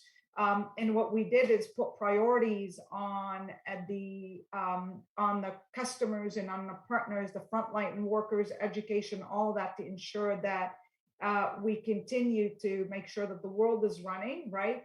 But I don't see it slowing down anytime soon. So I'll give you an example. If I look at the PC world and the laptop and our growth, we've just finished our Q2, and it was the biggest Q2 in Dell histories, right? And we continue to see that demand. But I would say that it's going to take us probably another 12 months before we see some normality.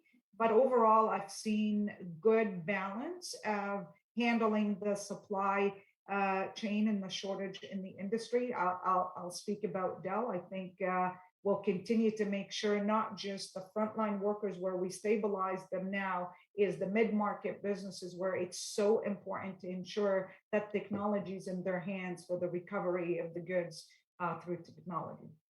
Yeah. And if I could follow on second part of Todd's question, which was about technology accelerating the elimination of disruptions.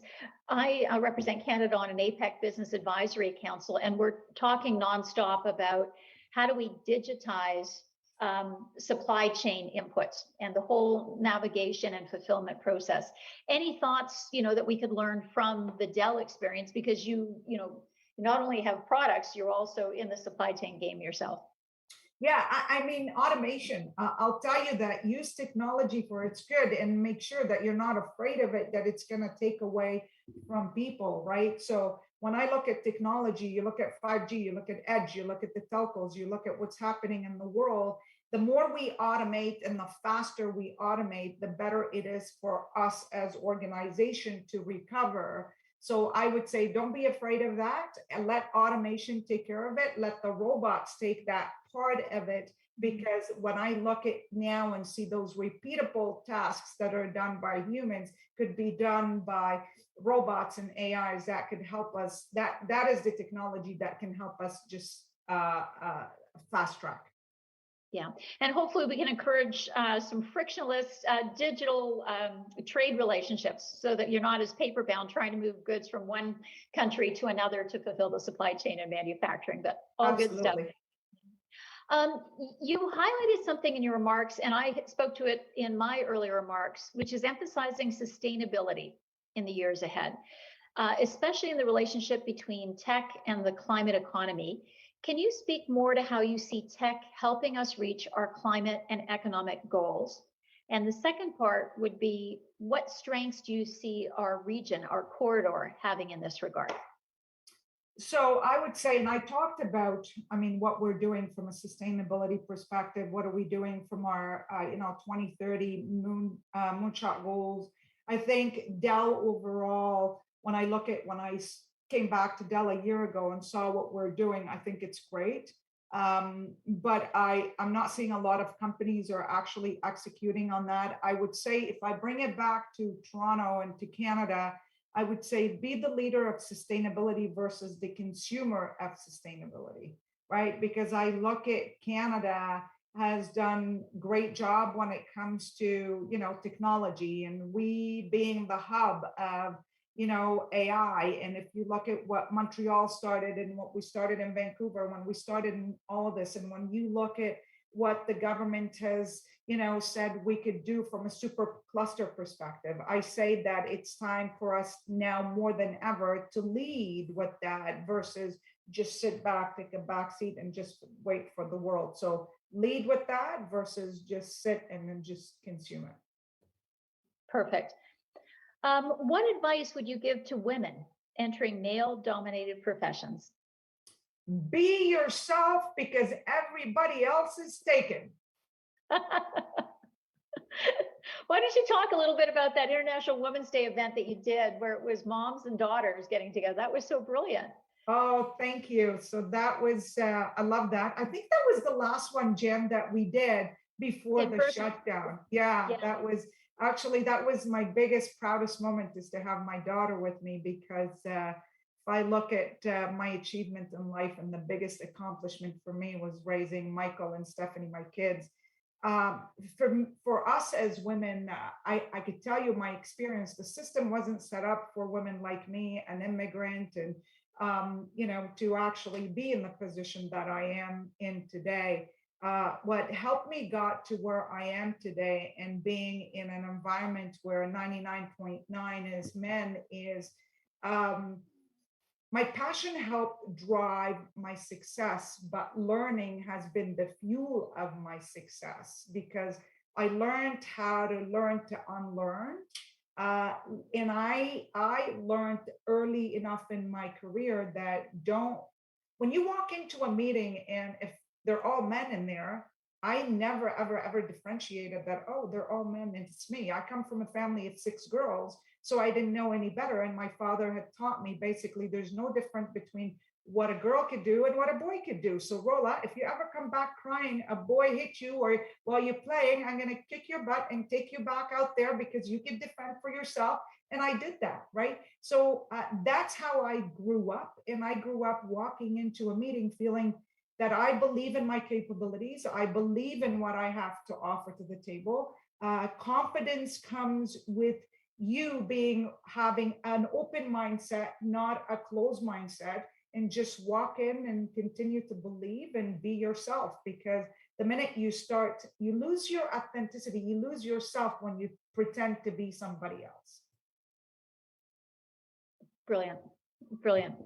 I think we've got time for one more question before we wrap things up. This is a very interesting one. What new or emerging trends are you keeping an eye on in the tech realm and why? Being a technologist and a technology leader, I just think technology is going to take us to places that we've never, ever seen. I look at where the industrial revolution, first, second, third, fourth, I think we're jumping into fifth and sixth in no time. We talked about automation and AI. I think AI, machine learning, all that is something that we need to pay attention to.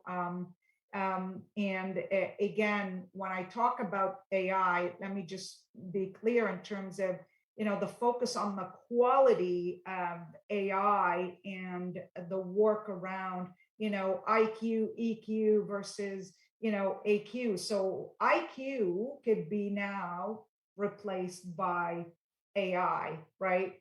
Because you could Google anything and everything and you could get it, but you cannot Google EQ, which is that emotional quotient. So I would say, when it comes to the technology trends, make sure that you know that AI is coming, AI is here, and don't be afraid to introduce it into your life because it will help you. But AI will never take that emotional quotient from us as humans. Quantum computing, I think, is huge. If you look at what happened in the old days and, the biggest mathematical problem took 10,000 years to resolve. And if you look at it now with quantum computing, it actually is solved in a few minutes. I say, welcome to the world of robots, because, you've got Gen Z, you've got all the Gen Z, and I say, welcome to the robot gen world, the robotic world where, my grandkids, my kids are older, a bit older, so my grandkids will be dealing with robots more than you and I, Jen, and you lived overseas and you know how advanced overseas was until when you came here. But I would say by the time we all got back to some normality, when you walk in to check into a hotel, I don't think you'll see a lot of receptionists there. You'll see a lot of robots and machines where the world's already starting. So those are, and don't be afraid of them. I think they're very nice and they're good. They don't have EQ, but they're building them with EQ now, so they can give you a hug if you want. But that's my point of view on new trends. Well, and just as a mom, let me just circle back and say, with these new tech trends, am I okay that my son's studying psychology and sociology in school to get connected to the AI world? I would tell you, in the old days, we as leaders used to hire for IQ and certifications. Now EQ takes IQ for breakfast, lunch, and dinner. So I would say, make sure whatever your son is studying, his EQ is really high, because that's where he's going to get in places. Brilliant. Rolla, I cannot thank you enough. You've got EQ and leadership smarts just at a whole different level. So it's been so wonderful to be able to spend time with you today. I hope you're feeling better. I'm so sorry to hear about the continuing challenges with long COVID, but hopefully things will start to improve. But thank you so much for joining us. You've just been a highlight of today's event. Right now, everyone, we're going to be taking a 15-minute break, followed by a panel on some of the emerging trends in the tech world. So we can check out Rola's views against this upcoming panel, specifically as they relate to things that might disrupt the status quo. And don't forget to use your break to participate in the challenge to win 2 tickets for next year's Innovation Corridor Summit 2022. Check your event program for a link. With that, enjoy the break, and we'll see you back in 15 minutes. Thank you.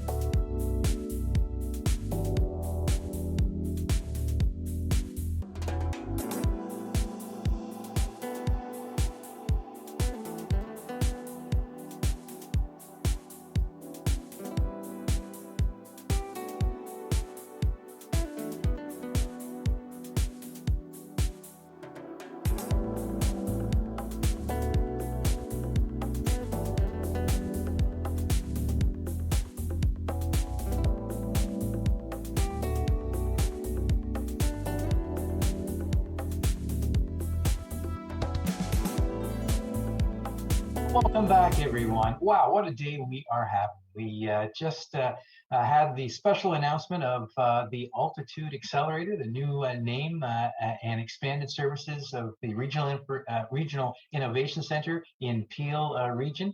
We heard from Moby Systems, a pitch about this startup company and their solutions for the delay in live streaming. We heard from the wonderful Rola Dogger, Global Channel Chief of Dell Technologies, some great pearls of wisdom there. Learn it, earn it, and return it, her personal philosophy. And of course, be yourself, because everyone else is taken. Ladies and gentlemen, our learnings here today, our discussions and conversations are brought to you by some amazing sponsors. I just want to highlight a couple of them right now. Amazon. Thank you so much, Amazon, for being our podium sponsor here today. University of Waterloo. Thank you for returning as a sponsor this year and being a keynote sponsor of Rola Dogger. Ryerson, we're so happy that you're here as a Catalyst sponsor this year. You were here early, a believer in this summit, and we thank you for that. And I'm going to introduce our sponsor for the next panel, and that is Deloitte. Deloitte has been with us at every innovation summit, all four of them. And as we go to our Citius, Altius, Fortius, Disruptive Trends in Auto, Energy, and Education panel, it is my distinct pleasure to introduce our panel sponsor, Deloitte Private. Heather Stratty, partner with Deloitte Private. The podium is yours. Thank you so much, Todd. That's great. Hello, everyone. My name is Heather Stratty, as Todd mentioned, and I'm a Deloitte partner in our audit practice. It's so wonderful to be here today. As Todd mentioned, we've been involved and been a key supporter from the beginning of this summit 4 years ago, and what a journey it's been. What a great day and great group of speakers. I hope everyone is as energized as I am. Talking about disruption, how we work will never be the same again. At Deloitte, we believe in helping our clients and communities thrive in the world of disruptions by becoming a resilient organization. By focusing on the what if and what next scenarios to anticipate shifts and identify unexpected risks, we believe we can help companies take on new challenges with confidence, from enabling a diverse and future-ready workforce to adapting rapidly to emerging technologies for changing markets and disrupting competition. We believe bold actions are needed now to help propel our innovation corridor and Canada into a new age of growth and competitiveness. And on that note, it is now my pleasure to introduce our third panel. This panel discusses the practical disruptions you can expect from the onset of innovations in battery storage and other trends that will revolutionize getting to and participating in the workplace and marketplace of tomorrow. It is my pleasure to introduce Brian Schiffman as this panel's moderator. Brian Schiffman was appointed President and CEO of the Vaughan Chamber of Commerce in May 2015, credited by community leaders for driving a significant turnaround in the Chamber's reputation, relevance, and financial well-being. Brian is extremely proud of the Chamber's prestigious standing in the community as the voice of local business. Prior to assuming his current role, Brian served 6 years on the Vaughan Chamber's Board of Directors in progressive roles from Policy Committee Chair, Vice Chair, and ultimately Chair of the Board. Brian currently serves on the City of Vaughan's Economic Prosperity Task Force and the Order of Vaughan Selection Committee, and is a regularly sought-after voice on the shape of the post-pandemic recovery, economic development, and transportation expansion. Welcome, Brian, and thank you for joining us today. It is my pleasure to turn the stage over to you as you introduce our speakers and have a great conversation. Thank you so much, Heather, and welcome everyone. It's my pleasure to be moderating this outstanding panel. As Todd said earlier, Citius, Altius, Fortius, Disruptive Trends. What does it mean? It's the Olympic motto from the recent Olympics, which means faster, higher, stronger. If there's one thing that we've all experienced in the past 18 months, it is certainly disruption. We'll have the pleasure of hearing from our three esteemed panelists, and then we'll have a panel discussion and follow-up questions from you, the audience. If you do have a question, please write it in the chat. The planning team will ensure your question gets to me. I'll do my best to get to as many as we can. And I'd also like to take this time to congratulate our friend Todd from the Brampton Board of Trade and his team on a great event today. I've really enjoyed the earlier sessions. And a quick shout out to the Vaughan Chamber of Commerce board members in attendance, including our chair, Jeremy Neal from Kenville Management. So it's now my pleasure to introduce today's panel. Colin Singh Dillon. Colin is the Chief Technology Officer, CTO at Canada's Automotive Parts Manufacturers Association, APMA. He provides leadership to the Canadian automotive industry through national initiatives like Project Arrow, Canada's first zero-emission concept vehicle. With over 20 years of experience in the automotive industry, Colin has provided leadership in automotive design, advanced product development, advanced materials and technologies for one of Canada's largest automotive tier 1 suppliers. Colin represents Canada as the only Canadian judge at the prestigious Eyes on Design judging panel at the annual North American International Auto Show. Dr. Janet Morrison. Dr. Janet Morrison is the President and Vice Chancellor of Sheridan College, prior to which she held the position of Provost and Vice President Academic at Sheridan for 2 years. Before arriving at Sheridan, Janet spent 17 years at York University, working in various roles focused on learning, discovery, and engagement, most recently serving as Vice Provost students. Janet has also held leadership positions and taught at a number of other academic institutions like University of Guelph and Medical College of Ohio. Having worked in the post-secondary sector for over 25 years, Janet remains passionate about delivering post-secondary education that serves as a powerful, positive force in a changing world. She also sits on a number of boards and committees. And Ken Hartwick. Ken is OPG's President and Chief Executive Officer. Ken joined OPG in March 2016 as CFO and Senior Vice President Finance, where he led all operations under finance, business development, strategy, and risk. In that role, Ken also led the launch of Canada's first utility green bond, as well as OPG's expansion to the US through the acquisition of Eagle Creek Renewable Energy. Ken was appointed the OPG President and CEO in April 2019. Ken joined OPG from Wellspring Financial Corporation, where he was CFO and Treasurer, and previously he was the CFO and CEO of Just Energy Corporation, a Canadian-based energy retailer. In addition, he held the position of CFO at Hydro One between 2001 and 2004.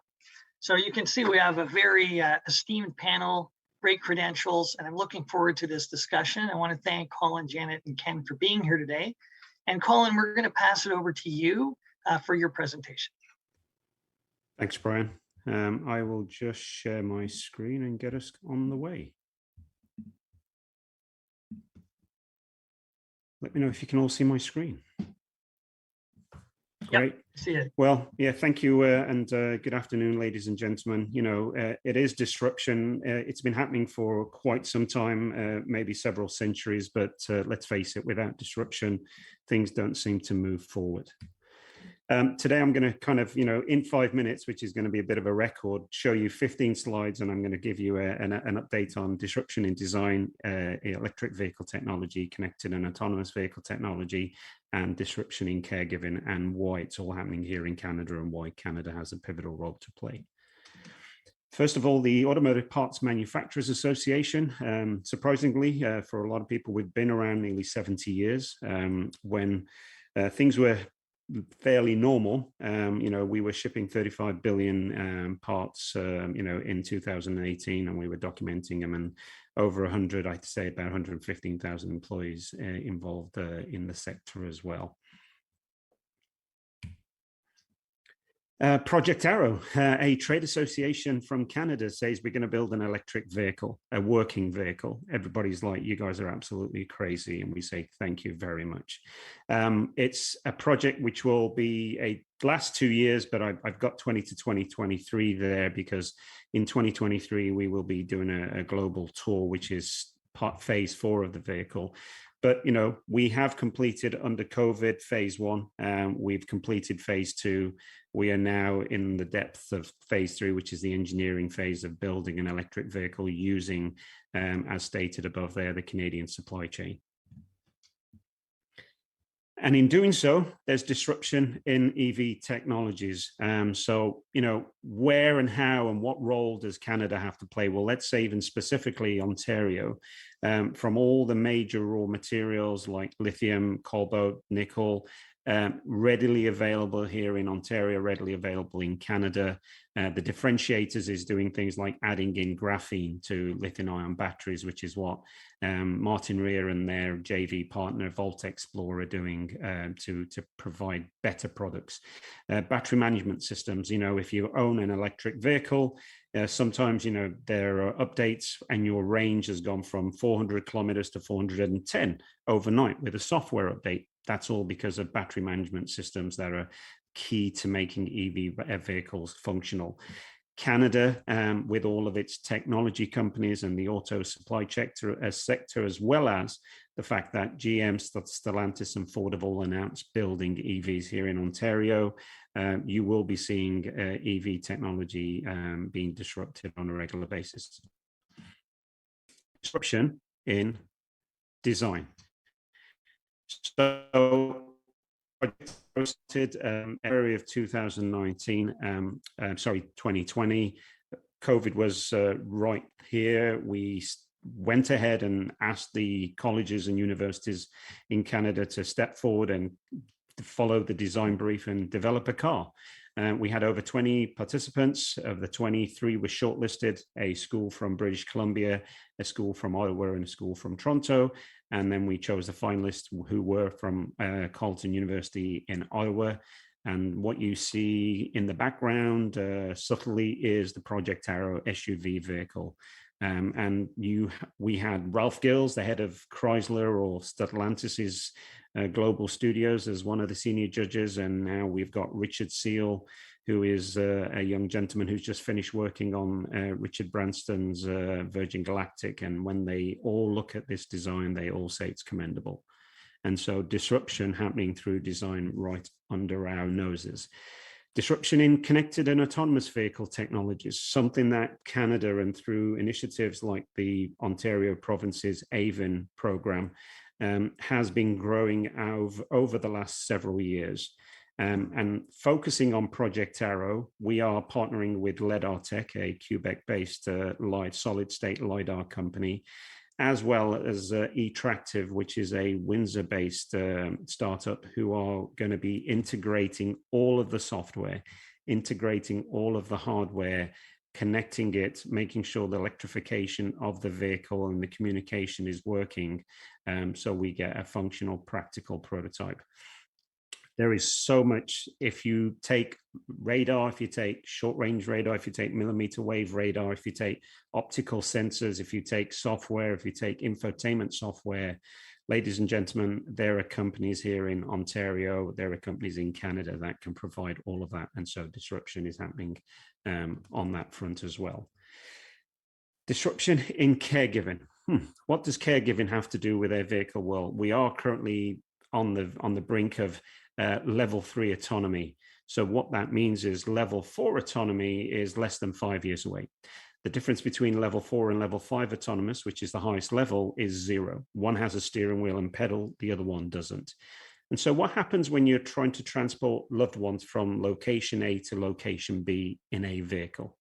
There needs to be some level of caregiving being provided, and Project Arrow will be doing so through facial recognition, biometric sensory technologies, monitoring your vitals, and so on. And all of this you're going to be seeing as regular pieces of technology in future vehicles. Why Canada? The Pembina Institute just kind of, highlighted in electric autonomy how Ontario could be a global leader in electric vehicle market. All of the ingredients are here. We've already got some of the best assembly plants in the world. And that is not an exaggeration. The Cambridge Toyota plant has won the Platinum JD Power Award many times. And so we are also one of the fastest growing tech sectors in North America. All we need, I would say, is to really bring on what I would say Canadian domestic OEMs. That's the only thing missing, I feel. Instead of making vehicles for others, why doesn't Canada make vehicles for themselves? Thank you very much. Thanks so much, Colin. I love that last comment. Why doesn't Canada make vehicles for themselves? Good comment. All right, so let's go over to Ken. Floor is yours. Thanks, Brian. And first of all, I want to thank the Brampton Board of Trade for the hosting the event, and because I think it's a really, really important topic for all of us is disruption. We see it in all parts of our life and all the technology around us. And I'm really looking forward to learning more when we get to the question and answer period from Colin and Janet as to how they see it through their respective parts of the ecosystem that they work in. But if you look at it from an Ontario power generation standpoint, we're sort of maybe don't quite fit being invited to the summit because we run big power generation plants, we do lots of really interesting things.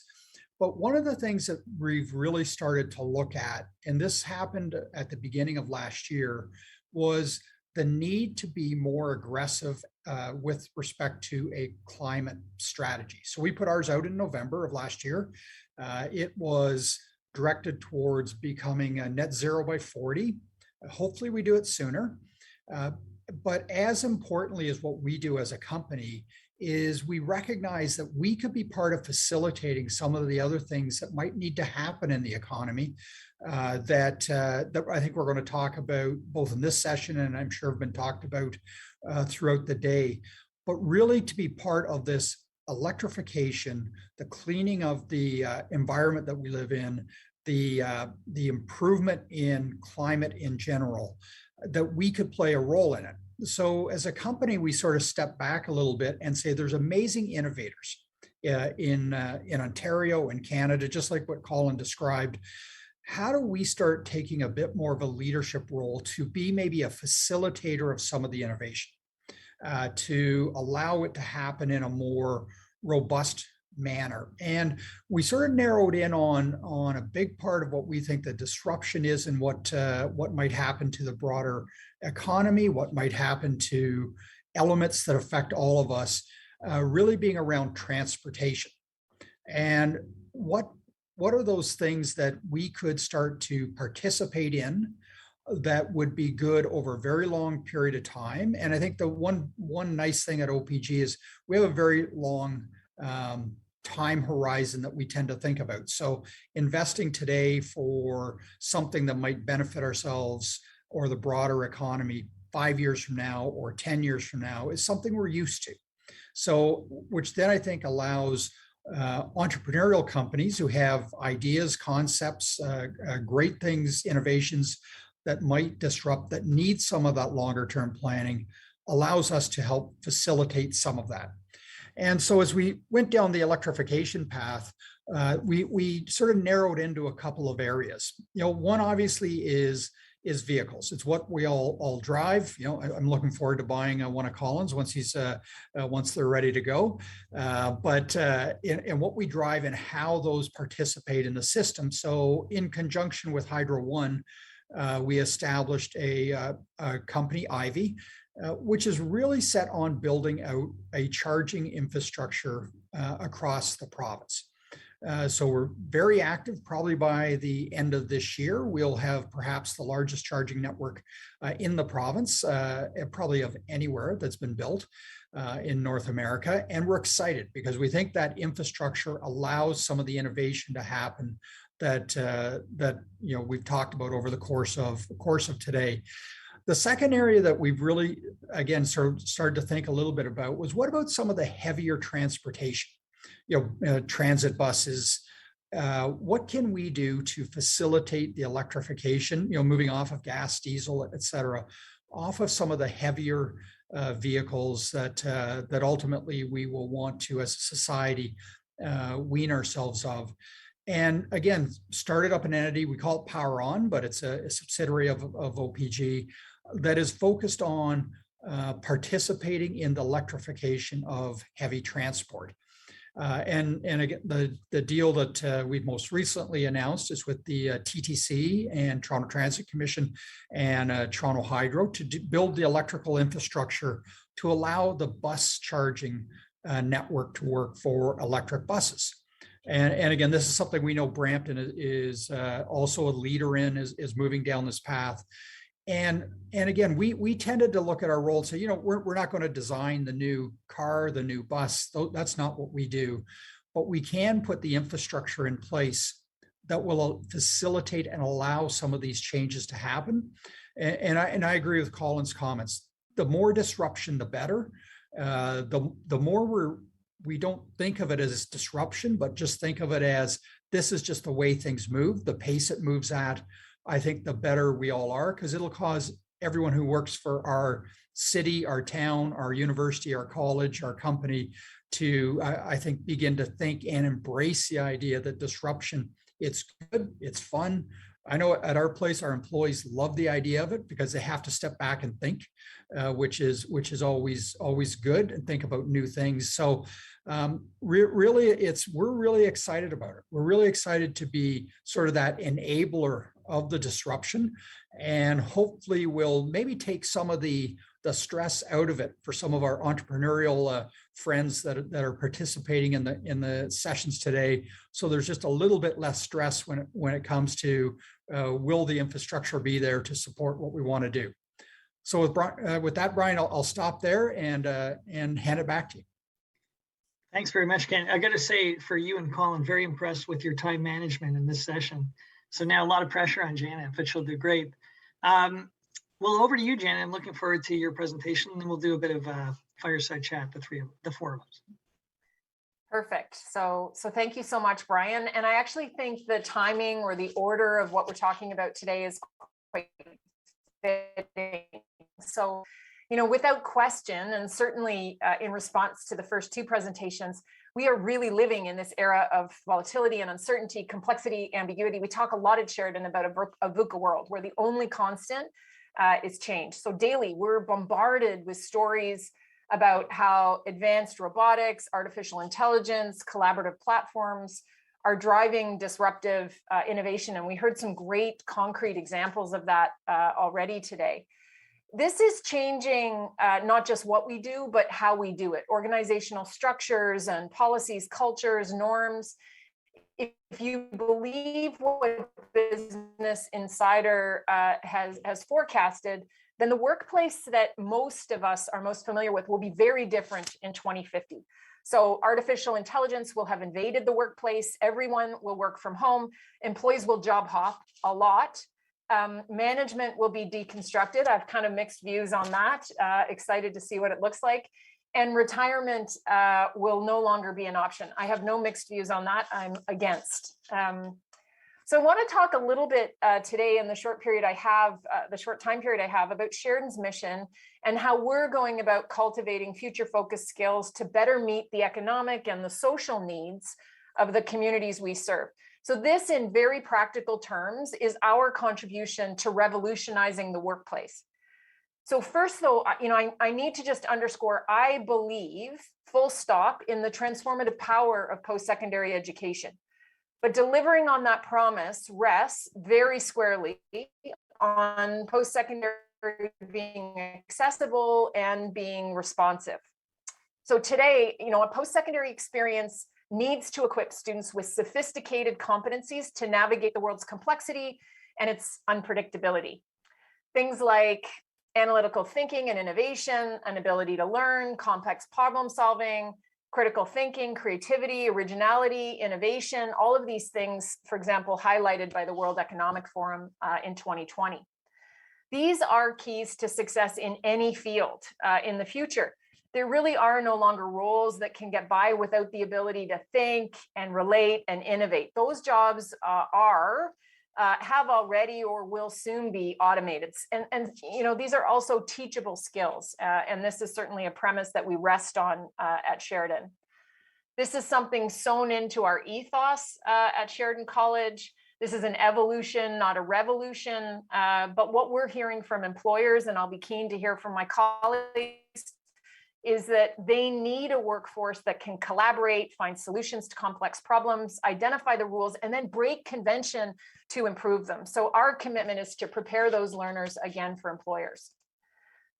On this next slide, I want to talk about why this is important. So when students leave Sheridan, they'll be more aware of themselves and have confidence in being architects of their own learning journey. They should be able to articulate what skills they have and why they're important. They need to be able to articulate a repertoire of practices for lifelong learning and development. This is the key to being resilient and agile in the long term, facing disruption again and again and again. Next slide, please. So essence in our world is a mindset. It's a way of approaching and a way of being. It's a way of relating to yourself, to others, to information, and to the world. There's really 4 pieces to the puzzle. You need to be able to think or be curious. You need to relate. You need to integrate. You need to innovate. And then you need to be constantly evolving. Next slide, please. We're going to do this across everything at Sheridan. Our plan in support of our strategic plan over the next couple of years is to develop these skills across our curriculum through fully integrated learning system space. So this will be reinforced by encounters, by practices, and by experiences. It'll really come to life. On the next slide. So the disruption that we've all faced has been jarring. I heard somebody talk about it as energizing and fun for some folks, but it's also been exhausting and yet inspirational. My job as an educator, we can talk more about this, is to ensure that every student and graduate is prepared to flourish in this new space. And so our commitment to Essence at Sheridan is really a reaction to that. And to what's happening in the world around us. Again, change can be exhausting. It can also be exhilarating. And Sheridan's really excited about stepping up and delivering on our mission in that context. So thank you. That was great, Janet. Thank you very much. I'm actually, for the panel discussion, I'm going to put this out to all of you, but I'm going to start with Janet. I'll direct it to you because it flows very nicely with what you just talked about. How do we ensure that disruption and innovation don't marginalize some members of society, but actually advance inclusivity for everyone? Yeah, so it's a great question, Brian. You know, we have found that working in tandem to prepare not just our learners, but also, members of our employee community to constantly respond to disruption, which, has been relentless over the last 18 months. That all of that has to happen in tandem with our commitment to equity, diversity, and inclusivity. And so, strategies like universal design, like a consistent focus on rendering materials accessible, on rendering processes accessible, have become really important, particularly in really practical spaces like technology. We know there are ways to deploy resources that enhance equity, access, inclusivity. We know there are ways that diminish that and compromise it. And so, we're all having to be more mindful. The pandemic has unearthed all kinds of long existing inequities. I think there's a real opportunity right now to really embrace change that raises all boats. So there's excitement about that, I know, across the post-secondary sector. Very good. Well, a high tide does float all boats. Colin or Ken, did you want to add to that? I would say there is in the auto sector, there's been a movement over the past few years for the embracing of corporate social responsibility. Others call it environmental social governance, where things like ethics are suddenly brought to the forefront. In the past, if a head office was located in a city of, let's say, Toronto, and it was doing charitable work, yet it had several locations globally, the other locations didn't necessarily need to do anything. And it was always understood that at least head offices under CSR and ESG, you really are challenging all of your facilities and all of your people to step up. So I think the implementation of CSR and ESG as best practices in the kind of, industry sectors is going to be a big thing. Great. Sure. I would just add, Brian, that one of the interesting challenges at our place, we have a very long tenured employee group, and the inclusivity is challenged by sometimes it's technology, sometimes it's innovation, these types of things where we focus a lot on our newer people we hire in, the technology, the skills, that will help us excel in sort of the newer business environment that we operate in. And it's caused us to step back and say, are we giving the same educational opportunities for someone who perhaps is later in their career, like me, to catch up on the technology and the innovation? So I feel like I can be part of the conversation, and it feels more inclusive. So I think sometimes companies forget the longer tenured employees and the impact it's having on them, and it's seen as resistance, but it's just a lack of comfort to feel included in the conversation. So, that's why I like educational programs are needed across the spectrum of employees, regardless whether they've worked for 1 year or 30 years, so that everyone feels like they take their own skills and background and can contribute, which just builds on inclusivity. Well, thank you for those comments. I mean, that gets into the discussion about reskilling and giving opportunities for growth for everyone in society and every employment base. I wanted to follow up because the theme of the session was faster, higher, stronger. So we're all dealing with disruption. If we took Colin, for example, he's actually trying to create disruption. So how are you motivating your staff teams when, I don't know for all of you, but I imagine many of your employees are virtually based. So you're not getting that one-to-one interaction. They're dealing with disruption. How do you motivate them? What are you telling them? Colin, do you want to start? Yeah, sure. I think one of the biggest challenges and one of the reasons we've gone to this kind of hybrid model at the APMA is where some of our senior staff are actually going in a few times a week to help mentor some of the younger team members. Because to be honest, I think one of the biggest challenges with this virtual, working is that kind of, the company culture and the mentorship. Or the lack thereof when you are working in your own kind of nest. And so, but on the other side, I would say when you are running projects like Project Arrow, we do call it a moonshot, and it doesn't matter who hears about it. Everybody gets very excited of the fact that, Canada is going to build a Canadian, technology-based vehicle. And then blueprints are available for those that may want to take it further. But, I think everybody, even at the APMA offices, doesn't matter, their regular responsibilities are quite excited. So I think you also have to kind of gauge the projects that you bring forward and to try and see what does become more encouraging for others to jump on. Yeah, agreed. Go ahead, Jen. I actually think about this a lot because I do think, I'm a leader with a high appetite and enthusiasm for change and trailblazing and piloting. And I have to be very conscious that people have, particularly in the face of the pandemic, are dealing not just with professional disruption, but tremendous personal disruption too. And I have worked to stay connected to that experience so that it's not just informed by my own role as a parent and as a daughter and as a caregiver and all of those things. I think we all need to be very mindful of what change demands of us, particularly in at the scale that we're all dealing with now. Employee mental health, I think about this like an educator. To learn, you actually need a very strong sense of purpose. You need a sense of belonging, a sense of connectedness. You need resources. And at the end of the day, it's fueled by community. So how are we creating that in the absence of physical proximity? And so I'm excited about the limited opportunities to be back on campus. It's a huge step forward for Sheridan. We've never been closed, but it's nice to be together. I think we all need to be mindful of this as leaders, because mental health, I think, is going to continue to be a concern for not just productivity, but for well-being. Yeah, well said. Yeah, Ken. And Brian, just to, for us, we have about 10,000 employees, 75% of which are in every day. As the nature of what we operate, plants and power plants, et cetera.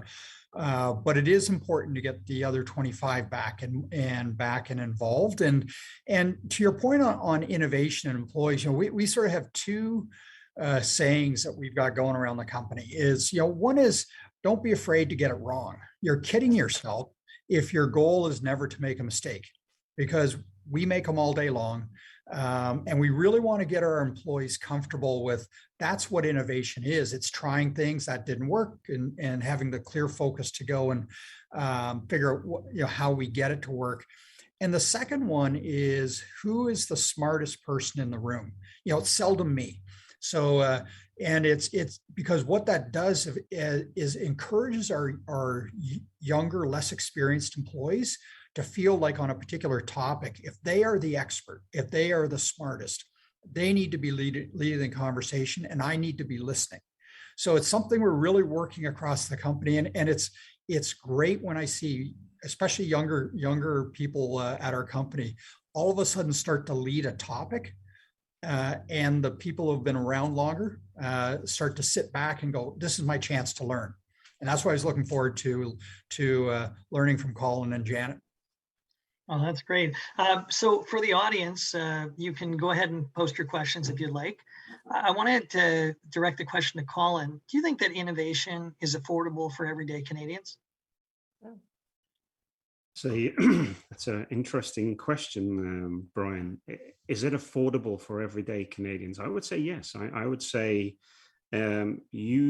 we should all be innovating, from the homestead all the way through to our, workplaces of work and our offices. It's, to me, the one thing, I arrived here on the shores of Canada in '93. I at school in the UK, I chose a subject at high school called Design Communication Realization. And it literally kind of, laid out a design brief, which is what I followed at college as well as university. And I come here to Canada and I noticed that there was really no clear path for students to go towards design other than tripping over it or having a teacher say, "Hey, why don't you think about, channeling your creativity towards design?" So I think it needs to go back to a school level where you aren't just classified as a designer type, but we are teaching innovation. We're teaching, innovative thinking, whether it's doing the financials or whether it's kind of coming up new products. I think it's for free. I don't think it needs to be paid for. I think it should be something that's completely and utterly free. That's great. I see we do have some questions from the audience, but I'll just give, or Ken, do you want to be on that? Or I'm happy to go to other questions. Yeah, Sheridan hosts EDGE, which is our entrepreneur growth engine office, and it really is an incubator for social innovation. And so I think, innovation comes, we think about innovation as kind of creativity with business value. I think there are all kinds of innovations, maybe best defined as social, that are actually enhancing accessibility, inclusivity in the marketplace. And so I think, I'm thinking about some of the startups that we've hosted, looking at platforms to increase access to mental health services across culturally competent providers. So I really do think, innovation serves multiple purposes and can, in many instances, fuel the inclusivity, accessibility, equity agenda. All right, Ken. So the question for you, how quickly can electrification infrastructure build a competitive advantage for our Greater Toronto Area and Hamilton corridor? Is it a competitive advantage? It can be a competitive advantage. So I think of sort of the infrastructure and what's required on electrification. It isn't that hard. It isn't that complex. It isn't that difficult to do. What it requires is a lot of coordination, and you can go between Brampton to Mississauga to, I live in Milton, to Milton, Halton, et cetera. It requires a will at the policy level of a variety of governments to decide to build it. And one of the best examples, I think, of where this has failed is you look to getting internet to the north, to people who live. That problem is not that hard to solve. It just hasn't been done. And electrification is the same. I think Canada can be an absolute leader in this, and I think it'll allow those companies around us to develop products, to test products, to pilot products, and ultimately to build them because the infrastructure is there. But if your infrastructure isn't there, like everything, a lot of that innovation migrates to where the infrastructure is. And for me, it never feels good to see an amazing Canadian take an amazing Canadian idea and go to the US or Europe or somewhere and do it there because it's just easier. We're still proud of them, by the way, so it's great, but it doesn't make you feel good. And this is where I think governments really have to step back and say, how do they facilitate our amazing innovators so that the only place they'd ever even think about working is or living is Brampton or Vaughan or Halton or whatever the case might be. And that's really what needs to be done. It is not hard.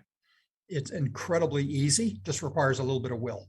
A little bit of strength. Well, important to have that strategy there from government involvement, but I wrote that down. Innovation migrates where the infrastructure is. I think a great comment. Janet, there's a question for you. How can summit participants today challenge each other? What do we all need to do to keep up with the essential learning to flourish in the future workplace? Yeah, so a great question. And, when you're really busy, sometimes things fall off the plate. And, I live by a mantra that, a mentor gave to me decades ago, which was that I personally can't be a good educator if I'm not a good learner. And so, for me, that's about listening more than I talk and about ensuring that I have access to people in my organization whose lived experience will inform what my leadership decisions are. I think more broadly, the availability and the accessibility of programming like micro-credentials, they've never been more available in Ontario. This government in particular has invested in financial aid for those micro-credentials. So these are like snapshots or like soupçon offerings of competencies and skills. Sometimes they're badges, they're referred to as badges in industry, but I think the availability of these highly specific, relevant, hands-on skills, everybody should embrace because they really are readily available and they keep all of us current. The other thing, like learning is like a muscle. If you don't do it, you become less conversant. And so if we want our employees to be agile and nimble and resourceful, learning is a good way of cultivating those skills for all of us as management and leaders too. So, and check out Sheridan. We're offering like continuing and professional studies programs all the time. Come and register in any one of our degrees, certificate or diploma programs, but micro-credentials we're awash in micro-credentials in Ontario. They're readily available. That's great. Thank you. Thank you, Janet. So Colin, I wanted to turn to you. I'm sure you anticipated questions about cybersecurity. There was a panel earlier today. So that one is, the question we received is, what about vehicle hacks? How is Aero in terms of vehicle security for cybersecurity? What should all cars be fitted with to keep occupants safe and secure? Everyone on the panel here and listening doesn't know, but I co-chair a cyber committee at the APMA. It is one of my passions. Your vehicle is only as good as its supply chain and how secure the parts are and the supply chain manufacturers are. Because a vehicle today tends to be an assembly of tens, if not 20,000 components. And so if your tier 2 has a compromised part that is then passed on to a tier 1 that then gets assembled into the vehicle, that is an issue. And so that's why we started our committee. But I'm also the co-founder of the Global Syndicate for Mobility Cybersecurity. And what this is, Brian, is that we've actually invited, nations from across the world. Israel's on, India's on, Germany's in, the US is in, the UK's in, and so on. We're bringing nations together and their associations, so we all talk about all levels of mobility. So the car people aren't just looking at cars, but we're all talking about marine, aerospace, and so on. There is no quick fix. Just as we begin to connect and move data through the cloud, for example, you open yourself up and you become open for compromise. And so it is going to be an ongoing process. both for software and hardware that's embedded on the vehicle, as well as the communication between the vehicle and other vehicles and the vehicle and its infrastructure. So it's not a quick fix. There is a lot of work, but rest assured, Project Arrow and companies like Vehicler and Escrit from Waterloo are major partners on Project Arrow to make sure we get the cybersecurity correct. Well, just as a follow-up though on that, because I know that chambers spend a fair amount of time on these kind of issues, and you do have a lot of government leaders on here. Are there any, you're right, it's a very complicated issue, but there are any low-hanging fruits you'd like to see as a next step from government or industry leaders to enhance cyber protection? You know, at the moment, the way we see it is, Brian, is that if you've got the funds and you can hire the right people, you're embracing cybersecurity. But as we all know, we have everyone from the billion-dollar companies down to the mom and pops. The question I always have is how secure and what work are the mom and pops doing when it comes to cybersecurity? You know, so I think governments are beginning to, but they really need to look at providing support for the mom and pops, because if we get those tier 3s and tier 2s set up, whether in any sector, I think then we're heading in the right direction. There is no low-hanging fruit. Yes, you can use the Microsoft Azure cloud and then put security around there. But it's an ongoing, and as you're all probably aware, hackers are coming up with new ways daily, if not hourly, and so you have to stay ahead of the game. Yeah, very true. Ken, I'm going to turn it over to you. What are the infrastructure priorities that we should be looking at for utilities in the next 5 to 10 years? It probably goes across a range of two broad themes, I would say, topic-wise. And the first one is, as we start to electrify everything, every vehicle, every building, all these things, is just the energy needs actually go up.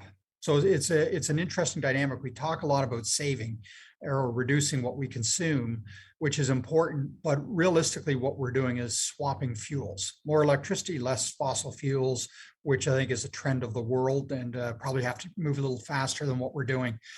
But then increasingly, if you think about everything in your house or in your life being plugged into something, and you can go to sort of Colin's business eventually. We're gonna have a car driving down the road. It's gonna have sensors everywhere to tell the vehicle to go, not go, where to turn, et cetera. All of that is going to be driven ultimately by the infrastructure that is required. And this is going to change the nature of every building that we work in, every place a vehicle parks. If a vehicle parks, it has a battery, the battery's not going to be used for 8 or 9 hours. Why not let it put the power back in the grid so you don't have to burn a fuel somewhere else? So the Internet of Things, or whatever we want to call it, the infrastructure side, becomes very, very technology enabled. So when I talk about infrastructure, it's both, the wires, all the infrastructure that is needed, but it's also the integration of all those things. So we're using things in the most efficient manner and the least of. And that's going to be a very different mindset, because our business and most of my peers, it's based on we want everyone to use the most of everything. That's sort of how you make money. Whereas I think the whole thinking needs to shift to now is, how do we use less of everything the most efficiently possible? And that's going to be enabled by technology. So it is a different way for us to think, and I think for others to think as well. Janet, I was going to ask you now about collaboration, about the barriers to improving collaboration between industry, between recent graduates and communities along the corridor, and also government. Like, how do we improve this collaboration? Because I think we need to double down on this, because I think there's a lot of opportunities that we're leaving on the table. What do you think we can do? Yeah, so I totally agree. I think there's some advocacy to be done here, importantly, among others, with government. So, what I will say is, I've spent most of my career, I like in the intro, I think I actually gave the number 25 years, but I'm older than that. And so I think maybe somebody was generous.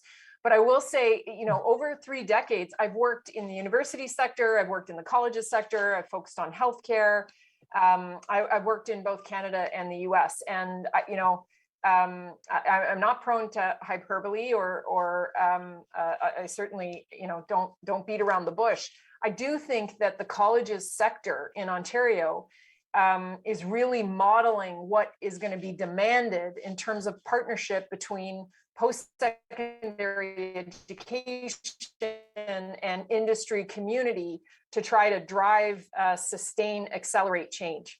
And that model is really grounded in kind of 2 or 3 pieces. The first is that all of our programming is informed by professional advisory councils. And so, what we teach, the content of our curriculum and the way that we teach our pedagogy is all informed by industry and employers. And I think that's really important right now. I've sat in on some of those meetings, and sometimes we also employ a very significant number of faculty who are from industry or who continue to work full-time in industry while they teach part-time. And sometimes in the evaluation or the assessment of what we're delivering, you really do realize the importance of currency in those conferences. So professional advisory committees, applied research, such that we do research with industry and work with them to deliver through our center, for example, our Center for Advanced Manufacturing and Design Technologies, or our Center for Elder Care, or Center for Screen Industry Research and Technology. We have 5 research centers constantly working with industry to try and advance, make progress.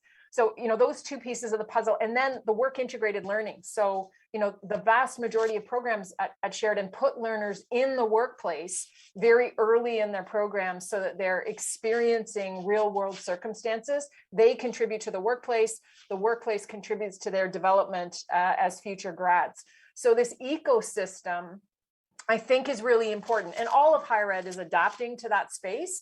The challenge is we're actually not funded to do that kind of research. It's usually dependent, and we do it on a shoestring. The partnerships take time, energy, and money. It often happens off the side of desks, but it's really fundamentally important if Canada wants to be competitive in this space. Our talent needs have to be twinned with our R&D capacity and our economic planning. Well said.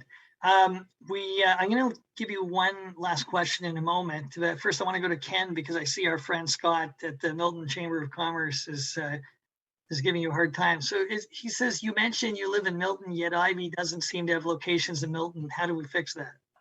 If the city or town and Chamber of Commerce would like us to put a bunch in, we'd be glad to. So I actually think we are putting some in. So it's which will allow me to buy an electric car, which is really what my goal is. So I'm glad to talk to any city or town. And this comes back to, none of this is hard.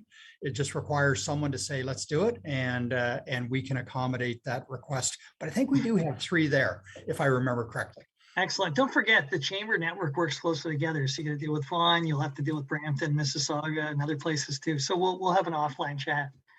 Guys, last question, because the time really flew by. But the question that I had for you, and I see it also got posted, is just given that it's been such a challenging time for so many, what's a key lesson learned that you take away from the pandemic, which you're comfortable sharing, either a personal lesson learned about yourself or your team, or a professional one? Who wants to go first?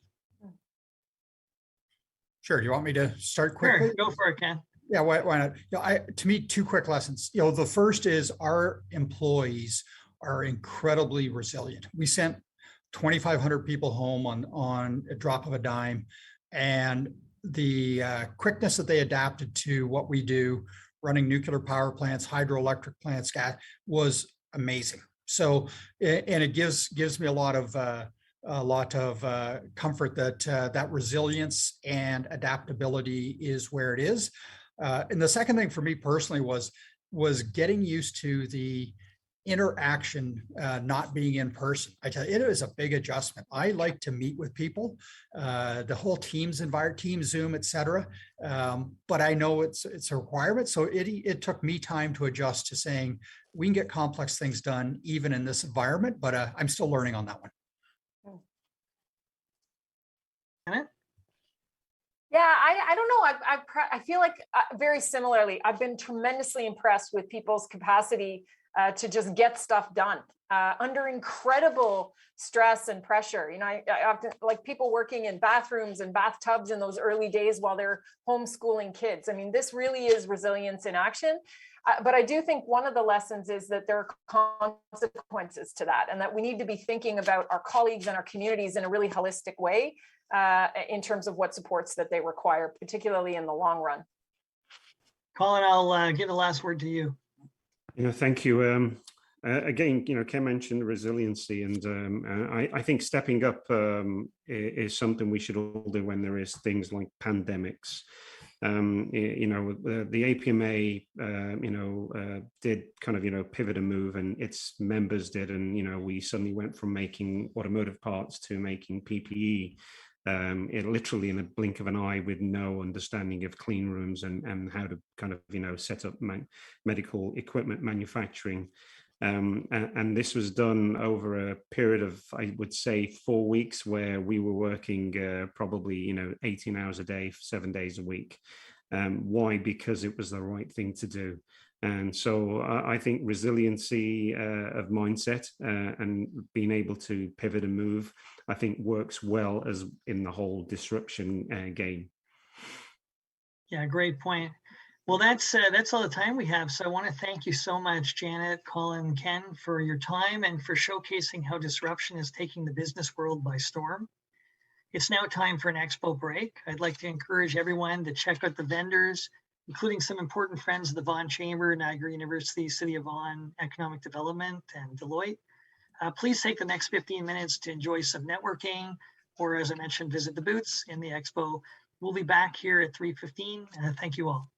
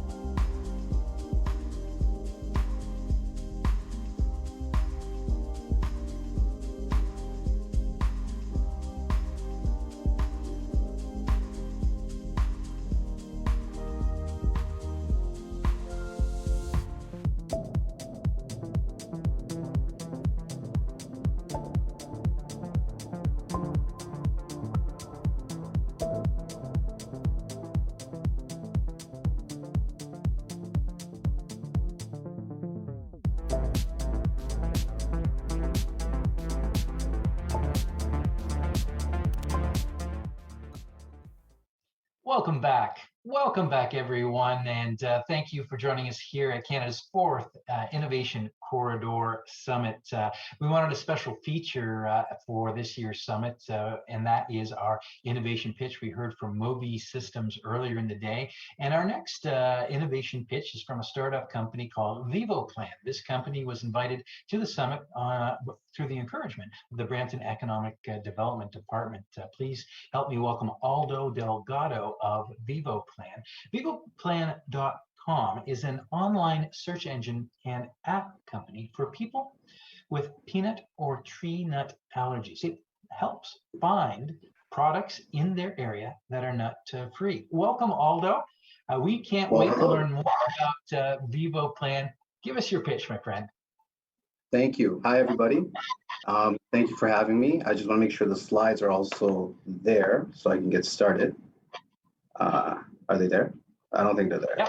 They're perfect. So yes, we are VivoPlan, the world's search engine for nut-free products and locations. And I'm Aldo, and I'm a father of 2 daughters. My oldest daughter, Alyssa, is actually allergic to peanuts and tree nuts. So she has an EpiPen. So this is a very serious situation in our family. So this created a mission and a passion for us. I wanted to find a way to connect people with products, services, locations, restaurants, and bakeries that helps them and accommodates them to live their lives without fear. Now, why would I care? Well, because I'm a parent with a child with a nut allergy. You know, I'm a parent. So a parent like myself, we're looking for nut-free products. I don't want to give her the same thing all the time. I need more options, okay? I also want my friends and family to have this information available to them when they invite us for parties and occasions or they babysit. I don't want friends and family to have fear when they have my daughter with them. Let me give you some statistics here. There's 3 million people with food allergies in Canada, 32 million people with food allergies in the US, and 197 million people worldwide with food allergies. But keep in mind that for every person that has a food allergy, it affects everybody around them as well, okay? It's estimated in the US that by 2025, 31 million adults and 6.3 million children will have a food allergy, and insurance claims are gonna go up by 125% because of liability issues due to food allergies, and that's pretty big. Now, how did I get here? Well, let me tell you my story. I was actually in Ajax here in Ontario. I'd never been there before. My daughter was hungry, and I went on Google, came up empty, couldn't feed her. Went on another search engine, came up empty, couldn't feed her. So I was like, okay, this is crazy. This is a problem. And the problem is that this information is scattered everywhere, okay? There's not a single source or location for you to find the information you need when dealing with a food allergy, specifically for me, nut allergies. If you do find a product, it may not be labeled properly, so you're gonna have to call that company and waste a lot of time to see if that child or that person can eat that product. And if you do find a service, they're gonna want you to pay. But that's where we come in. We are VivoPlan, the world's search engine for nut-free products and services. And like I said at the beginning, our mission is to help connect the millions of people that suffer from food allergies, nut allergies at the moment, with products, services, restaurants, and bakeries that will help them and accommodate them to live their lives without fear. Now, what do we offer? Well, like I said, we're a search engine, okay? You can find products, locations, wherever you are in the US, Canada, UK, and Australia, you will find these services and food products available to you. You can create a profile and we'll keep you updated with events and everything that has to do with the food allergy community. And guess what? It's free. It's free for the customer. It's free for the client, for the consumer. They don't pay anything to use our services and be part of our network. Now, how does VivoPlan work in a real life scenario? Well, let's take the Catholic school system, for example, right? My daughter's in there, and it takes one child to affect a classroom of 30 to 40 children. Now, if a teacher wants to bring, like, for example, Pancake Tuesday, right? They want to bring pancakes to the classroom, they got to make sure that that child does not have an issue with that. So how would this work? Well, the teacher will go to VivoPlan, type in pancakes in the search engine, and let's take, for example, the product right there, pancake crepes to the left-hand corner. Once you click on that product, it'll tell you if that product is peanut and tree nut free. And you have 2 options at the bottom. Supermarkets and shop online. When you click on supermarkets, it shows you a list of stores near you that carry that product. Plus, if those stores are not close to you via geolocation, you can buy that product online. Now, how many users do we have in our network right now? Well, majority of our users are in Canada and the US. We have users in the UK and Australia, but like I mentioned earlier, food allergies are on the rise. So as more people have food allergies and become acquainted with VivoPlan, we will be there to help them and find the information they need. And yeah, we are looking for investors and partners. Why? Well, because we want you guys to join us in this journey to help the millions of people that suffer from food allergies and need this information on hand at all times. We've already gone through phase 1. We're moving on to phase 2. VivoPlan is live. We are a website. We are an app. We're ready to rock and roll. And if you do have more questions for us, please email us at investorrelations@vivoplan.com, and we'll answer all your questions. So yeah, check us out at VivoPlan. We're the world's search engine for nut-free products and services. That's www.vivoplan.com, and you can download the app on Android or Apple devices. Thank you, guys. That's my 5 minutes. Aldo, thank you so much for that energetic pitch. You are ready to rock and roll. We love your energy. Hey, what a neat concept. So convenient for those wanting to avoid nut allergies. Vivoplan.com, folks. Thank you, Aldo, for that pitch. Ladies and gentlemen, we're heading into the last panel of this year's summit. And what a wonderful panel it's going to be. It's the panel on agile planning. We're going to be talking about development approvals, how municipalities can work together and raise the competitive advantage of our innovation corridor. And it's my great pleasure to introduce the moderator for today. He's a newcomer or a returnee to our area. Chris Elbenson is the president and CEO of Communitech and co-founder and managing director of Breakaway Growth Fund. Chris has spent most recently time in Southern California and has experienced how mature innovation corridors can perform at their highest levels. And that's why we're so happy that he is with us here today. He's been an early investor in companies that have created more than $45 billion in value, including names we'll all recognize like Pinterest and DocuSign, Newbridge Networks, and Juniper Networks. He has exited successfully more than half a dozen companies. He's currently on the board of Senso.ai. He's an investor in more than a dozen companies. He also serves as a mentor and advisor for companies like Techstars, Garage Capital, SAS North, the Canadian Innovation Exchange Top 20, and Tycon 2020. Previously, he was the general partner at JP Morgan Partners and general partner and founder of FCC, a $412 million secondary fund. Chris also helped grow 4 startups, most recently as chief strategy officer for Digital Island, which was acquired by Cable and Wireless in 2001, and Newbridge Networks. Chris, welcome back. Thank you for joining us here today. And it's my pleasure to turn the stage over to you as you introduce our stellar panel of speakers and have an insightful conversation. Thanks, Chris. Oh, thanks, Todd. I really appreciate the introduction. Way too long. We have to get to the meat of the content here, which is these awesome panelists that we've got working with us. And just a slight correction.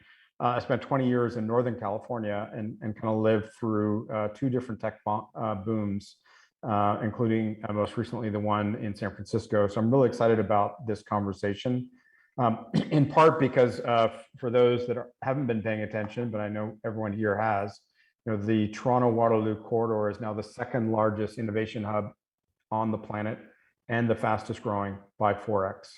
And I think there'll be an announcement tomorrow that we're now the 14th most innovative center on the globe and closing fast with over $20 billion of enterprise value from startups just in the last 2.5 years. So we're on this very cool exponential curve of growth, and that intersects this panel in a really real way. Like, how do we plan? How do we support this innovation and the ecosystem boom and not have some of the problems, frankly, that cities like San Francisco had when they were growing that fast? So on to our awesome panel helping us figure all this out. So I'm going to start off with Claire Bennett, who's the Director of Economic Development for the City of Brampton. Real quick on Claire, I'm going to go fast because she's got awesome slides we're going to want to get to. Claire brings unique perspective of both public and private experience, as well as international business development, marketing, economic development, as well as attracting foreign direct investment. Claire also served as Ontario's representative in the United Kingdom with a mandate to further Ontario's trade, investment, and broader economic interest. And she also established Ontario's first investment office and leading international business development. Claire, you have an awesome resume, but I'm gonna move on so everyone can hear your voice instead of hearing me talk about how amazing you are. Jason Thorne, General Manager of Planning and Economic Development, City of Hamilton. Jason joined the City of Hamilton as General Manager of Planning and Economic Development in May of 2014. He is born and raised in Hamilton. I assume very proud of that, giving us right front in his bio, which is great. Jason's been working in planning and community development his entire career, manager of Ontario Growth Secretariat, was also one of the key architects of Places to Grow initiative and the growth plan for the Greater Golden Horseshoe. And as Director of Policy and Planning for Metrolinx, which we're all excited to see that continue to grow. Jason was one of the head authors of The Big Move also. Jason, I'm going to go also not through all of your awesome resume and move forward into your conversation. I want to introduce our last two panelists. Brian Bridgman, who's the Commissioner of Planning and Economic Development for the Regional Municipality of Durham. In this position, Brian is responsible for establishing and implementing a progressive long-term vision for growth and prosperity for the region.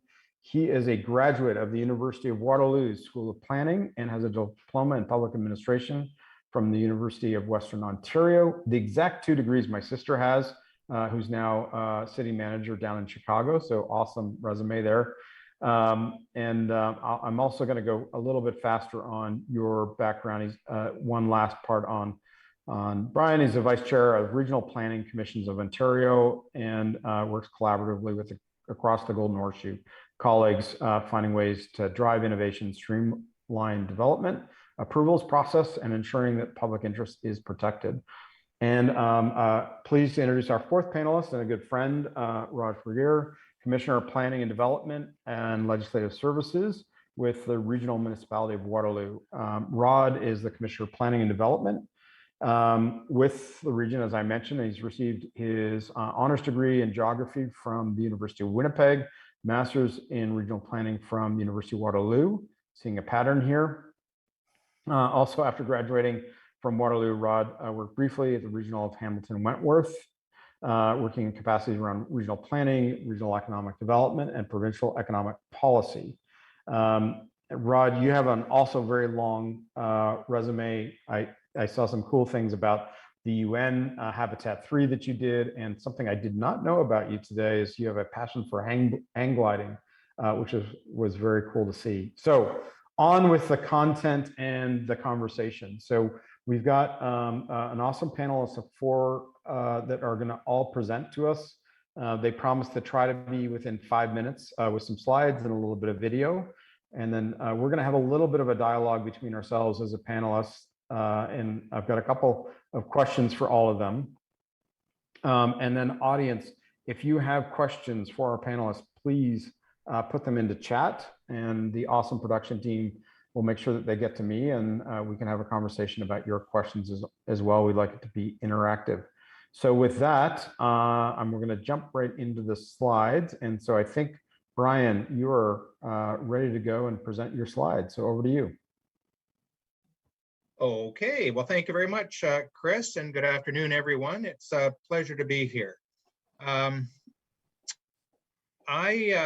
In my 5 minutes, I'm going to provide you with some context about the region of Durham, and then make 3 points about agility in relation to development approvals and competitiveness. Next slide, please. As you will see on this map, Durham is the eastern anchor of what I would call the Waterloo-Durham Innovation Corridor. And as we say, when the sun rises over the GTA in the morning, it kisses Durham region first. So Durham region is an upper tier municipality. So in the sense that planning and economic development operates within this 2-tier system of local government. And so on the right-hand side of that slide, you can see that Durham has 8 area municipalities, Pickering, Ajax, Whitby, Oshawa, Clarington, and then we have 3 northern townships. But 80% of the population lives in the southern part of the region. So for an investor coming to Durham that wants to build something, for example, they would likely need to deal with both the upper and lower tiers. And while I appreciate that may add a degree of complexity, I can assure you that we work together to make sure that any development prospects can be accommodated as expeditiously as possible. There's a division of responsibilities in terms of who does what. So in Durham, the region is responsible for all sewer and water infrastructure. So as to whether a vacant site may be serviced with sewer and water, you would have to be working with the region on that. Next slide, please. In terms of regional planning, so my staff, my department works in close collaboration with the lower tier municipalities, and then we set the overall framework for growth and development. We establish the urban area boundaries, we allocate the population and employment forecasts for each municipality at a high level, a broad level. We establish the broad planning framework, and that's what this map is showing. We also sort of do transportation and then transit planning, and Durham Region operates the local transit.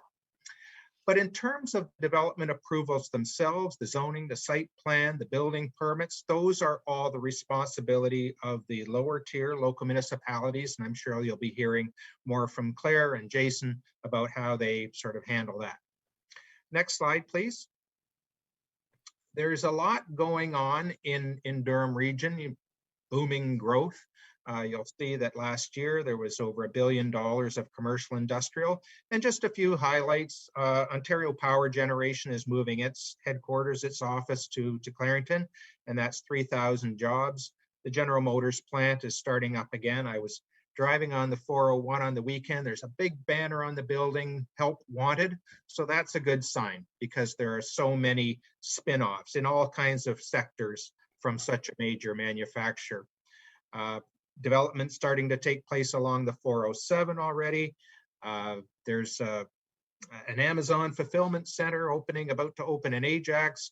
Come on out to see the new shiny casino in Pickering, and we've got a site plan application running for a very major film studio there. So they're with leading universities and healthcare services. It's just got a thriving environment in all manner of sectors. So next slide, please. In terms of being agile in relation to planning and development approvals, I just wanted to make these 3 points. First of all, in terms of serviced land. Right now, only about half of our vacant employment lands are serviced with water and sewer, and admittedly, we've missed some investment opportunities as a result of that, but we are taking a very proactive approach to address that. Right now, there's a lot of money being invested in targeting strategic sites to make sure they're serviced and ready to go. The next point I would make has to do with the Durham Economic Development Partnership, the DEDP. So from an agility perspective, the regional economic development officers are in regular contact with their lower tier area municipal counterparts to make sure that information, data is being shared. At times leads are being shared, but we've always tried to cultivate this idea that together we're a federation, one win, we all win, and what's good for one is good for all. So that's the Durham Economic Development Partnership. And then Chris, finally, in terms of this idea of placemaking. As a person with a planning background, I will sometimes say that an economic developer's most important tool is good planning. In other words, people want to live in places that are well planned, are livable and vibrant, and employers want to come to those places as well. So we're about attracting talent so that will attract investors and employers. And I can tell you finally in closing that we've got a brand new economic development strategy and action plan underway, and that placemaking is front and center of that initiative. So Chris, those are my remarks, and I will pass it back to you then. Thank you. Thanks, Brian. Over to Claire. Great. Thanks very much for the introduction, and thanks for having us here today to participate, and especially to welcome everybody virtually to the city of Brampton. Congratulations to the Brampton Board of Trade for putting on a wonderful event today. I've learned a lot, and I think it's been a fantastic conversation. Next slide, please. Brampton is on the verge of a significant and deliberate transformation. We're energized by new energy and inspired by a new way of thinking. We have prioritized innovation, and it's a place where people want to be, people want to live, and people want to work. We're defined by this energy and this shift, and it's all happening now. The data that you see on this slide is really what we're all about. It's about the technology infrastructure, and it is about Brampton's place within the innovation corridor. This is really Brampton's best look advantage. Our logistical connection right in the middle of the corridor between Toronto and Waterloo, and we are really positioned well to help host companies and talent from across the corridor. Next slide, please. The challenges of COVID-19 plunged everybody into uncharted territory, and cities like Brampton had to proactively find new and innovative ways to modernize and improve service delivery. And we absolutely embraced new technology to allow business continuity during the pandemic. And there are three specific examples that I wanted to raise that my colleagues in their planning and building department really did embrace and execute very, very smoothly. The first is BrandPlan Online. It's a platform that allows developers to manage all of their planning and development applications, obtain real-time status updates, and see who is working on their file. The second is Skip the Line. Brampton launched Skip the Line for appointments to visit the city. And that helped residents engage with City Hall and city facilities. Certainly residents could book appointments to make payments and for marriage licenses, but also in my world to access the services of our Entrepreneur Center and business advisory services. And the third technology that was adopted by our planning department was Mobi Inspect. And we were the first municipality in Ontario to introduce mobile and remote video inspections. Next slide, please.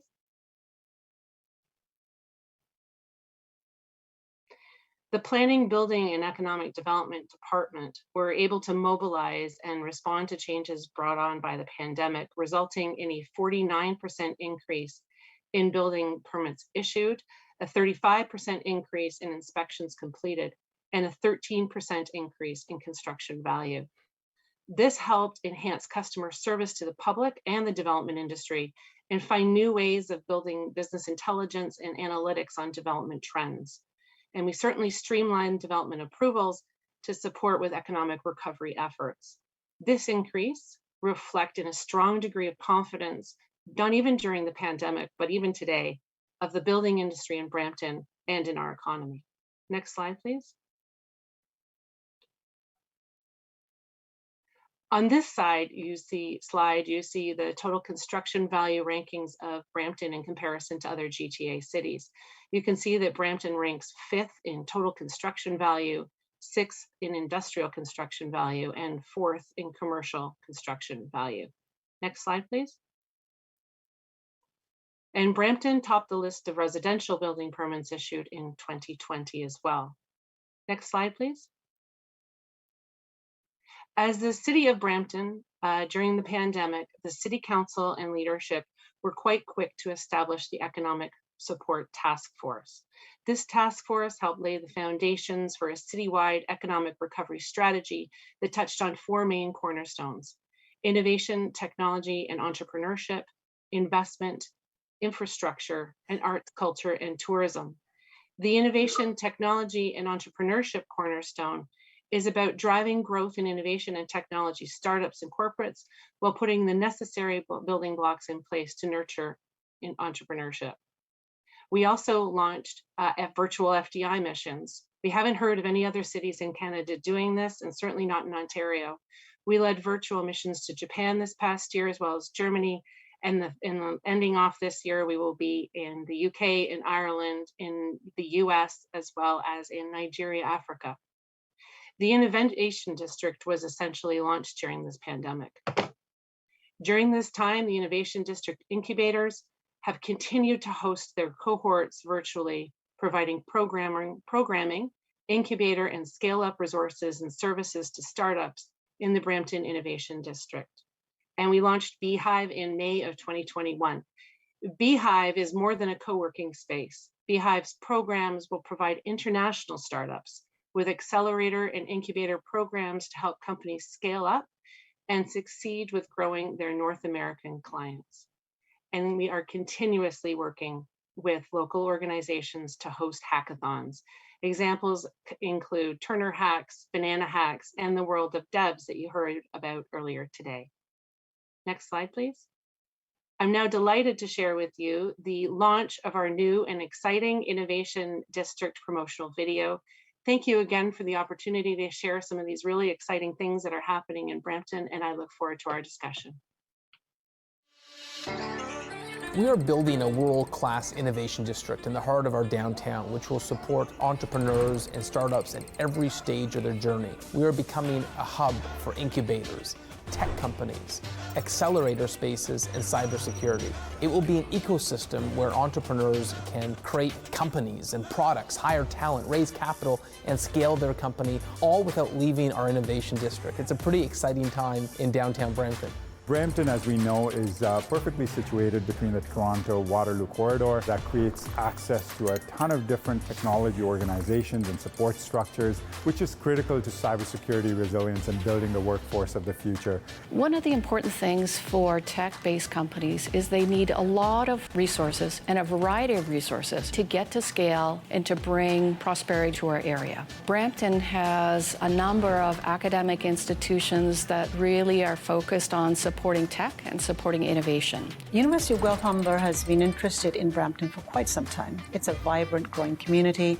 It is a population that's growing. It's attracting businesses. It's a globally recognized city. And it has a vision for innovation. And that aligns very well with the vision that we have for University of Guelph Humber. Brampton is shaping up to be a global competitor, doing the right things to attract entrepreneurs and to build the underpinning of what an innovation district and an innovation economy needs, starting with universities and academic institutions, including co-working spaces and innovation partnerships, but also attracting talent. Our strategic plan has us bringing 200 foreign-born entrepreneurs to Brampton. Can you imagine the number of jobs that it'll create, the number of exports it'll make happen, and finally, the amount of activity within the community, because each one of these is a consumer and provides fringe benefits to the economy. Brampton is home to 75,000 businesses, 700,000 people. We have a diverse workforce that represents 234 different cultures, speaking 115 different languages. We have the lowest average age of 36 years in Canada for a big city, and we have an access to a highly skilled talent pool, and our innovation district is just steps away from the Brampton GO station, interconnecting the entire GTA and the innovation corridor. When I think of the innovation district, I think of potential. I really believe that the global economy is changing. I think the innovation district is an opportunity to create an environment where startups excel. When I think of the innovation district, I think about the future.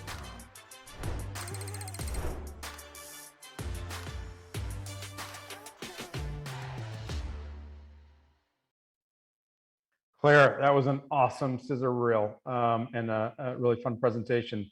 Trying to keep us on track on time, I'm going to turn it over to Jason for his slides. Jason. Thanks very much, Chris, and thanks for inviting me to your event today to say a few words on behalf of the City of Hamilton.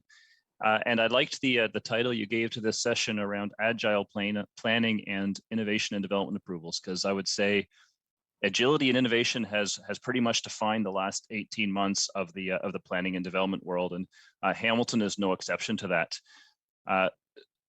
No question, digital service delivery has been a big part of that, and pivoting towards a digital service delivery world.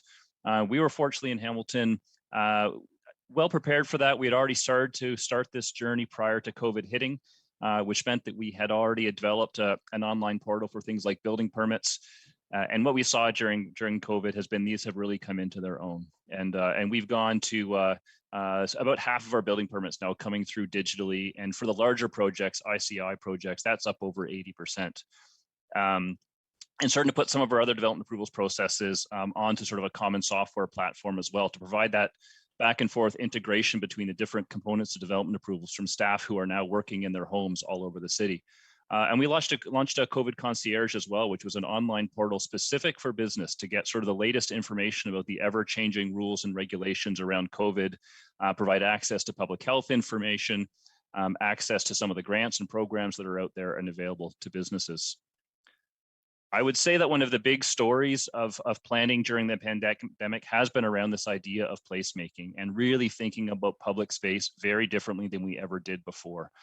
In Hamilton, that's taken a number of forms. We were one of the first to launch a patio program where we were giving businesses across the city access to alleyways, sidewalks, parking spaces, parking lots, any place we could find to permit businesses to do their business, take their businesses outdoors and into the open air. We have something like 200 of these patios now all over the city. We wanted to support our music sector, and so we launched a concert series on the roof of our parking structure in the downtown core, partnering with one of the major event promoters. We've worked with our BIAs to do open streets festivals, and we have a number of them doing those across the city. We've been working with a local environmental group around a depaving initiative to take some of the sort of the forgotten spaces of our cities, those sort of concrete boulevards and alleyways, and depave them, put in seating, plant trees, create more attractive places that people want to be. And we've done a placemaking grant program as well, a micro grant program where we're offering neighborhood associations, community groups, small grants from a few $100s to a few $1,000s to do short-term temporary animation programs in public space. And all of this really around having people, I think, just rediscover spaces in our cities that they had not really thought about before. These sort of, I call them some of the forgotten nooks and crannies of our cities have become really important during the pandemic. And our cities tried to respond by making these more available to people. And I think where it'll be really interesting beyond COVID is how some of this innovation is percolating now into policy, into plans, into something that will be permanent and will live well beyond the pandemic. And so you're starting to see that, at least in Hamilton, we've had a number of these initiatives have actually led to policy changes in our zoning that will outlast COVID. Where you can have patios now is expanded across the city. Where you can do outdoor music performance has been expanded. We've adopted programs around funding and grants for street artists to do murals. These types of things, I think, will be, maybe one of the positive outcomes of what we've all gone through in the planning and development world during COVID. With respect to sort of what Hamilton's role in the corridor is, of course, we all benefit from this really great hub we have of innovation in our region, and I think Hamilton plays a very strong role in that. Certainly around research and commercialization, leveraging some of our institutions, most notably our post-secondary institutions. That's a big part of the Hamilton story and a big part of the role that we have in the corridor. Certainly, I think as an attractor of talent, we continue to see very high growth rates, particularly in the millennial population. What we continue to see is people making the move to Hamilton who are looking for a good quality of life, an urban quality of life in an accessible and affordable way. And that's what I think is attracting a lot of the talent that we're seeing coming into our city. And then, of course, the infrastructure, and particularly the transportation infrastructure we have in the city, with air, with port, with rail, with highways, providing really excellent accessibility to a number of our employment areas and as well as to a number of our residential districts as well. So I'll leave it there as a very quick 5-minute fly through of some of what's happening in Hamilton. And thanks again for inviting me, and I look forward to the discussion to come. Thank you, Jason. Okay, over to our last panelist, Rod. Floor is yours.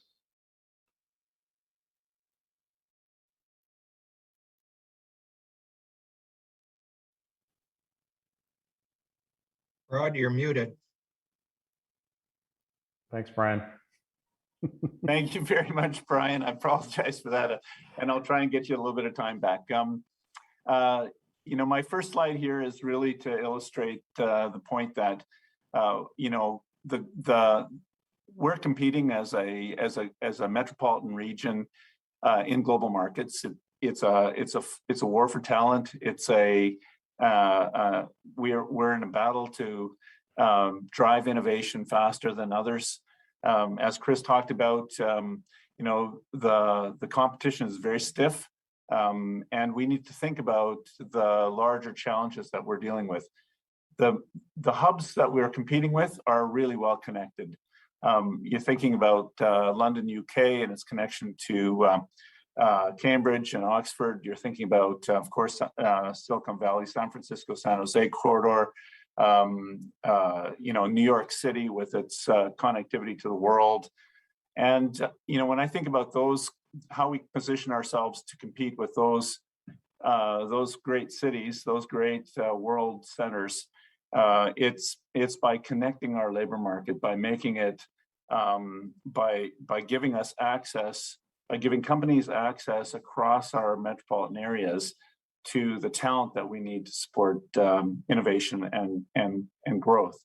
So this illustrates, this slide just simply illustrates the fact that, you know, the distance between Toronto and Waterloo Region, for example, is almost identical to the distance between San Francisco and San Jose.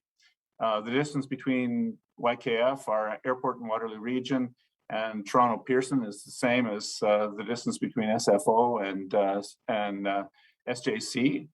You could include Oakland in this and compare it to the distance, to Hamilton International Airport as well.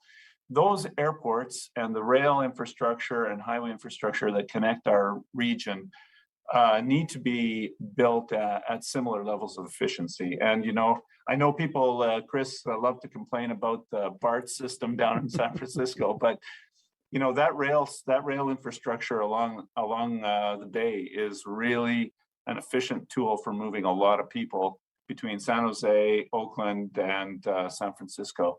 And that's the kind, and now they're leveraging that infrastructure to build high-speed rail to connect Southern California as well. So that's kind of infrastructure we're competing with.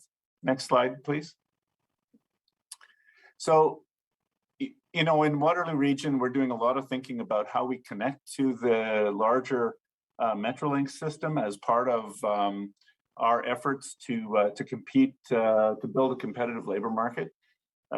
We've contemplated ION and built the first phase of ION, our ION LRT, in order to connect, and designed it in such a way that it will connect seamlessly into the Metrolink system. Metrolinx has now made a commitment to build two-way all-day go capacity on the corridor between, on the Kitchener line between Brampton and Waterloo Region, which is going to create an opportunity to bring labor into the Waterloo Region from the greater GTA in the morning to support our innovative companies.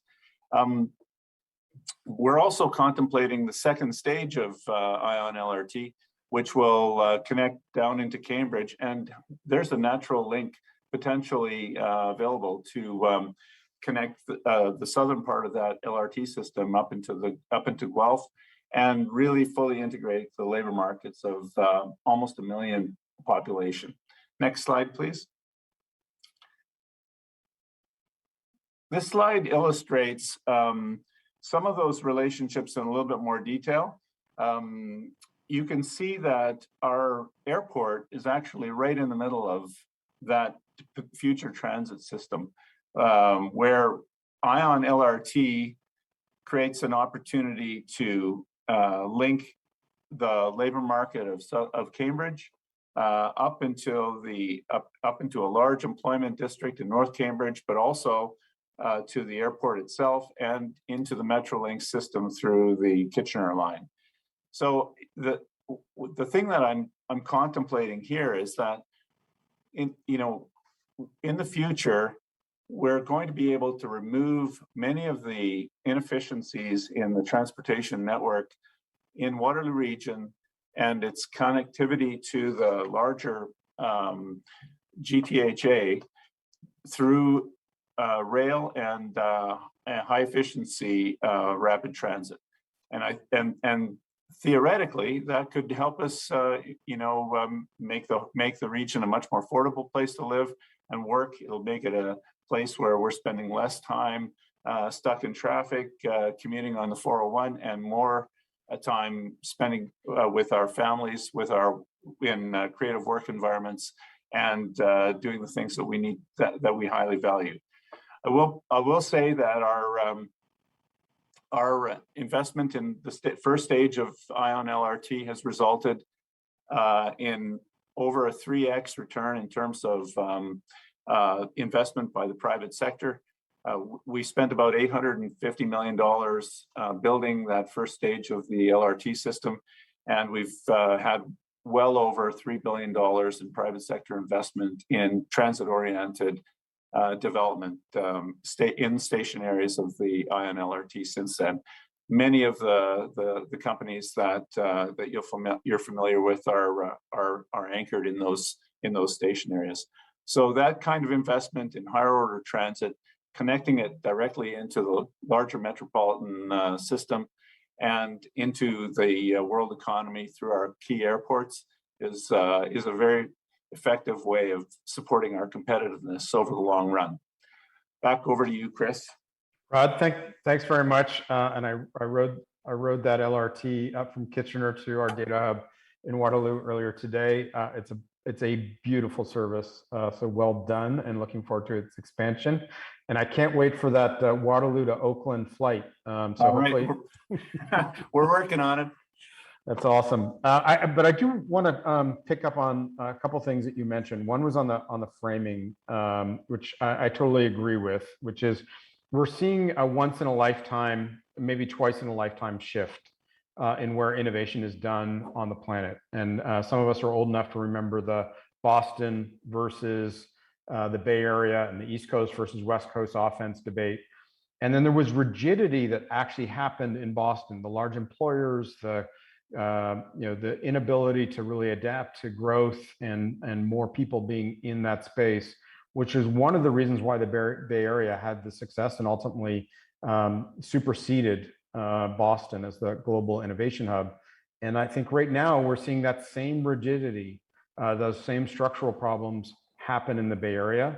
But having come just from there pretty recently, even though we're the second largest innovation hub and the fastest growing by 4x, that Waterloo to Toronto corridor is not in the conversation. So I guess a question for all of you, if I put the Bay Area lens on it, I just got presented from, the city of Fremont and the city of Palo Alto and the city of Berkeley, and the city of San Francisco, and it was awesome, great presentations, but I didn't hear the Bay Area presentation. So what are we going to do to compete with Texas and compete with Miami and Florida and compete with New York? Because that's really our competition, Rod. I fully agree. And I just, a question to anyone who wants to pick that up, like how do we get this knitted together into a more cohesive pitch to innovation globally? So I'm happy to start that. A few years ago, there was an organization called the Ontario Technology Corridor, and it certainly predates a lot of the conversation that we've had and the things you've raised, but it existed for that very reason. And I think it would be excellent to bring it up again. It was supported by the province financially. I was part of it when I was at the province, and we traveled as it was Canada's technology triangle at the time with the city of Toronto. And others, Waterloo, certainly. And we went around the world promoting that technology corridor instead of promoting City of Toronto, City of Waterloo, or KW at the time. So there was a narrative that existed. So bringing something like that again around the world certainly makes sense. We are told by most investors that we meet with, and certainly by site selectors that we promote to, that we can't just promote the city of Brampton. Right, all of the advice we get from experts around the world is you are part of the Greater Toronto Area. You are part of this Canadian technology corridor. So we can't go it alone, and we know that. And so certainly ideas like that come about. And I think in terms of a narrative, it is really about talent. And I think it was Rod that raised that. The Canadians' education system and the immigration system provides incredible talent for businesses around the world. And I think that needs to be part of the narrative as well. 100% agree. Anyone else want to jump in on Claire, or I've got another sort of embedded question there. It's Jason here from Hamilton. I think part of that has to be, we want to be talked about not just as a great tech hub or tech corridor. We need to be talked about as a great region. And that means that the rest of the world needs to be talking about, the brilliance of our architecture, how amazing our neighborhoods and our streets and our communities are, and the green spaces and the opportunities that we have in this region. That's the kind of thing that you actually do hear about the Bay Area, the San Francisco area. You do hear some of that coming out of places like Austin right now. So it's a broader story we have to tell. And the innovation is part of that. And I think the innovation contributes to that and benefits from that. But if we aren't showing innovation in how we're planning and designing or building our cities, then how do we expect to gain a reputation as being an attractive place for innovative communities to come? I think we in the public sector, that's kind of who you have on this panel here today. We have to be part of that story. We have to be leading by example in terms of how we're actually bringing innovation into how we are actually creating and designing our cities, and get people talking about us just as a great region, period, globally. Yeah, to pick up on that, Chris, some of us are members of Toronto Global, and we meet with Toronto Global and they travel the world. And I've always been struck when they come back with a story that, we were in such a location and they haven't heard of Toronto. And that's astounding to us, I'm sure on this panel, but if that's the case, that's then there is work to be done along the lines of what Jason is saying. The other thing too, picking up on what Claire was saying in terms of immigration, there's a book written by our friend, some of you may have read it, Joe Barrage. He's a planner by background, and he does a chapter by chapter run through of leading global cities, Sydney and New York and London and Singapore and all that. And he sort of examines what makes each of them successful and great. And, bottom line, he sort of concludes that it's immigration and how each city has sort of used that immigration talent and things that come with that to prosper and harness that. Yeah, couldn't agree with you more. Maybe just shifting the conversation a little bit, because we got into talent, which I think is a great nexus into the the core topic of agility. One of the things that was an objective for us here at Communitech, which was by 2025, we would have 24,000 tech workers, in the region. Rod probably very excited by and also very worried by the fact that we crossed 26,000 3 weeks ago. So 4 years ahead of schedule. And if I look at the greater corridor, and we here at Communitech, we run Prospect, which is the largest tech job board in the country, and there are 9,000 job openings today, unfilled. One of our other objectives was to get to $1 billion a year invested in the companies that we work with by 2025. Probably most of you have seen we had $1.6 billion invested in the last 90 days. So I think I bring those points up because we're on an exponential curve of growth. And I think many of the folks that are doing the thoughtful work that all of you are doing are used to more linear growth. And I saw firsthand when linear growth hit linear planning hit exponential growth in San Francisco, and not a good way. So I'm just kind of curious your thoughts on how do you think about this exponential curve that we're on in the corridor? How do you think about moving linear thinking and linear planning to match exponential growth, and what are those tensions? Yeah. So maybe I'll take a first shot at this. I think you've really put your finger on an important challenge for us all in the larger Toronto, Hamilton, Waterloo, Durham area. I think it's one of the reasons that we voted in favor of light rail transit instead of BRT, bus transit, because it's easier to scale. It's easier to grow exponentially to support intensification and the demands of a commuter market. In terms of our city building efforts, our community building efforts, it's a real challenge to be able to focus development and support its sustainable development at a speed that our community is demanding. We're seeing no let up in development approvals whatsoever in the Waterloo region during the pandemic. In fact, everything has accelerated dramatically. So I think it is a challenge to our organizations. It's going to be a challenge to the infrastructure that we have built in the past, because as you say, it's our infrastructure is is contemplated for linear growth as opposed to exponential growth. It's going to stretch all of our transportation infrastructure, and it just puts a really fine point on the importance of building that rail network that connects all of our communities together. Anyone else want to jump on that exponential growth and how you intersect that with sort of, you know, what traditional or linear planning methodologies and what you're doing to manage that?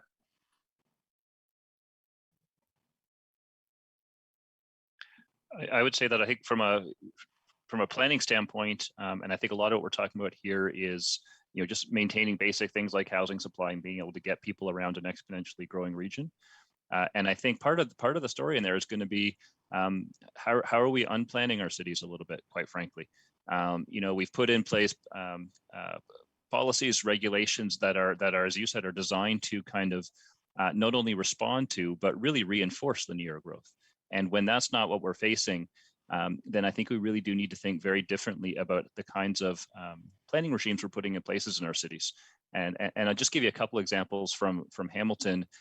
If you look at how we're actually approaching zoning these days, it's throwing a lot more kind of flexibility into zoning. So whether it's, you know, putting laneway homes and basement apartments or doing mixed use development, all of these types of things, trying to get away from trying to predict the future, which often planners get wrong, and just trying to create a very flexible planning system so that the development industry, the entrepreneurs, the investors can kind of respond to what's going on out there, as opposed to trying to kind of overplan where and how our cities are growing. And I think that takes a bit of courage for municipalities to be able to do, to kind of step back from the command and control approach a little bit. But I think we're seeing that it is quite successful. When you create those kinds of opportunities, then the investments do follow. And I'll give you just one example of what we've done in our downtown core in Hamilton, where we just kind of proactively went ahead and pre-zoned the whole thing and pre-zoned it for higher densities, higher heights, mix of uses, so that hopefully when the investment comes along, they can go straight into what we call our site plan approval process and building permit approval process. So it's just taking out some of the layers of approval, some of the layers of review, because quite frankly, if we're going to try to approve every house and every building that we need to have happen in this region in the next few years and try to do all of that through zoning bylaw amendments that each take 6 months to process, we're just not going to get there. Makes sense. And I think certainly we're hearing loud and clear from the startup community and the founders that, you know, as they look forward, obviously talent is the biggest issue that they've got, you know, with 9,000 job openings, but they're very intent on bringing the people here, to the earlier point on immigration, as well as development out of the university to close that gap. And so that's going to be a lot of new people coming into the corridor. Sorry, I think, Brian, did you have your hand up? Just to make the point that across the Greater Golden Horseshoe, we are all in the thick of doing municipal comprehensive reviews and planning out to 2051. And so, you know, there is some knitting together in the sense that we're all operating under the umbrella of the growth plan. But at the same time, I think some of us are bumping up against, you know, a potential council resistance to new and progressive versus, you know, a more traditional. We're not quite there yet here in terms of presenting some of that to our own council, but I know that that elsewhere that will potentially be a challenge in terms of how, you know, how ready we are. And then all of the other sort of mechanisms like Jason is talking about that has to come in behind that. Maybe just picking up on that point, Brian, I think is really interesting. One of the lessons out of San Francisco when they were trying to deal with exponential growth was affordable housing and the lack of sort of inclusive growth and marginalizations of, you know, big chunks of the population, you know, while doing things very much at speed. You know, how do you balance that with, you know, the broader quality of life that you're trying to engineer, you know, in your area? So maybe just a question on how do you think about I guess, quality of life and inclusive growth, while also trying to do things faster? Yeah, so you've put your finger on another really profound issue. I mean, we've all watched the Bay Area housing market just push people out further and further to the fringes. That process is underway here right now. This market has become unviable for many people, and I think its impact on equity and inclusion is dramatic. So I think that this is a concern that we all share as planners and community developers. Certainly, it's a top priority for our community as a whole. We've built strategy to mobilize the land resources that our municipalities own in the Waterloo region to build more affordable housing. But we need to have the partnerships with the federal and provincial government to finance that infrastructure. It's going to be really important. I think we're looking at tools like inclusionary zoning that would say, if you're going to build 300 high-end market units, we need to have a certain percentage of those in affordable categories. And we're needing to build much higher densities than we've built historically in transit-oriented locations, because given the price of housing, the affordability of personal mobility is coming into question, right? So I think these are profound challenges for all of our communities right now. All right, I see you nodding. You want to jump in on this one? Yeah, I'm just laughing to myself as the non-planner on the call. I have a few comments. So I hear my planning colleagues talk a lot about mixed use and making sure that we have housing stock that reflects the types of jobs that we want to bring to the city, the types of people we have living in the city. And I think really all of that translates to is sort of options. But I'm also smiling because I think I'm blessed with a very dynamic and driven council who want everything to change and really want us to speed things up as much as possible. So there are housing strategies that are being developed. There's certainly consultations. We're looking at different ways of putting different types of housing there. But I think it was Rod who was saying that the cost of housing is something that I think we need to look out for as a whole region. And maybe, Chris, that's something you saw in California, because all of a sudden people were leaving California to Texas because it was less expensive. And now they're leaving Texas to other places for other reasons. So these kinds of jobs, the gig jobs are migrating to less expensive areas, and then they're leaving those areas for the next one. And if we want to be that next one, then we need to make sure that we have the type of housing and the type of neighborhoods and the type of culture that Jason was speaking about, the community. We need to make sure we have all of that, or we'll be missed. 100%. I think that's the lesson of how Boston lost its way, was the rigidity of how that system got, and I think that's the same structural issues the Bay Area is now facing. So it's worth being mindful of. We've got a question in the chat, so if I can pose that to our panel. I'm really enjoying this conversation. So what is one tangible way corridor planning departments can work together to deplan or unplan so that development can be accelerated and the corridor positioned as more attractive than other jurisdictions like we talked about in Texas, Florida, or New York? Any ideas? Just one idea. I don't know if it counts as an idea, because it's actually something that we've already done that I think is working well, and that is actually having regional growth planning happening in our region. That's not common as you get to other jurisdictions, particularly in North America. The fact that we have a growth plan in place for the Golden Horseshoe region, we have the Metrolinx regional plan in place for the broader region. Those kinds of things are sort of that critical first step. And I think there's more that can be done, but at least we're starting from a standpoint of having a bit of a consistent vision as to how the region's going to grow. And we don't have, Brian at his end of the region and me at my end of the region going in completely different directions and having a completely different perception of how much population is coming and where that population is going to go and what are some of the basic tenets of good planning to accommodate that growth.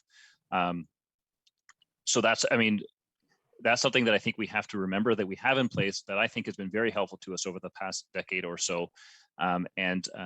Maybe one of the most important things we can do as planning departments across the regions, just not to lose sight of that and continue to kind of reinforce that regional approach to planning. We all have our own things to do in our own communities, but we have to have that big picture that's consistent for all of us. That's great. Anyone else want to jump in on the one idea? We've got other questions lining up too. Yeah, I think actually Jason's concept of having broader planning categories so that we build more flexibility into the planning model is really important. We used to think about zoning as being a really rigid exercise in which you were very discreet about how you clustered land uses and built form and so on. I think we now realize that there's a need for real flexibility in how you put communities together, with the concept of making them inclusive and dynamic and vital. Hey, I want to come back or build on that point a little bit, and maybe Jason's earlier point on placemaking. One of the things that's really interesting to me, coming into the corridor, is seeing this flexibility from our post-secondary institutions. So if you back up and you say we've got almost 250,000 undergraduates in the corridor, 25% of them in STEM. We're second after the Bay Area in terms of attracting tech talent into region. I think we're just under what the Bay Area attracted last year, and fast closing to the earlier point on immigration, which is awesome. One of the interesting things is we're seeing the institutions start to knit into this place-making idea. So Claire, you were talking in your sizzle reel, you had Guelph Humber as part of that innovation hub. Jason, you talked about McMaster as being core to part of what you're doing, but it's also interesting that McMaster is also in downtown Kitchener. Talking to Deb McClatchy, the president of Laurier. Yes, they're in Waterloo, but they also have campuses in Brampton and also into Milton. So I guess the question is, if we look at talent, there's no question if you look at it at a global level, why did San Francisco beat the big industrial parks below it? Why is New York having vibrancy? Why is Miami having vibrancy? Why is Austin having vibrancy? I think talent is saying they want this placemaking. They want that urban walk life, work, live environments. And just kind of curious how you're thinking about that and knitting in those elements, whether or not it's post-secondary education or quality of life or placemaking. Jason, you talked about in terms of attracting and retaining talent. I think you're all, it's embedded in everything you guys have said, but no one's really talked about it explicitly. So wondering if anyone wants to touch on that. I'm happy to start with that. I think it's critical that we have those partners engaged in our day-to-day, and certainly in our innovation district. They are our founding partners. So Ryerson, with Rogers and other partners, created the Rogers Cybersecure Catalyst, which is now expanded from the Catalyst to an accelerator to one of Canada's few cyber ranges. Algoma in downtown Brampton is critical that they are there. They are bringing thousands of students to a downtown that is suffering. And we can see the change coming. We can see more investment coming and more stores opening because Algoma is downtown.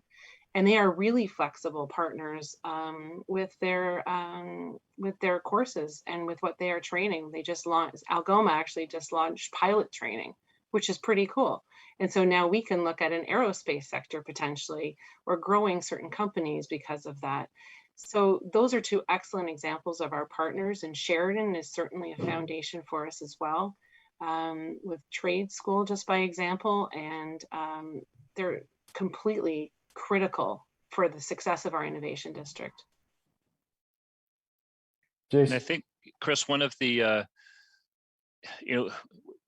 I agree that placemaking really does need to be thought about as an economic development tool, and I think we're getting there, but I don't think that concept has quite become universal yet. And one example from Hamilton, about 3 years ago now, I guess, we turned our largest downtown parking lot into a city park.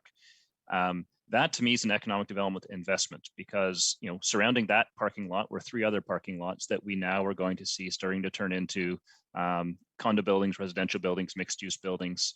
But we still tend to think, you still hear it a lot when people talk about infrastructure investment to facilitate economic development. It still does tend to focus a lot on roads and bridges and transit and sewer pipes and those types of things.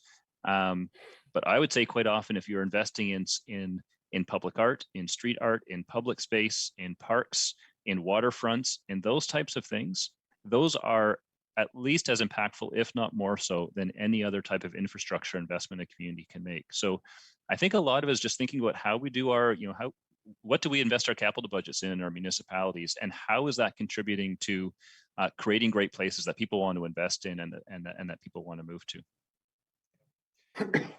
And in our case too, Chris, I mean, the what was called UOIT, University of Ontario Institute of Technology, which is now Ontario Tech, it was a campus, and not too many years ago, a downtown campus was established, and we saw some immediately results with students coming down and going in coffee shops and bars and things like that. Well, COVID sort of disrupted that when classes ceased, but we're really looking forward to that happening again. But, cool places and spaces like Jason is talking about. The other thing too, we are in regular contact with the universities and the colleges, not only on the innovation and the tech and all the things that they're doing, but also in the hope that graduating students will stay and start up their businesses here. And so we've got some our Spark Center and some other things like that, where we're trying to make sure there's places where those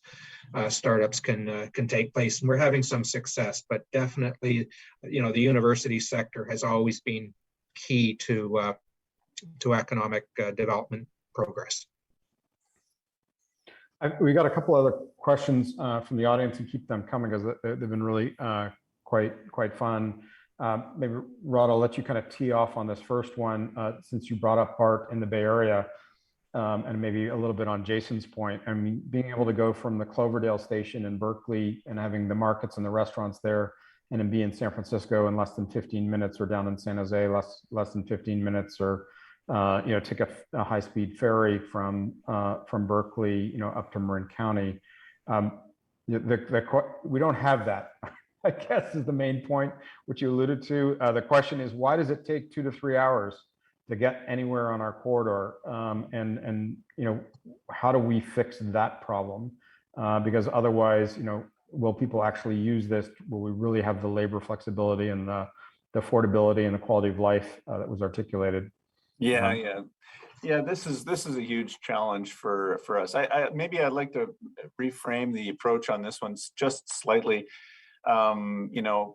Claire is responsible for economic development in Brampton, and Brampton is dead center between downtown Toronto and Waterloo region. So a place like that is 45-minute train ride from both downtown Toronto and Waterloo regions, and I think that kind of commuting is really completely viable. However, I would say, so we need to think about movement of people between our communities, not necessarily all the way across the community, except for or across the metropolitan area, but that'll happen on a periodic basis for individuals. But we need to think also about building complete communities, so that it's not necessary for you to for you to do the 2-hour commute, that you can actually work and play and shop and get the necessities of life in a completely livable environment that's walkable. I think we need to focus on building those intimate places that are just great places to live. And then if you do need to get to, downtown Toronto, it's relatively convenient to do that, in a way that, that's reliable, and you're not going to spend 2 hours stuck on the 401, right? It's just a different, more holistic way of thinking about the integration of our transportation system and the communities that we live in.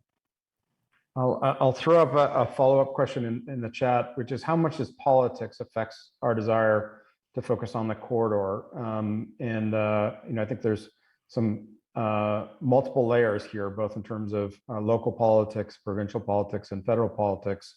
But is that one of the things that's getting in our way of being successful as a corridor? And your thoughts on how we might manage that and how to work through it? Well, of course, all of us are fear to tread in this particular territory, right? But let me just take a quick shot at the first approach on this one. I'm actually seeing a tremendous amount of alignment right now. The provincial government is fully committed to building out the Metrolink system and in a way that serves all of our communities and our region as a whole. I don't see any misalignment with federal government on these priorities. It obviously there are complications, but I haven't heard anybody say that they're not interested in building better transit, pan-regional transit infrastructure here. So I'd just like to put that on the table. Metrolinx is going flat out building infrastructure right now to make it all work properly, and I see pretty good alignment on that file. Anyone else want to jump into politics? Rod was somewhat brave. Absolutely not. Well, Waterloo region and the ION is kind of a good example in the sense that there was the political will to invest heavily and use a lot of tax dollars to go right from to light rail instead of doing what most people do is bus and bus rapid transit and then to that. But I remember having a conversation, I think with the mayor of Kitchener, whoever it was, and it was around political will, and there's tough decisions, and it comes down to dollars, and that's what makes it difficult. Claire and Jason are going to bow out on that one, I assume. I will add one thing, back to the earlier conversation around exponential growth. Those are very difficult conversations to have for local politicians around how you're actually accommodating that much change in your existing urban areas. It's a tough one to have, conversation to have with the public, with neighborhood associations. Any planner will tell you those are some of the most difficult meetings you ever go to when you're talking about significant change and rapid growth within already established neighborhoods. So that's a really tough one. I sympathize a lot with the local politicians who are trying to wrestle with those kinds of questions, because I think there's a general acceptance that yes, we need to find ways to be accommodating a lot more growth in our region. We need to be finding ways to be much more flexible and nimble in our policies, but that often bumps right hard up against demands for no change, for certainty in how your neighborhood's going to shape and evolve, and knowing exactly what kinds of developments are going to happen in your area. Those are two very difficult things to reconcile, and that's a big struggle for, I think, local politicians in every community. Yeah, it makes sense. We've got another question that kind of builds on the previous conversation. It'd be good to bring in here. So, is the flexibility in planning policy the answer to better placemaking? Related to that is that, the corridor is growing. Regional connectivity by train is a step in the right direction, but if it's not faster than the alternative, do people really use it? And then related to that, more highway infrastructure is required to support supply chains, goods movements. How can the corridor planning departments do a better job in supporting and accelerating supply chain infrastructure like highways and logistics hubs? Speaking as somebody who's been on that 401 between Waterloo and Toronto, painfully stuck for many, many hours for the last couple of months, I would love an answer to this question: is how do we fix transportation in the corridor?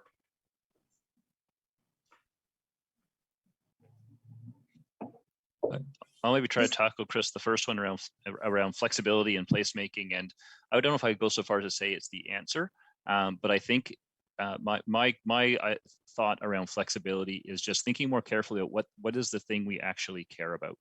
And quite often our regulations are regulating the things that actually matter less, whereas probably what matters more is is the public realm, is the streetscape, is the way buildings are integrating with the surrounding area.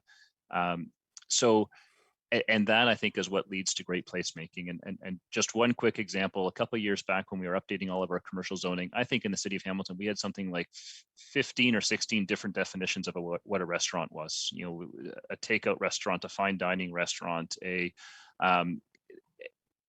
and so what I think about in terms of creating flexibility is, you know, now we just have one definition of a restaurant's a restaurant. We don't really care what type of restaurant it is. And that lets you focus the conversation around the things that really do matter, around things like design, around things like accessibility and architecture, and those kinds of things, which actually can really contribute to great placemaking. Anyone want to take on the highways? Well, I guess I would say the answer is yes. You know, we've got manufacturing economy here that is just in time. It's under a tremendous amount of pressure. Every minute counts. Inventories exist on the road. The highway system needs to work properly, for sure. I would also say that one of the best ways to create capacity in the highway system is to get people into mass transit, because, you know, it's a vulnerable system, and I think it's possible for us to move more people more efficiently by rail transit than it is by single occupancy vehicles on the highway, where we're all vulnerable to shutdowns and you know, accidents and so on and so forth. So I would say I think these are two parts. We're not talking about having you know, the entire system transfer over to rail, but I think we need to have these as complementary pieces of infrastructure that work together to support mobility across the region. Well, I appreciate that. Brian or Claire, any thoughts on not making me sit on the 401 for many hours? Well, I was smiling because in the city of Brampton, that goes back to the politics question. So and I think it might be appropriate to acknowledge the Brampton Board of Trade, who has done a phenomenal job advocating to the city and the province and the federal government for the new highway, the GTA West Corridor, to be built as it was planned. And so kudos to the advocacy on behalf of their members and on behalf of the manufacturers, and certainly the goods movement in our city. They've done an incredible job, and unfortunately it runs counter to our planning department and our council direction. So there is that politics piece that goes there, but it's really actually a clash in purpose, if I can put it that way. And so maybe it's getting people in one car off the road and leaving that space for trucks, right? So to your point, Chris, getting you off the highway is two-way all day go, so you can come see us in Brampton, and for industry to have the roads. And I think that's certainly more of an environmental discussion as well. Well, I hate to get a downer, Chris, but a traffic engineer told me once that the traffic on the road today is the best it'll ever be. In other words, you know, there is this rapid growth that's taking place. And while we have to do all these things to get on mass transit and do all of our transportation planning and have trucks stagger their usage, I mean, in the face of this constant ongoing growth, it will continue to be a challenge. Well, speaking as one individual citizen of the corridor, I'm very excited about this conversation, where it's going, how we're going to beat Texas, beat Florida, beat New York, and have a great quality of life and inclusive growth for everyone in the region. And I really appreciate the thoughtfulness of all the presentations.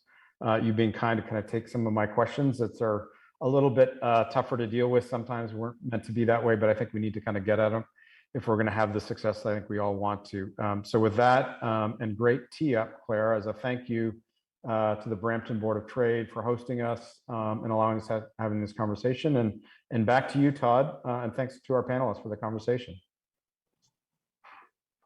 Chris, what a wonderful job in moderating, obviously a panel of very caring and intelligent professionals that are shaping our innovation corridor. Thank you to panelists, and thank you, Chris, for your insights, your questions, and just the management of another wonderful panel to wrap up our Innovation Corridor Summit. At this point, I want to say thank you to our sponsors. Thank you to Amazon for being our podium sponsor today. Thank you to University of Waterloo for being our keynote speaker, to Deloitte Private and Ryerson University, our Catalyst sponsors, our builders, Guelph, Humber, and Sheridan, and all of our drivers and builders and municipal partners, all of our expo participants. Thank you so much for making today possible. I want to thank our program and production teams as well, our staff at the Brampton Board of Trade and staff from many chambers of commerce came together, our corridor colleagues, Greater KW, Guelph, Hamilton, Milton, Vaughan chambers, and the Toronto and Ajax boards of trade. Thank you for your insights and bringing partners in to make this such a success today. I want you all to mark your calendars for the 5th annual Canada's Innovation Corridor Summit. That'll happen in 2022, June 22 of 2022. And hopefully it'll be in real life as well. Our teammates in Hamilton, the Hamilton Chamber of Commerce, will be hosting it on behalf of the council, June 22nd, 2022. Please put it in your calendar. Please stay if you like and network and visit the expo. Make sure you don't forget, get your entries in for the expo prize, 2 tickets for next year's Innovation Corridor Summit. You can check out the details on how to do that on page 10 of your program. Ladies and gentlemen, thank you so much for supporting the Innovation Corridor, for supporting your chambers of commerce and boards of trade, and supporting what this is a wonderful annual event where we talk about the big issues that are important to the quality of life for everyone here in the Innovation Corridor, from Durham to Waterloo to Hamilton and everywhere in between. Thank you so much for today, and we'll see you again sometime real soon.